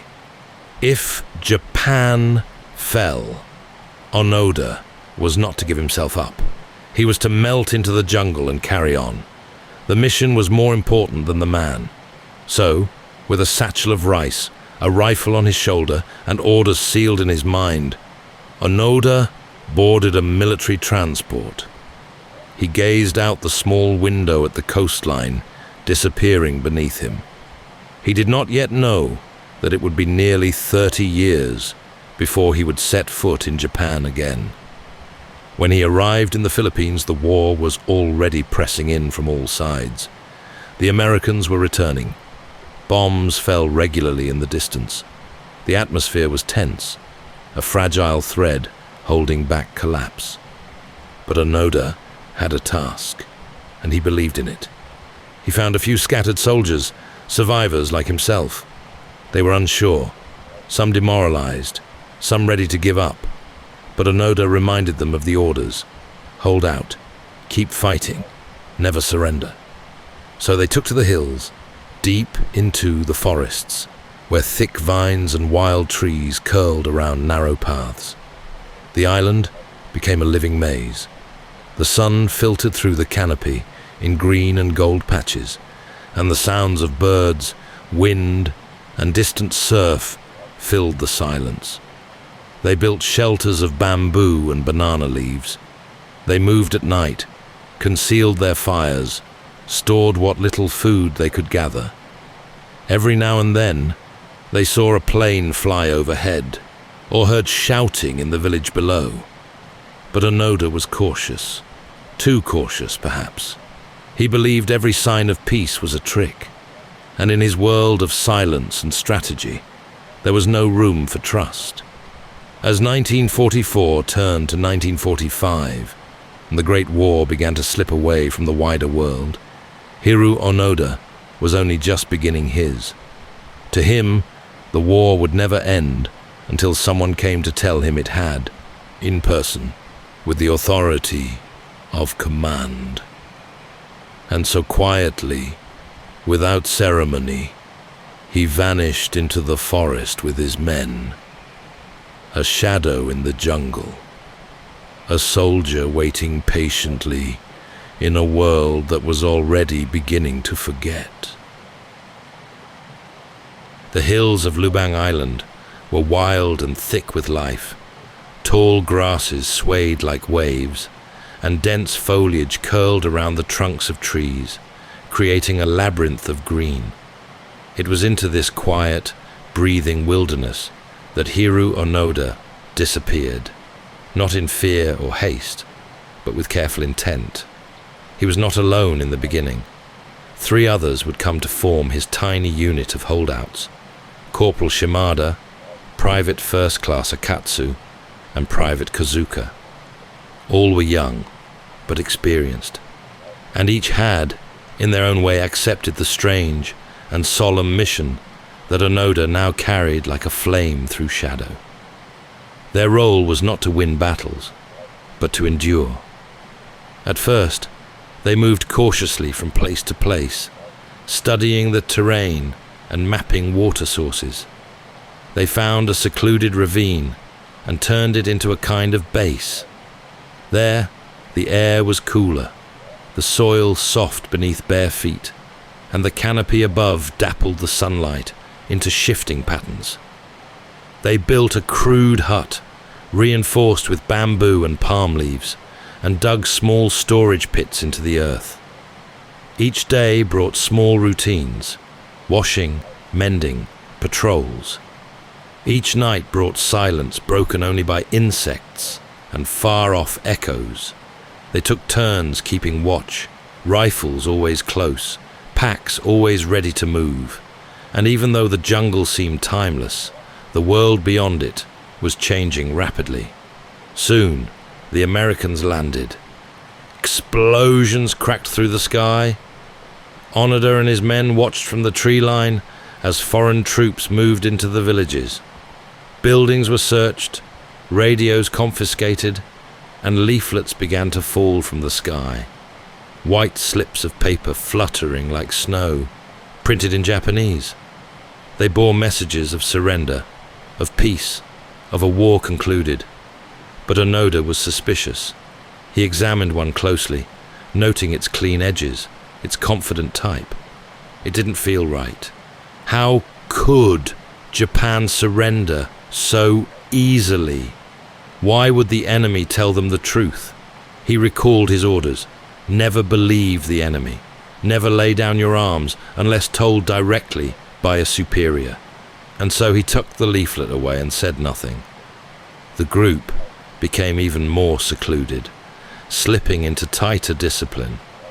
They gathered coconuts and bananas, foraged for wild yams and edible leaves, sometimes killed a stray cow. They avoided contact with the locals, believing that every farmer might be a spy. They did not know that Japan had surrendered months ago, that their families, if they still lived, were mourning them as lost, that the emperor had spoken over the radio to a nation in ruins, asking all to lay down arms. To Onoda, the war still lived in the rustle of the trees and the distant sounds of machinery. He believed they were waiting for a signal, that somehow the Japanese army would return, that the war would resume, and they would be called from the shadows to complete their task. As months turned to years, their camp grew more resilient. They dried meat in the sun, turned discarded American equipment into tools, and built storage caches high in trees to keep things safe from rain and rats. Though time softened the contours of the conflict, Onoda's resolve remained firm. He shaved with care, kept his uniform as tidy as possible, and held daily briefings. His men began to refer to him as the officer, the one with the plan, the one who believed. In that belief, he found stability, even as they began to lose track of the seasons, even as the world forgot them. In a corner of a faraway island, under a cathedral of trees, Hiroo Onoda was still fighting the war. Not with bullets, but with endurance. Not in glory, but in solitude. As time passed, the jungle became more than a hiding place. It became a world unto itself. The rustling of leaves and the pattern of the stars guided their days and nights. Insects chirped like clocks in the darkness.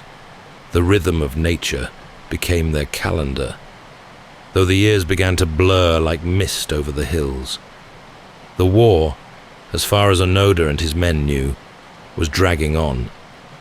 But strange things began to happen. More leaflets appeared, scattered from the sky or found folded into crevices of tree bark, as if placed there deliberately. They were printed in Japanese, yes, but Onoda read them with narrowed eyes. One claimed the war had ended. Another included the names of soldiers, perhaps known, perhaps invented. A few even mentioned the Emperor's surrender. Onoda studied each one with the mind of a trained intelligence officer. The paper was too fresh. The grammar was too neat. The story too clean. It had to be enemy propaganda. Then came the loudspeakers. On some nights, in the far-off distance, they could hear voices amplified across the fields. They were speaking Japanese, sometimes reading letters, sometimes calling names. But Onoda remained unmoved. "They're trying to deceive us," he said quietly, with a steadiness that didn't allow for doubt. "It's just what they do to draw us out." His men trusted him. They knew his training had been special. They believed he understood things they didn't. And more than that, they wanted to believe the mission still mattered, that they had not vanished into the jungle for nothing. But still, a silence grew among them, a soft, creeping uncertainty that settled like dew. Occasionally, they saw villagers moving about, harvesting rice, tending to animals, carrying children in their arms. The rhythm of island life had returned, slowly and cautiously, as though the war had ended after all. But to Onoda, it looked like a performance, perhaps staged, perhaps under duress, another illusion. One day, they found a bundle of newspapers left in the forest, Japanese papers, real ones, with photographs and dates. The story spoke of a nation rebuilding, of cities like Tokyo and Osaka stirring back to life. But how could these be real? How could they be allowed to see such things unless it was a trap? Onoda burned them carefully, one by one. If there was truth in them, it had no place here. Then, in a curious moment that seemed almost like a dream, they found a letter written by one of their own families, perhaps brought by someone from Japan, or perhaps a trick. The words were tender, pleading for their return. But still, Onoda could not believe. Even love, he reasoned, could be used as bait. So they stayed hidden, deeper than ever, like roots beneath the forest floor. Occasionally shots would ring out, sometimes from the men defending themselves, sometimes from locals, perhaps startled or afraid. It made the soldiers more cautious, and slowly, with each season, they withdrew even further from the edge of the world. Food became harder to find. Cattle grew more scarce. The jungle, their protector, was beginning to turn indifferent. And yet, Onoda would not waver. He trimmed his moustache with a fragment of mirror. He polished his rifle. He maintained their routine, even if only one man was left to follow it. Because in his mind, the mission was still alive, fragile but untouched, floating like a lantern in the fog. And until someone came to extinguish it in person, with authority and command, Hiroo Onoda would not turn away. The signs from the outside world might have grown louder, but to him, they were only whispers through the trees. The months, once clearly marked by seasons and weather, began to blend. Rains came and went, dry seasons passed in silence, and the little band of soldiers moved deeper into the folds of the jungle, beyond footpaths, beyond farms, beyond even the reach of curiosity. The world, as Onoda had known it, had faded. Only the mission remained. The group had dwindled to 4, and then, slowly, to 3. In 1949, after 5 years of hiding, Private Akatsu made a decision. Quietly, cautiously, and without ceremony, he left the group and turned himself in to local authorities. His departure was more than a shift in numbers. It struck at something deeply rooted in Onoda. Not anger exactly, more a hollowing sorrow. To abandon the mission was, in Onoda's view, to abandon not just orders, but honor. Still, he held no malice. He understood the weight of such a life. The jungle tested the soul in strange, slow ways. Akatsu's surrender brought new dangers. The Philippine police now had a better sense of where the others might be. Patrols began to comb the island, sometimes firing into the forest to draw them out. Occasionally, shots were exchanged. At times they left food in the open, rice, cans of meat, placed beneath letters pleading for surrender. Onoda refused to touch them. To him, they were poisoned, not in body perhaps, but in intent. A kindness meant to soften the edges of resolve.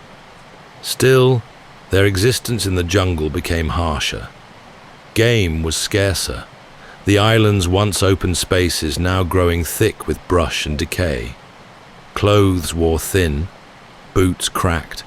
Rain seeped through shelters, no matter how carefully they were patched. But Onoda continued his daily rituals, inspecting his rifle, stretching quietly at dawn, reciting old orders in the back of his mind, like a prayer. He and Kazuka, the last man to stay by his side, began to treat the island like a fortress. They watched the terrain with the care of cartographers. They noted footprints, new growth, changes in the way vines crept over logs, anything that might suggest someone had passed through. Over time, they grew quiet with each other. There was little need for speech. A glance, a nod, the rhythm of movement through the underbrush said all that needed saying. They cooked in silence, slept in silence, waited in silence. Yet beneath that stillness, there was a deep companionship. Not warm, perhaps, but constant. They had both built their lives around a single point of belief, that Japan still needed them. Sometimes, they found objects from the modern world, watches, flashlights, clothing. Sometimes they raided nearby farms at night, taking only what they needed, leaving behind tokens of money or notes in Japanese, explaining that they were not thieves but soldiers of the Emperor, still on duty. Years passed like water through fingers. Onoda no longer knew what year it was. He suspected the others had stopped remembering too. Occasionally they would find a new leaflet, or hear a voice calling through a loudspeaker. But these no longer stirred them. The outside world was like a forgotten dream.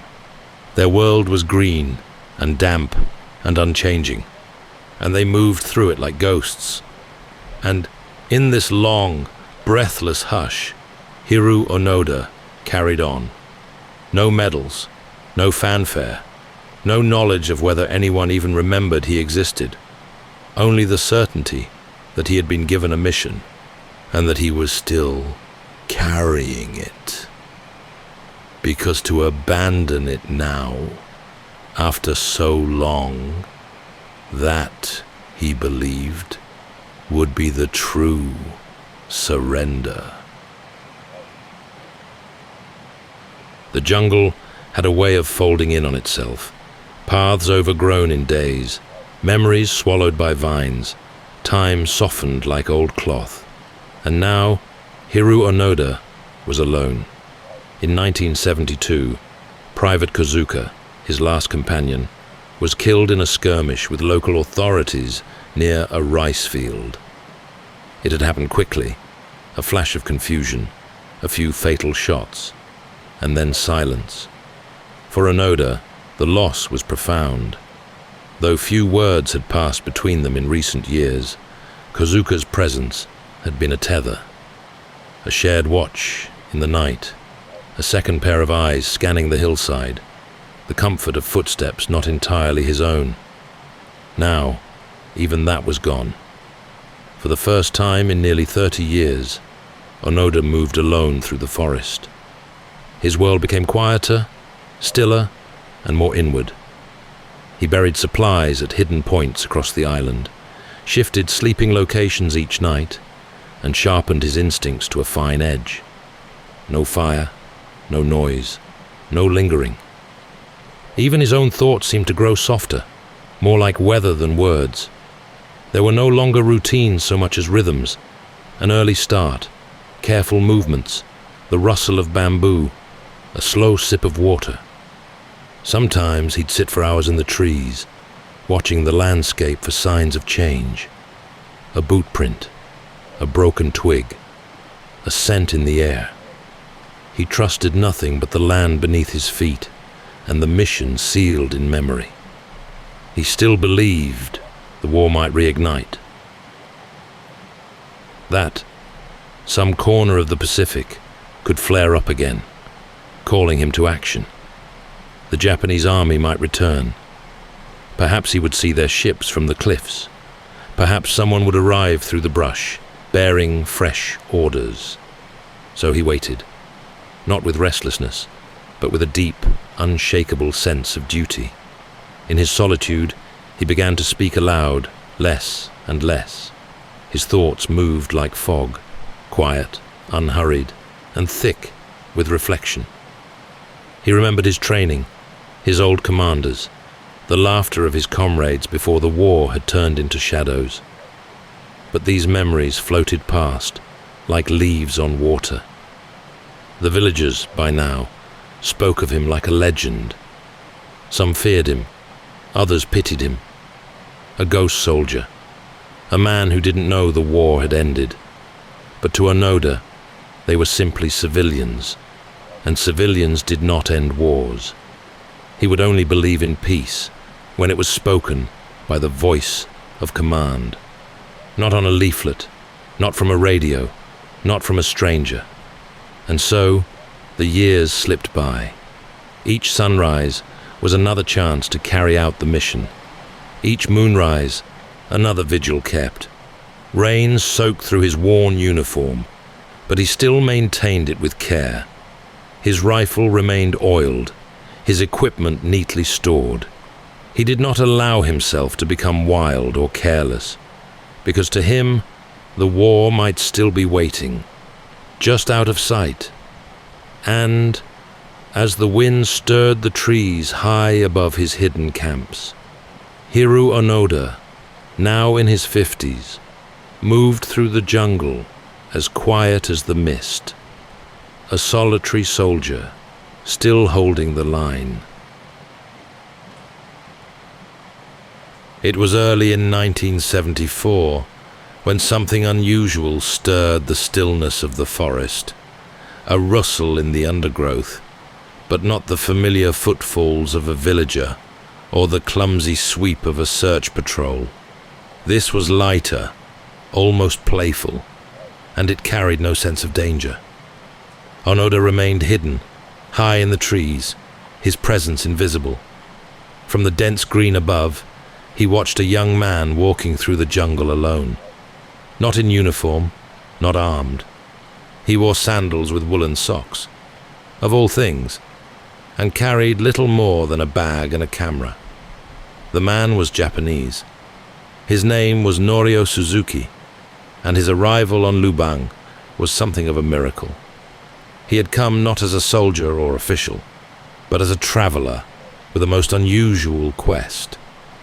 He had told friends before leaving Japan that he was going to look for Lieutenant Onoda, a panda, and the abominable snowman, in that order. There was sincerity in his words, even if they made others laugh. But unlike the search parties before him, Suzuki came without force or persuasion. He came with curiosity, kindness, and a deep respect for the man he sought. Their first encounter was tentative. Onoda had been watching him for days, gauging his movements. Then, one day, he stepped forward, cautious, rifle ready, but not threatening. Suzuki did not run. He bowed gently. He introduced himself, calmly, warmly, in their shared language. Onoda was wary. He had seen too many tricks before, but Suzuki's manner was different. He asked questions not to trap or convince, but to understand. They spoke for hours, sitting beneath the trees, as the afternoon sunlight softened into amber. Suzuki listened intently as Onoda explained his position, his orders, and why he had not surrendered. Suzuki didn't try to debate. He simply nodded, accepting that Onoda was a man bound by something deeply rooted, not easily untied. Still, Onoda was firm. Unless his commanding officer came in person and gave him a direct order to stand down, he would remain in the jungle. No leaflet or friendly word could undo what had been sealed with military oath. Suzuki accepted this too, and then, just as gently as he had arrived, he left, promising to return. In the weeks that followed, Onoda waited. He felt something stir in his chest. Not quite hope, but a quiet curiosity. Could this be the thread that would finally connect his lonely world to the one he had left behind? He maintained his routine as always, but something had shifted. The stranger in the trees had not spoken like the others. He had not asked for surrender. He had simply offered presence. And perhaps, after all these years, that was what Onoda had needed most. For now, he returned to his shelter beneath the trees. The rifle was still close. The camp still hidden. But something had changed. Somewhere across the sea, the wheels were beginning to turn. Someone was listening. And soon, the voice of command, long silent, would speak once more. The air on Lubang carried the scent of rain and wood smoke, when at last the voice Hiroo Onoda had been waiting for returned to him. It had been nearly 30 years since his orders were issued, orders that had bound him to this jungle, to this quiet, watchful life. And now, in March of 1974, Norio Suzuki returned, just as he had promised. But this time, he was not alone. With him came an older man in a neatly pressed suit and a calm, familiar bearing. Major Yoshimi Taniguchi. Onoda's former commanding officer. He had been tracked down in retirement, a civilian now, no longer part of the military. But to Onoda, it didn't matter. This was the man who had given him the order to hold out. And now, this was the only man who could relieve him of it. In a shaded grove on the edge of the jungle, beneath trees that had stood silent witness to decades of solitude, the two men stood face to face. Taniguchi brought with him a letter. Typed on official stationery, it bore the seal of the Japanese government. It acknowledged the mission and declared it complete. The war, it said plainly, had ended in August 1945. The Emperor had surrendered. And Onoda's service, long, loyal, and almost unbelievable, was no longer required. The moment settled over them like mist. Onoda stood still, his rifle at his side, his uniform patched and faded, but still worn with care. Slowly, almost reverently, he read the letter. Not once, but twice. His hands were steady, his expression unreadable. But inside, something was loosening, like the unfurling of a tightly wound spring. He asked questions, specific ones. Where were his comrades? What had happened to Japan? How had the world changed? And Taniguchi answered with patience, never rushing the moment, allowing Onoda to take the time he needed. This was no ordinary reunion. It was the closing of a life chapter lived in isolation, in absolute faith to an oath made so long ago. When Onoda was satisfied, he nodded. The next morning, he emerged from the jungle, stepping onto the path, not as a fugitive or an outcast, but as a soldier, concluding his mission. He wore his uniform with quiet pride. Slung across his shoulder was his Arisaka rifle, well maintained, still operational.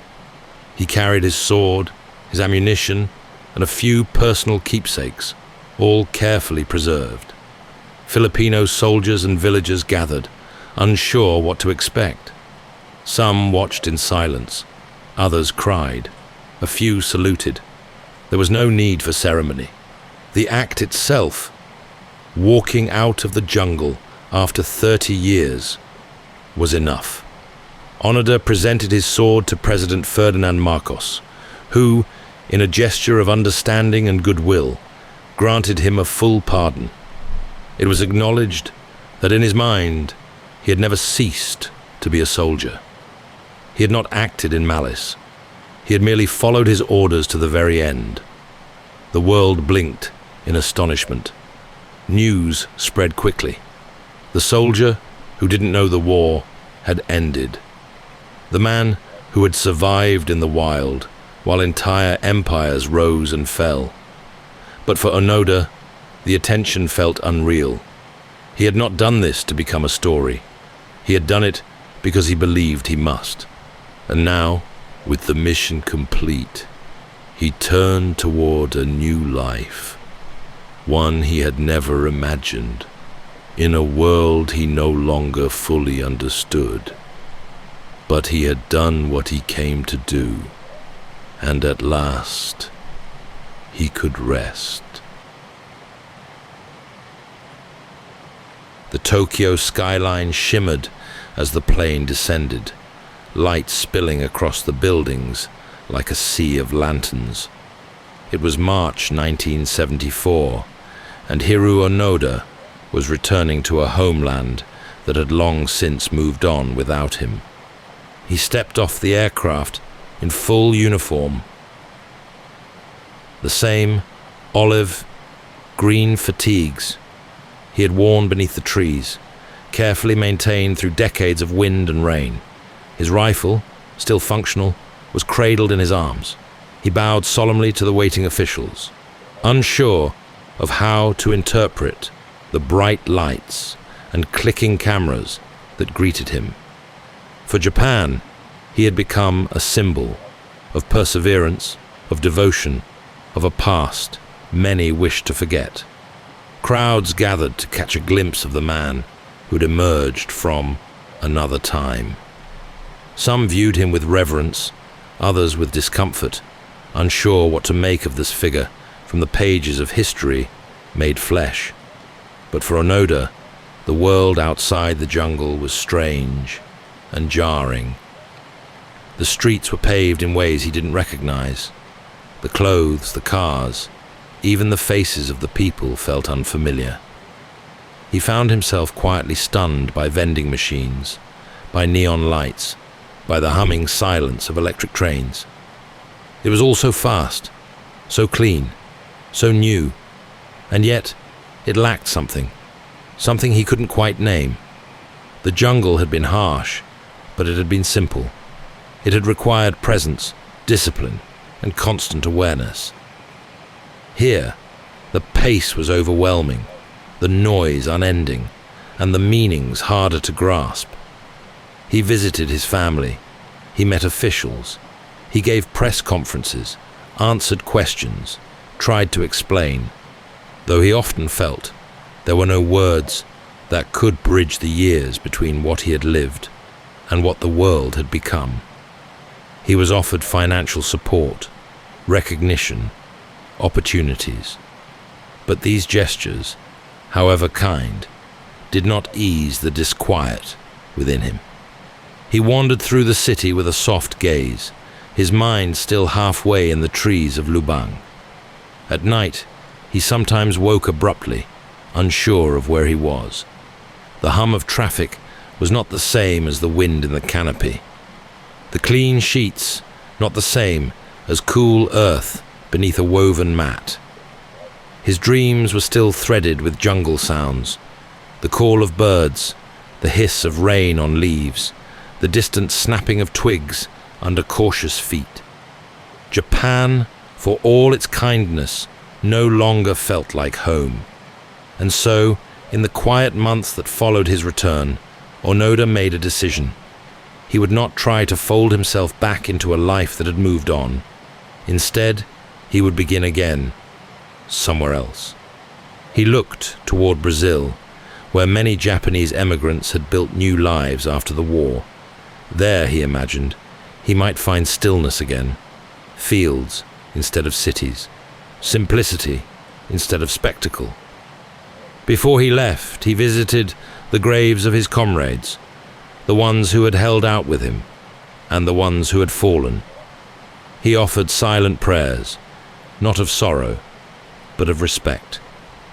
They had shared something no one else could fully understand.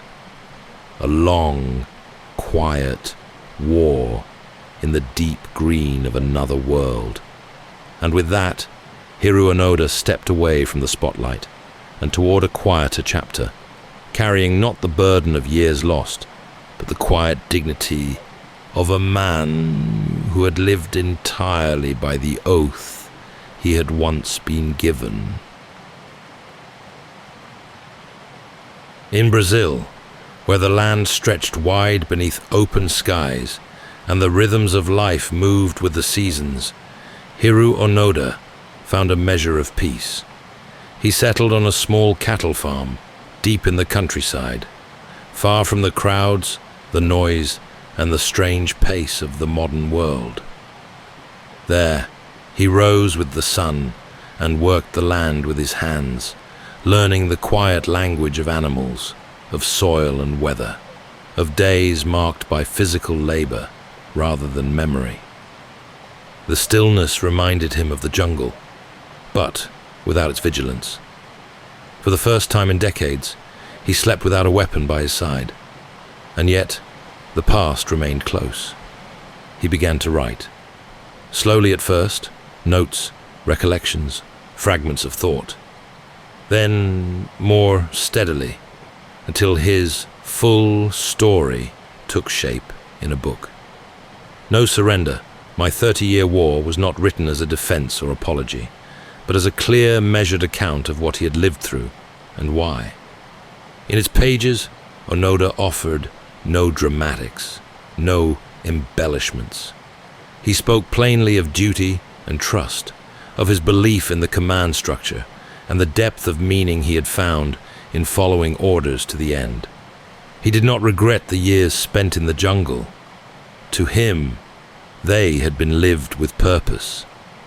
But he also acknowledged the weight of solitude, the sorrow of losing comrades one by one, the long hours of doubt, where faith and fear often walked together.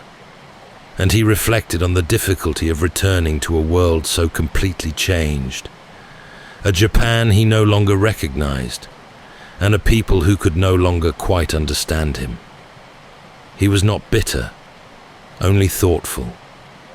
He spoke sometimes at schools and gatherings, where people asked questions in quiet awe. How had he survived so long? Why had he not surrendered? What had kept him going? His answers were gentle, patient. He would explain that a soldier's honor was not rooted in the outcome of war, but in the integrity of following through. That belief in one's duty could anchor a person even when all else fell away. Yet, he was no romantic. He admitted that blind loyalty could be dangerous, that his experience was not one to be repeated lightly, and that peace, in its quiet and ordinary form, was something to be treasured. He did not seek attention. In fact, he often preferred silence. Long walks in the countryside, hours tending to cattle, small conversations under the evening sky. But he remained a man of conviction, carrying within him a calm resilience that neither the jungle nor the modern world could shake. In time, he returned to Japan more frequently, sometimes for interviews, sometimes to support outdoor education for young people. He taught survival skills, but more than that, he taught patience, discipline, and the value of self-reliance. He never boasted, he never rushed. Instead, he moved through the world like a quiet echo, a reminder of something steadfast and rare, a life shaped not by comfort or convention, but by an extraordinary inner compass. And, in the still hours before dawn, when the breeze moved gently through the fields, Hiroo Onoda often sat by himself, listening, not for danger, not for orders, but for the simple sound of the wind and the knowledge that, at last, he could just be. Welcome to Sleepytime History, true stories from the pages of history for a full night's rest. If this is your first time listening, let us know where you're tuning in from, or make a request for a future episode. And if you like what you hear, please consider liking and subscribing.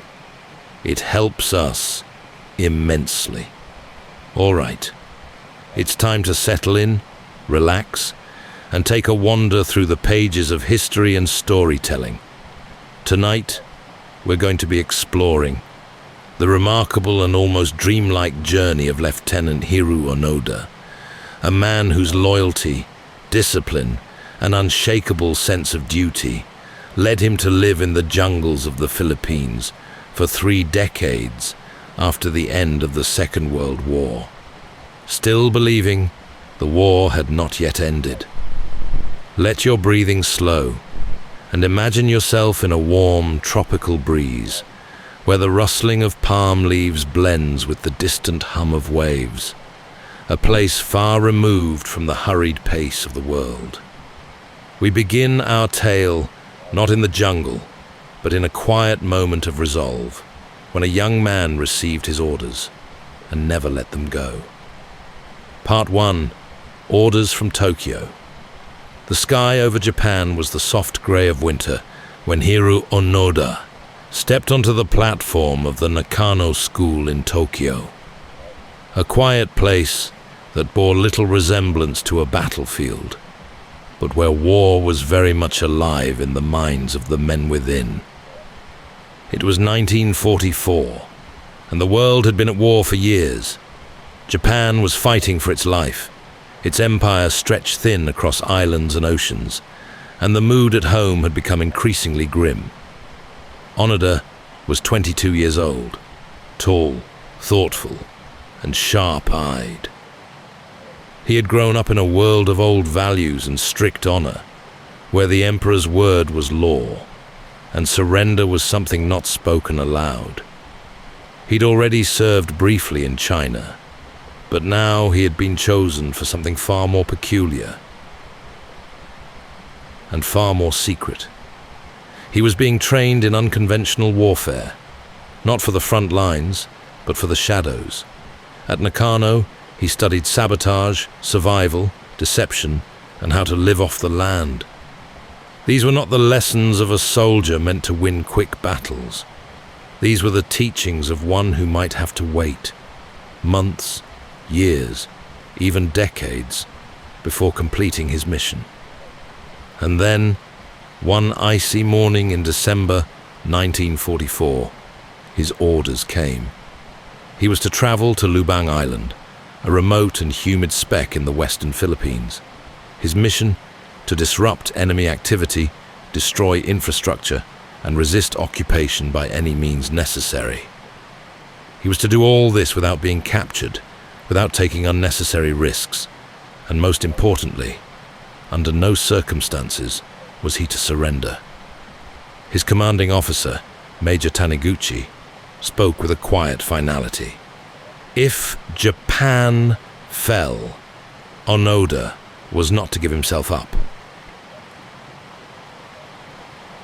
We hope you enjoyed this story about the remarkable Lieutenant Hiroo Onoda.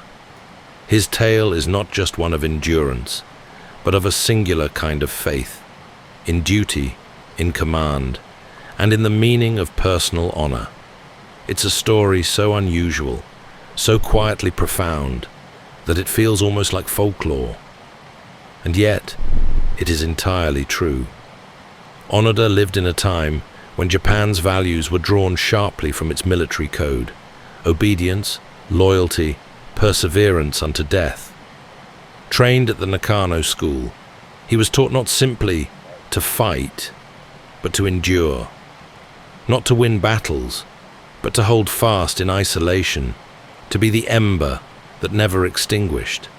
And in a way that few could have foreseen, he carried out that mission with absolute clarity for nearly 30 years, beyond the end of the war. What makes Onoda's life so extraordinary is not simply that he survived for decades in the jungle, though that feat alone is astonishing, but the mindset with which he did so. He believed in his mission not out of stubbornness or delusion, but out of deep, solemn responsibility. His orders were not just military instructions. They were a thread that connected him to a vanished world, a promise he wouldn't break. And yet, when the moment came, when his commanding officer finally appeared, bearing the words he had long waited for, Onoda laid down his weapon with dignity, not in regret, not in defeat, but in quiet fulfillment. There is much we might feel about such a life: admiration, sorrow, awe. But perhaps more than anything, we are reminded of the complexity of human belief, how our identities can be shaped not by what happens around us, but by the inner world we hold close. Onoda lived in history's shadow, but he did so with clarity and purpose that still resonates. From him, we learn that honor can be both a guide and a burden, that the world can change while we remain unchanged, and that sometimes peace is not a moment, but a long, quiet path we take when we are finally ready to lay down the past. Hiroo Onoda's story is not simply about a war. It's about a man who, in the midst of silence, found meaning, and who, when the time came, walked gently out of the jungle and into history. That's all for tonight's journey through history. Whether you're fast asleep or still drifting there, thank you for listening. Until next time, rest well.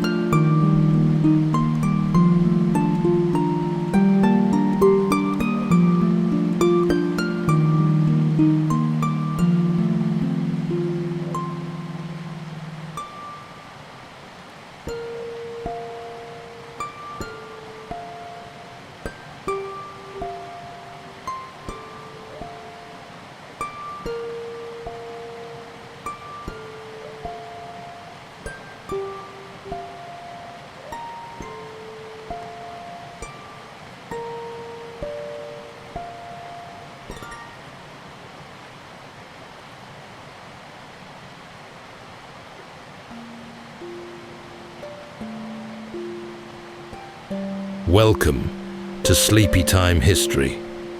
True stories from the pages of history for a full night's rest. If this is your first time listening, let us know where you're tuning in from, or make a request for a future episode. And if you like what you hear, please consider liking and subscribing. It helps us immensely. All right, it's time to settle in, relax, and take a wander through the pages of history and storytelling.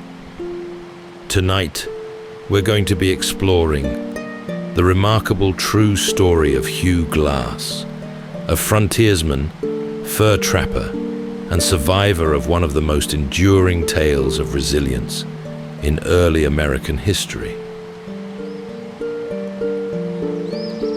In the summer of 1823, Hugh Glass was part of a fur trading expedition along the upper Missouri River. These were the early days of westward exploration, when the boundaries of what was known remained vast and largely uncharted to European Americans. Glass was working with the Rocky Mountain Fur Company, deep in what is now the Dakota wilderness, a land of slow rivers, dense woods, and quiet, swaying grass. While scouting ahead near the Grand River, Glass was attacked by a grizzly bear. Though he managed to kill the animal with the help of his companions, he was left severely wounded, his body torn, bones broken, and survival uncertain. Believing he would not live long, the expedition's leader assigned 2 men to stay behind with him until he passed, then bury his body. But the men, one of them, a young Jim Bridger, later famous in his own right, soon abandoned him. They took his rifle, his knife, and what little gear he had left. They told the others he had died and moved on. Glass, however, did not die. Alone, unarmed, and badly injured, he began to crawl. Slowly and silently, he made his way through over 200 miles of wilderness. He encountered no rescue, no comfort, just the rhythm of the land and the quiet, patient strength it took to endure. Tonight, as we drift into sleep, we reflect not on the violence of that moment, but on the silence that followed it, on a man alone with his thoughts, inching his way across the plains with little more than his will to survive.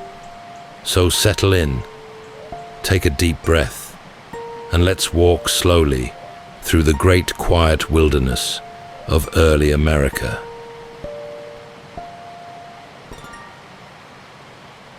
Hugh Glass is believed to have been born around 1783, most likely in Pennsylvania, where the wooded hills met the restless edge of the expanding American frontier.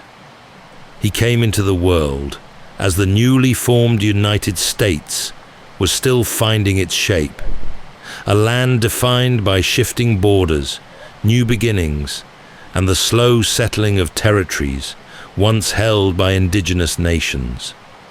The details of his early life remain scarce, as if they were lost to the wind that moved through the forests of his youth. But what we do know tells us he came of age in a time when self-reliance and resilience were not romantic ideals. They were simply the price of survival.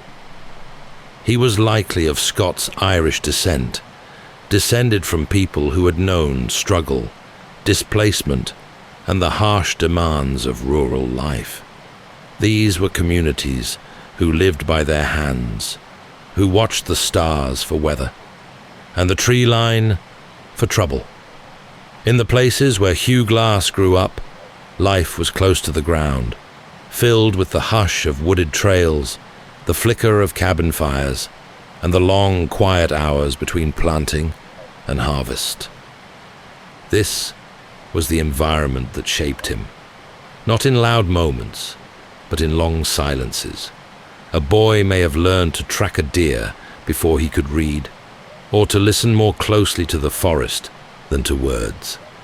It's in this setting that Hugh Glass gained his first sense of the world, a world that required watchfulness, patience, and a steady hand. By his early adulthood, he was already marked by the frontier's rhythm, a life not quite tethered, always looking outward, and soon that pull would lead him away from the land altogether, drawn instead to the sea, where a new chapter of his journey would begin. After his years along the frontier, Hugh Glass turned his gaze outward, toward the wide, shifting waters of the coast. He became a sailor, boarding ships that carried goods along the eastern seaboard, into the Gulf of Mexico, and beyond. The sea was no gentler than the land he had known, but it offered a different kind of horizon, one that rolled endlessly under sky, full of wind and uncertainty. It was during this time, perhaps in his 20s or 30s, that Glass's story took one of its most extraordinary turns. While sailing in the Gulf, he was captured by pirates, reportedly under the command of the notorious privateer Jean Lafitte. Lafitte's base of operations near Galveston Island was a strange mix of outlaw commerce and colonial influence, a place where goods and lives were traded in the shadow of shifting empires. Glass was held as a prisoner, though the details of those months remain hazy. What's known is that he eventually escaped, slipping away from the coast and heading inland, into the uncertain interior of what is now modern-day Texas. There, he lived for a time among the Pawnee, one of the many indigenous peoples of the Great Plains. He did not simply pass through their world. He is believed to have lived among them, learning their ways, their language, and perhaps even forming bonds deep enough to consider them family. Some sources suggest he took a Pawnee wife, though these details are softly held, part memory, part oral tradition. What's clear is that these years left a deep mark. The knowledge he carried from that time, how to survive off the land, how to move silently across the plains, how to listen and observe, would one day save his life. By the early 1820s, Glass had re-entered the world of white settlers and trade. The American West was opening quickly now, driven by the hunt for furs and fortune. He joined the newly formed Rocky Mountain for Company, led by General William Ashley, as they prepared to push deep into territory that remained vast and untamed. Glass, now a man shaped by sea, captivity, and the patience of long survival, was ready. The next path he walked would lead him into the deep wilds, and into the story that would outlive him. By the spring of 1823, Hugh Glass was once again heading west, this time not as a lone wanderer, but as part of a formal expedition into the upper reaches of the Missouri River. He had joined the Rocky Mountain Fur Company, a bold new enterprise organized by General William Henry Ashley and Andrew Henry, who sought to tap the rich beaver streams of the frontier. The company had put out a call for enterprising young men, trappers and scouts willing to brave the vast unsettled country that lay beyond the Mississippi. Among those who answered were men who would become legendary in their own right: Jedediah Smith, Jim Bridger, Thomas Fitzpatrick, and others. Hugh Glass was older than many of them, weathered by years at sea and in the wilderness, but still strong, still quiet, and still drawn to the land's deep pull. Their goal was simple in words, but enormous in scale. Travel by river and overland into the untrapped regions of the upper Missouri, following its branching waterways into what is now North and South Dakota, Montana, and beyond. It was a land of rich game, dense forests, and winding rivers, but also one of tension and danger, as settlers and trading companies pushed further into indigenous territories, often with little thought for those who already lived there. The journey began near St. Louis with a flotilla of shallow draft boats known as keelboats, loaded with supplies and men. They moved slowly against the current, poling, rowing, and sometimes wading alongside to guide the vessels forward. The air was warm with spring and damp with the scent of wet wood and river silt. Trees leaned quietly over the banks. Birds called from high branches. And always the water moved, steady, soft, and endless. As the expedition progressed into the Dakota Territory, tensions with local tribes began to rise. Though the fur traders often dealt peacefully with indigenous peoples, not all interactions were welcomed. In one encounter outside a Native American village, a skirmish broke out that left several men dead.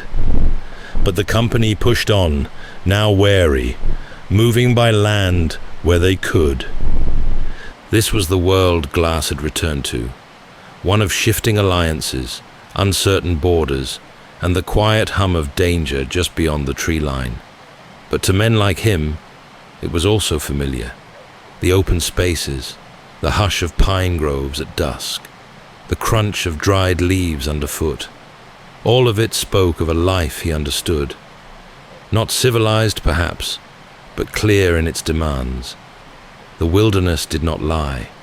It asked only for patience, awareness, and the will to keep moving. Glass served as a scout, often traveling ahead of the main group to read the land and watch for signs of game or threat. He was quiet, observant, and experienced, the kind of man others followed with trust, even if they knew little about where he had come from. His past was his own. What mattered now was his place in the present, a man of the trail, moving through silence and shadow with the ease of long memory. The days passed slowly. Nights came with the crackle of small fires and the murmur of river water nearby. Overhead, stars wheeled gently through the sky, as they had for centuries before.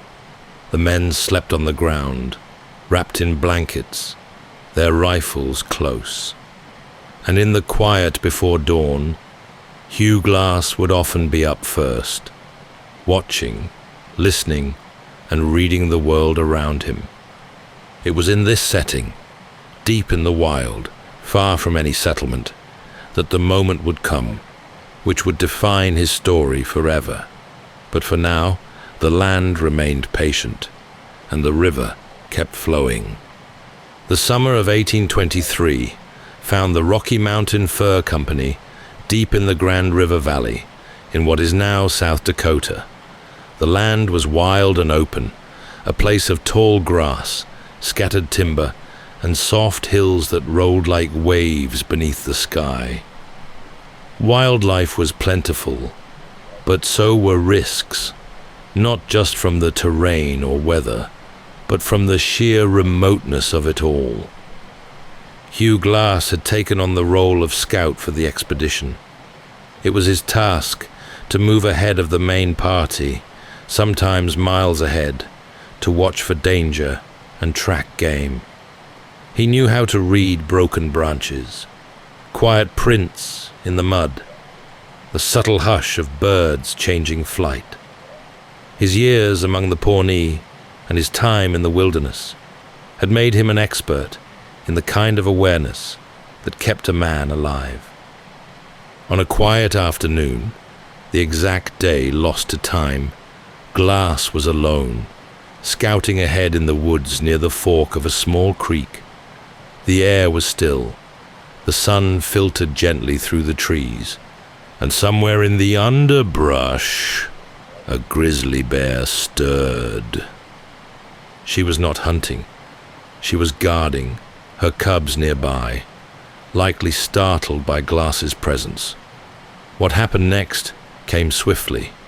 Grizzlies do not often give warning, and they do not hesitate when they believe their young are threatened. Glass was attacked with overwhelming force. The bear's strength was immense, her claws tearing, her weight crushing. But Glass fought back. He carried a flintlock rifle and a knife, and though he was gravely injured, he managed to wound the bear. His cries brought fellow trappers running, and together they finished the animal off. But by the time the danger had passed, Glass lay unmoving, his body broken and torn. He was still breathing, barely. His leg was shattered, his back deeply lacerated, and his throat and face torn to the point where speaking was difficult.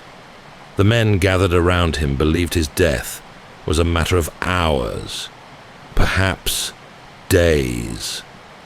He was too injured to carry, and the expedition, already low on supplies, could not afford to stay in place for long. The company's leaders faced a hard decision. They resolved to leave 2 men behind, one older and experienced, John Fitzgerald, and one younger, barely into manhood, Jim Bridger, who would later become a legend in his own right. Their task was to remain with Glass until he passed, bury him with dignity, and then catch up with the rest. The rest of the party moved on. Fitzgerald and Bridger stayed, watching over a man who no longer spoke and barely moved. Days passed. Perhaps the nights were quiet, the air still. Perhaps they listened to Glass breathe, slow and shallow, wondering how long he would last. But soon, whether out of fear, impatience, or self-preservation, they made their choice.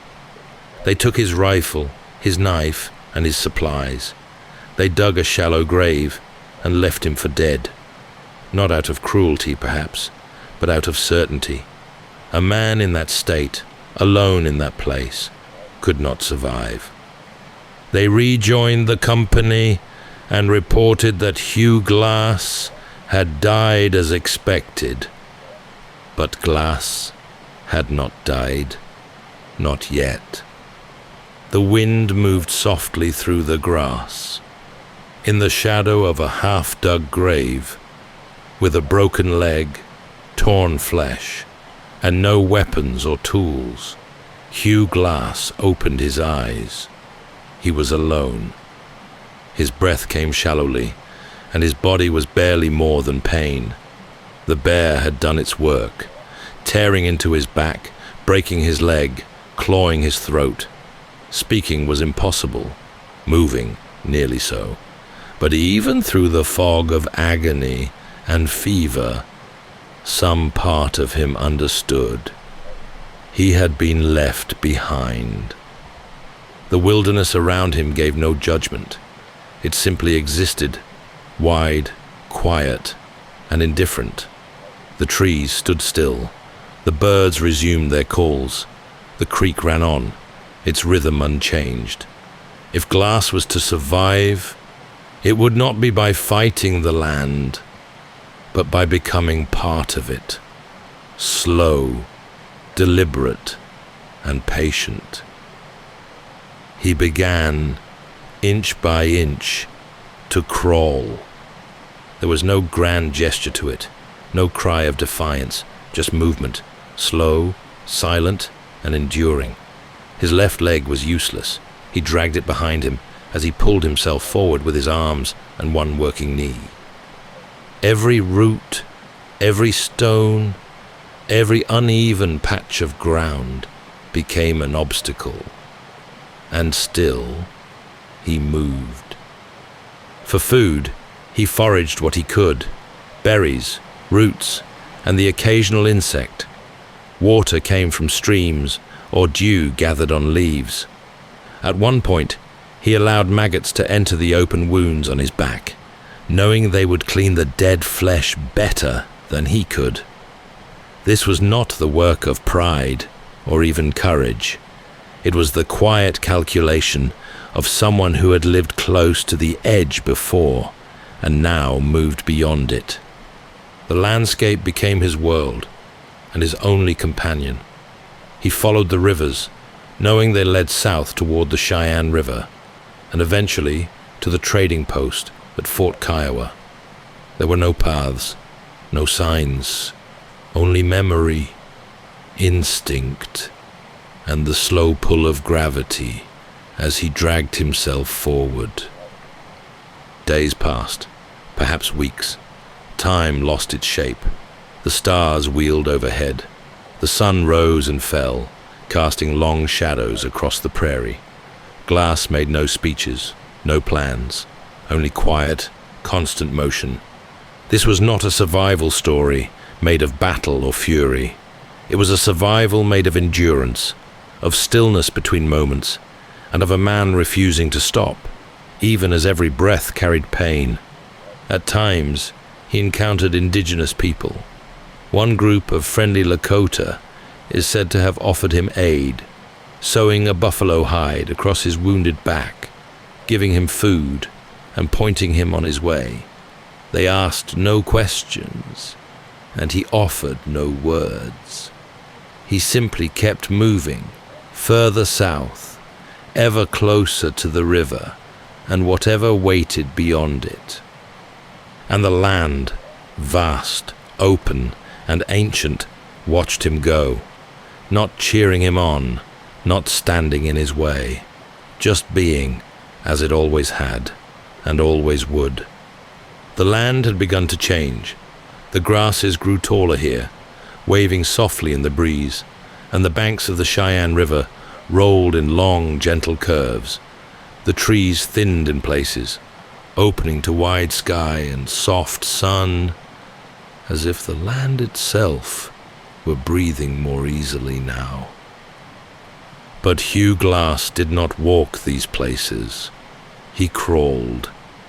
The days blurred into one another, each marked only by small victories: a stretch of shade, a trickle of water, a patch of berries not yet picked over by animals. His broken leg he kept stiff, dragging it across rocks and soil, while his arms, trembling but determined, bore his weight across miles of uneven ground. He followed the river south toward Fort Kiowa, a trading post hundreds of miles away. It offered no promise, no guarantee, just a direction, and that, for now, was enough. Sometimes he would find driftwood or branches and use them to make a crude splint, wrapping his leg as best he could with strips of hide or cloth torn from what little remained of his clothing. He had no rifle, no knife, only his memory, his will, and the faint trail left by the flowing river. There were nights when he lay still, barely breathing, listening to the far-off calls of animals in the dark. The wilderness was not quiet, not truly. It spoke in creaks and rustles, in distant howls and the slow lap of water against stone. But it was a kind of honest noise, one that asked nothing of him and offered no comfort in return. He passed through wolf territory, and once, it said, he came across a pack feeding on a bison carcass. Hungry, exhausted, but too weak to drive them off, Glass waited nearby. When the wolves had their fill and moved on, he dragged himself to what remained, pulling strips of meat from the frozen hide with his bare hands. It was not clean or easy, but it was food, and it kept him alive.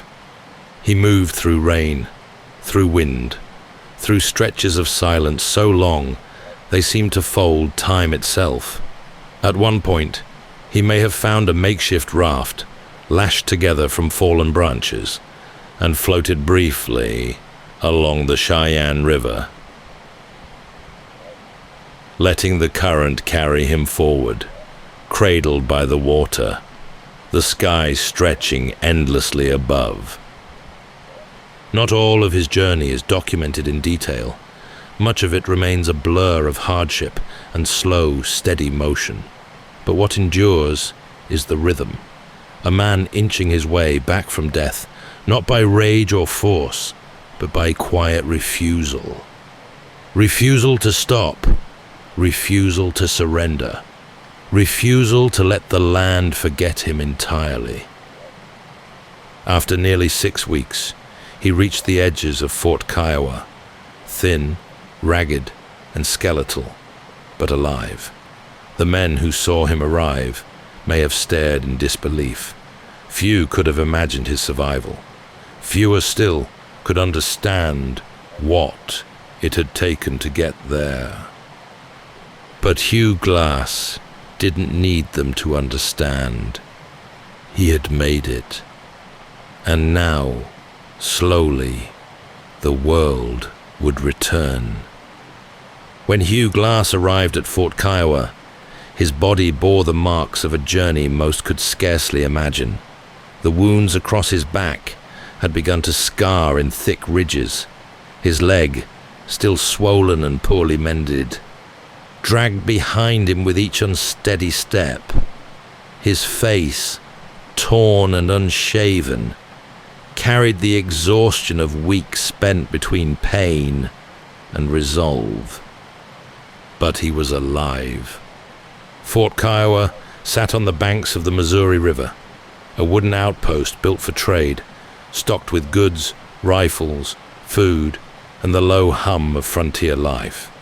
For Glass, it must have seemed almost surreal, after so many days spent alone in the elements.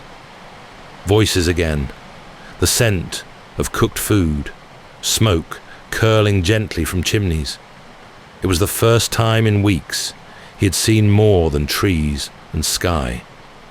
The men at the fort treated him with a mixture of wonder and caution, the kind of reverence reserved for someone who has walked back from a place most never return from. He was tended to, fed, and slowly nursed back to a measure of strength. His wounds would never fully heal, but over time he recovered enough to walk, enough to speak, enough to tell the story of what had happened. And when he spoke, the names came easily. John Fitzgerald, Jim Bridger, the 2 men who had left him for dead. They had taken his rifle, his knife, and his hope of rescue. And while Bridger was young, perhaps still a teenager, Fitzgerald had made a choice, one that, to Glass, could not be left unspoken. But his return was not filled with fire or fury. There were no angry declarations, no wild oaths, just quiet intent, a need, perhaps, not for revenge, but for acknowledgement, to face those who had written him off, to remind them and the world that he was still here. He learned that the fur company had moved on toward the Yellowstone region, and that both Fitzgerald and Bridger were still alive. With limited supplies and the help of nearby trappers, Glass set out once again. This time not as a scout, but as a man following footsteps. The journey was not easy. Though he could move more freely now, he was still weakened. The terrain remained vast and unpredictable, but compared to what he had already endured, This leg of the journey must have seemed almost gentle. A return to familiar paths, the ground firmer beneath his feet. Along the way, he reconnected with others from the original expedition. Word of his survival began to spread, a whisper that turned into a story, then into a legend. Trappers and traders alike passed it from camp to camp, scarcely believing it, yet holding fast to its truth. The man who crawled from death, the man the wilderness could not claim. But Hugh Glass didn't speak of legend. He spoke of Fitzgerald, of a rifle taken, of trust broken.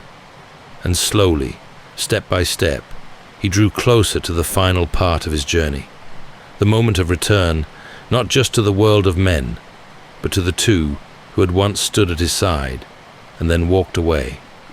Hugh Glass had survived the bear, the abandonment, and the long crawl through wilderness. He had returned to the world of men, not only with his body intact, but with a memory sharpened by pain and a name fixed firmly in his mind. John Fitzgerald. But before he found Fitzgerald, there was someone else, Jim Bridger, the younger of the two who had left him behind. When Glass caught up with Bridger, he found not a hardened enemy, but a boy barely grown, quiet and guilt-ridden. Bridger had been about 19 years old at the time of the attack. Many sources suggest he had acted under Fitzgerald's influence, fearful and uncertain, and not yet shaped by the strength of his own judgment. When Glass confronted him, it wasn't with anger, but with understanding, perhaps even pity. He let Bridger go. There was no shouting, no punishment, just the quiet weight of a choice made, and the consequence of having lived with it. Bridger, of course, would go on to become one of the most respected mountain men of his time. But he would always carry the memory of that season, of the man they had buried too soon. As for Fitzgerald, the confrontation was more complex. Glass eventually tracked him to a U.S. Army post where Fitzgerald had enlisted. By this time, Glass had regained some strength, perhaps even recovered his rifle, or one like it. The story of his survival had grown in the telling. And so had the anticipation of what he might do when he found the man who had taken everything from him. But when he arrived at the post and found Fitzgerald, Glass faced a boundary even deeper than betrayal: the law. Fitzgerald was now a soldier in the U.S. Army, and under military regulation, Glass could not legally harm a serving member of the armed forces without consequence, regardless of what had passed between them. So, once again, he made a choice. He did not kill him. He confronted him, yes, demanded the return of his stolen rifle, and gave him a full measure of his silent condemnation. But he did not take vengeance, whether it was restraint, legality, or something deeper. The man who had crawled hundreds of miles to survive walked away. In the world of frontier legend, this moment often becomes blurred. Some retellings add anger and threats, or claim the confrontation ended differently. But the clearest records we have say this: Hugh Glass did not seek revenge. He sought resolution. And when the moment came, he did not raise his hand. He simply looked, spoke, and turned back to the trail. it was perhaps the most powerful decision he made. A man who had every reason to lash out chose instead to keep moving forward, not because he had to, but because he had already endured more than any man should. And in that choice, Glass became something more than a survivor. He became a symbol, not of rage, but of resilience. Long after the wounds had healed and the trail had faded behind him, Hugh Glass's story began to travel on its own. In fur trading camps, around fires under open skies, and in distant towns where trappers gathered to barter goods, his name was spoken with quiet reverence. The man who had faced down a grizzly and crawled over 200 miles with nothing but his will. That story was passed from voice to voice, growing with each telling. But even as the legend expanded, the real Glass returned to a quieter life. He went back to the wilderness, not as a hero, but as a trapper once more. He joined further expeditions, traveled with companies that knew the sharp edge of the frontier, and continued to live by the skills that had kept him alive before the bear and after. There was no book contract, no audience, just the familiar rhythm of open country and the call of rivers and forests. Still, the story could not be contained. In 1825, just 2 years after his crawl to Fort Kiowa, a version of Glass's ordeal appeared in print, a stylized account written by James Hall, published in a popular frontier magazine. From there, the tale took on a life of its own. Details were sharpened or softened. Some versions told of revenge carried out. Others added drama, dialogue, or danger not found in the original accounts. Glass became a symbol of rugged American perseverance, a man whose body had been broken, but whose spirit refused to yield. Over the decades, as the frontier myth grew, his name appeared in ballads, novels, and campfire tales.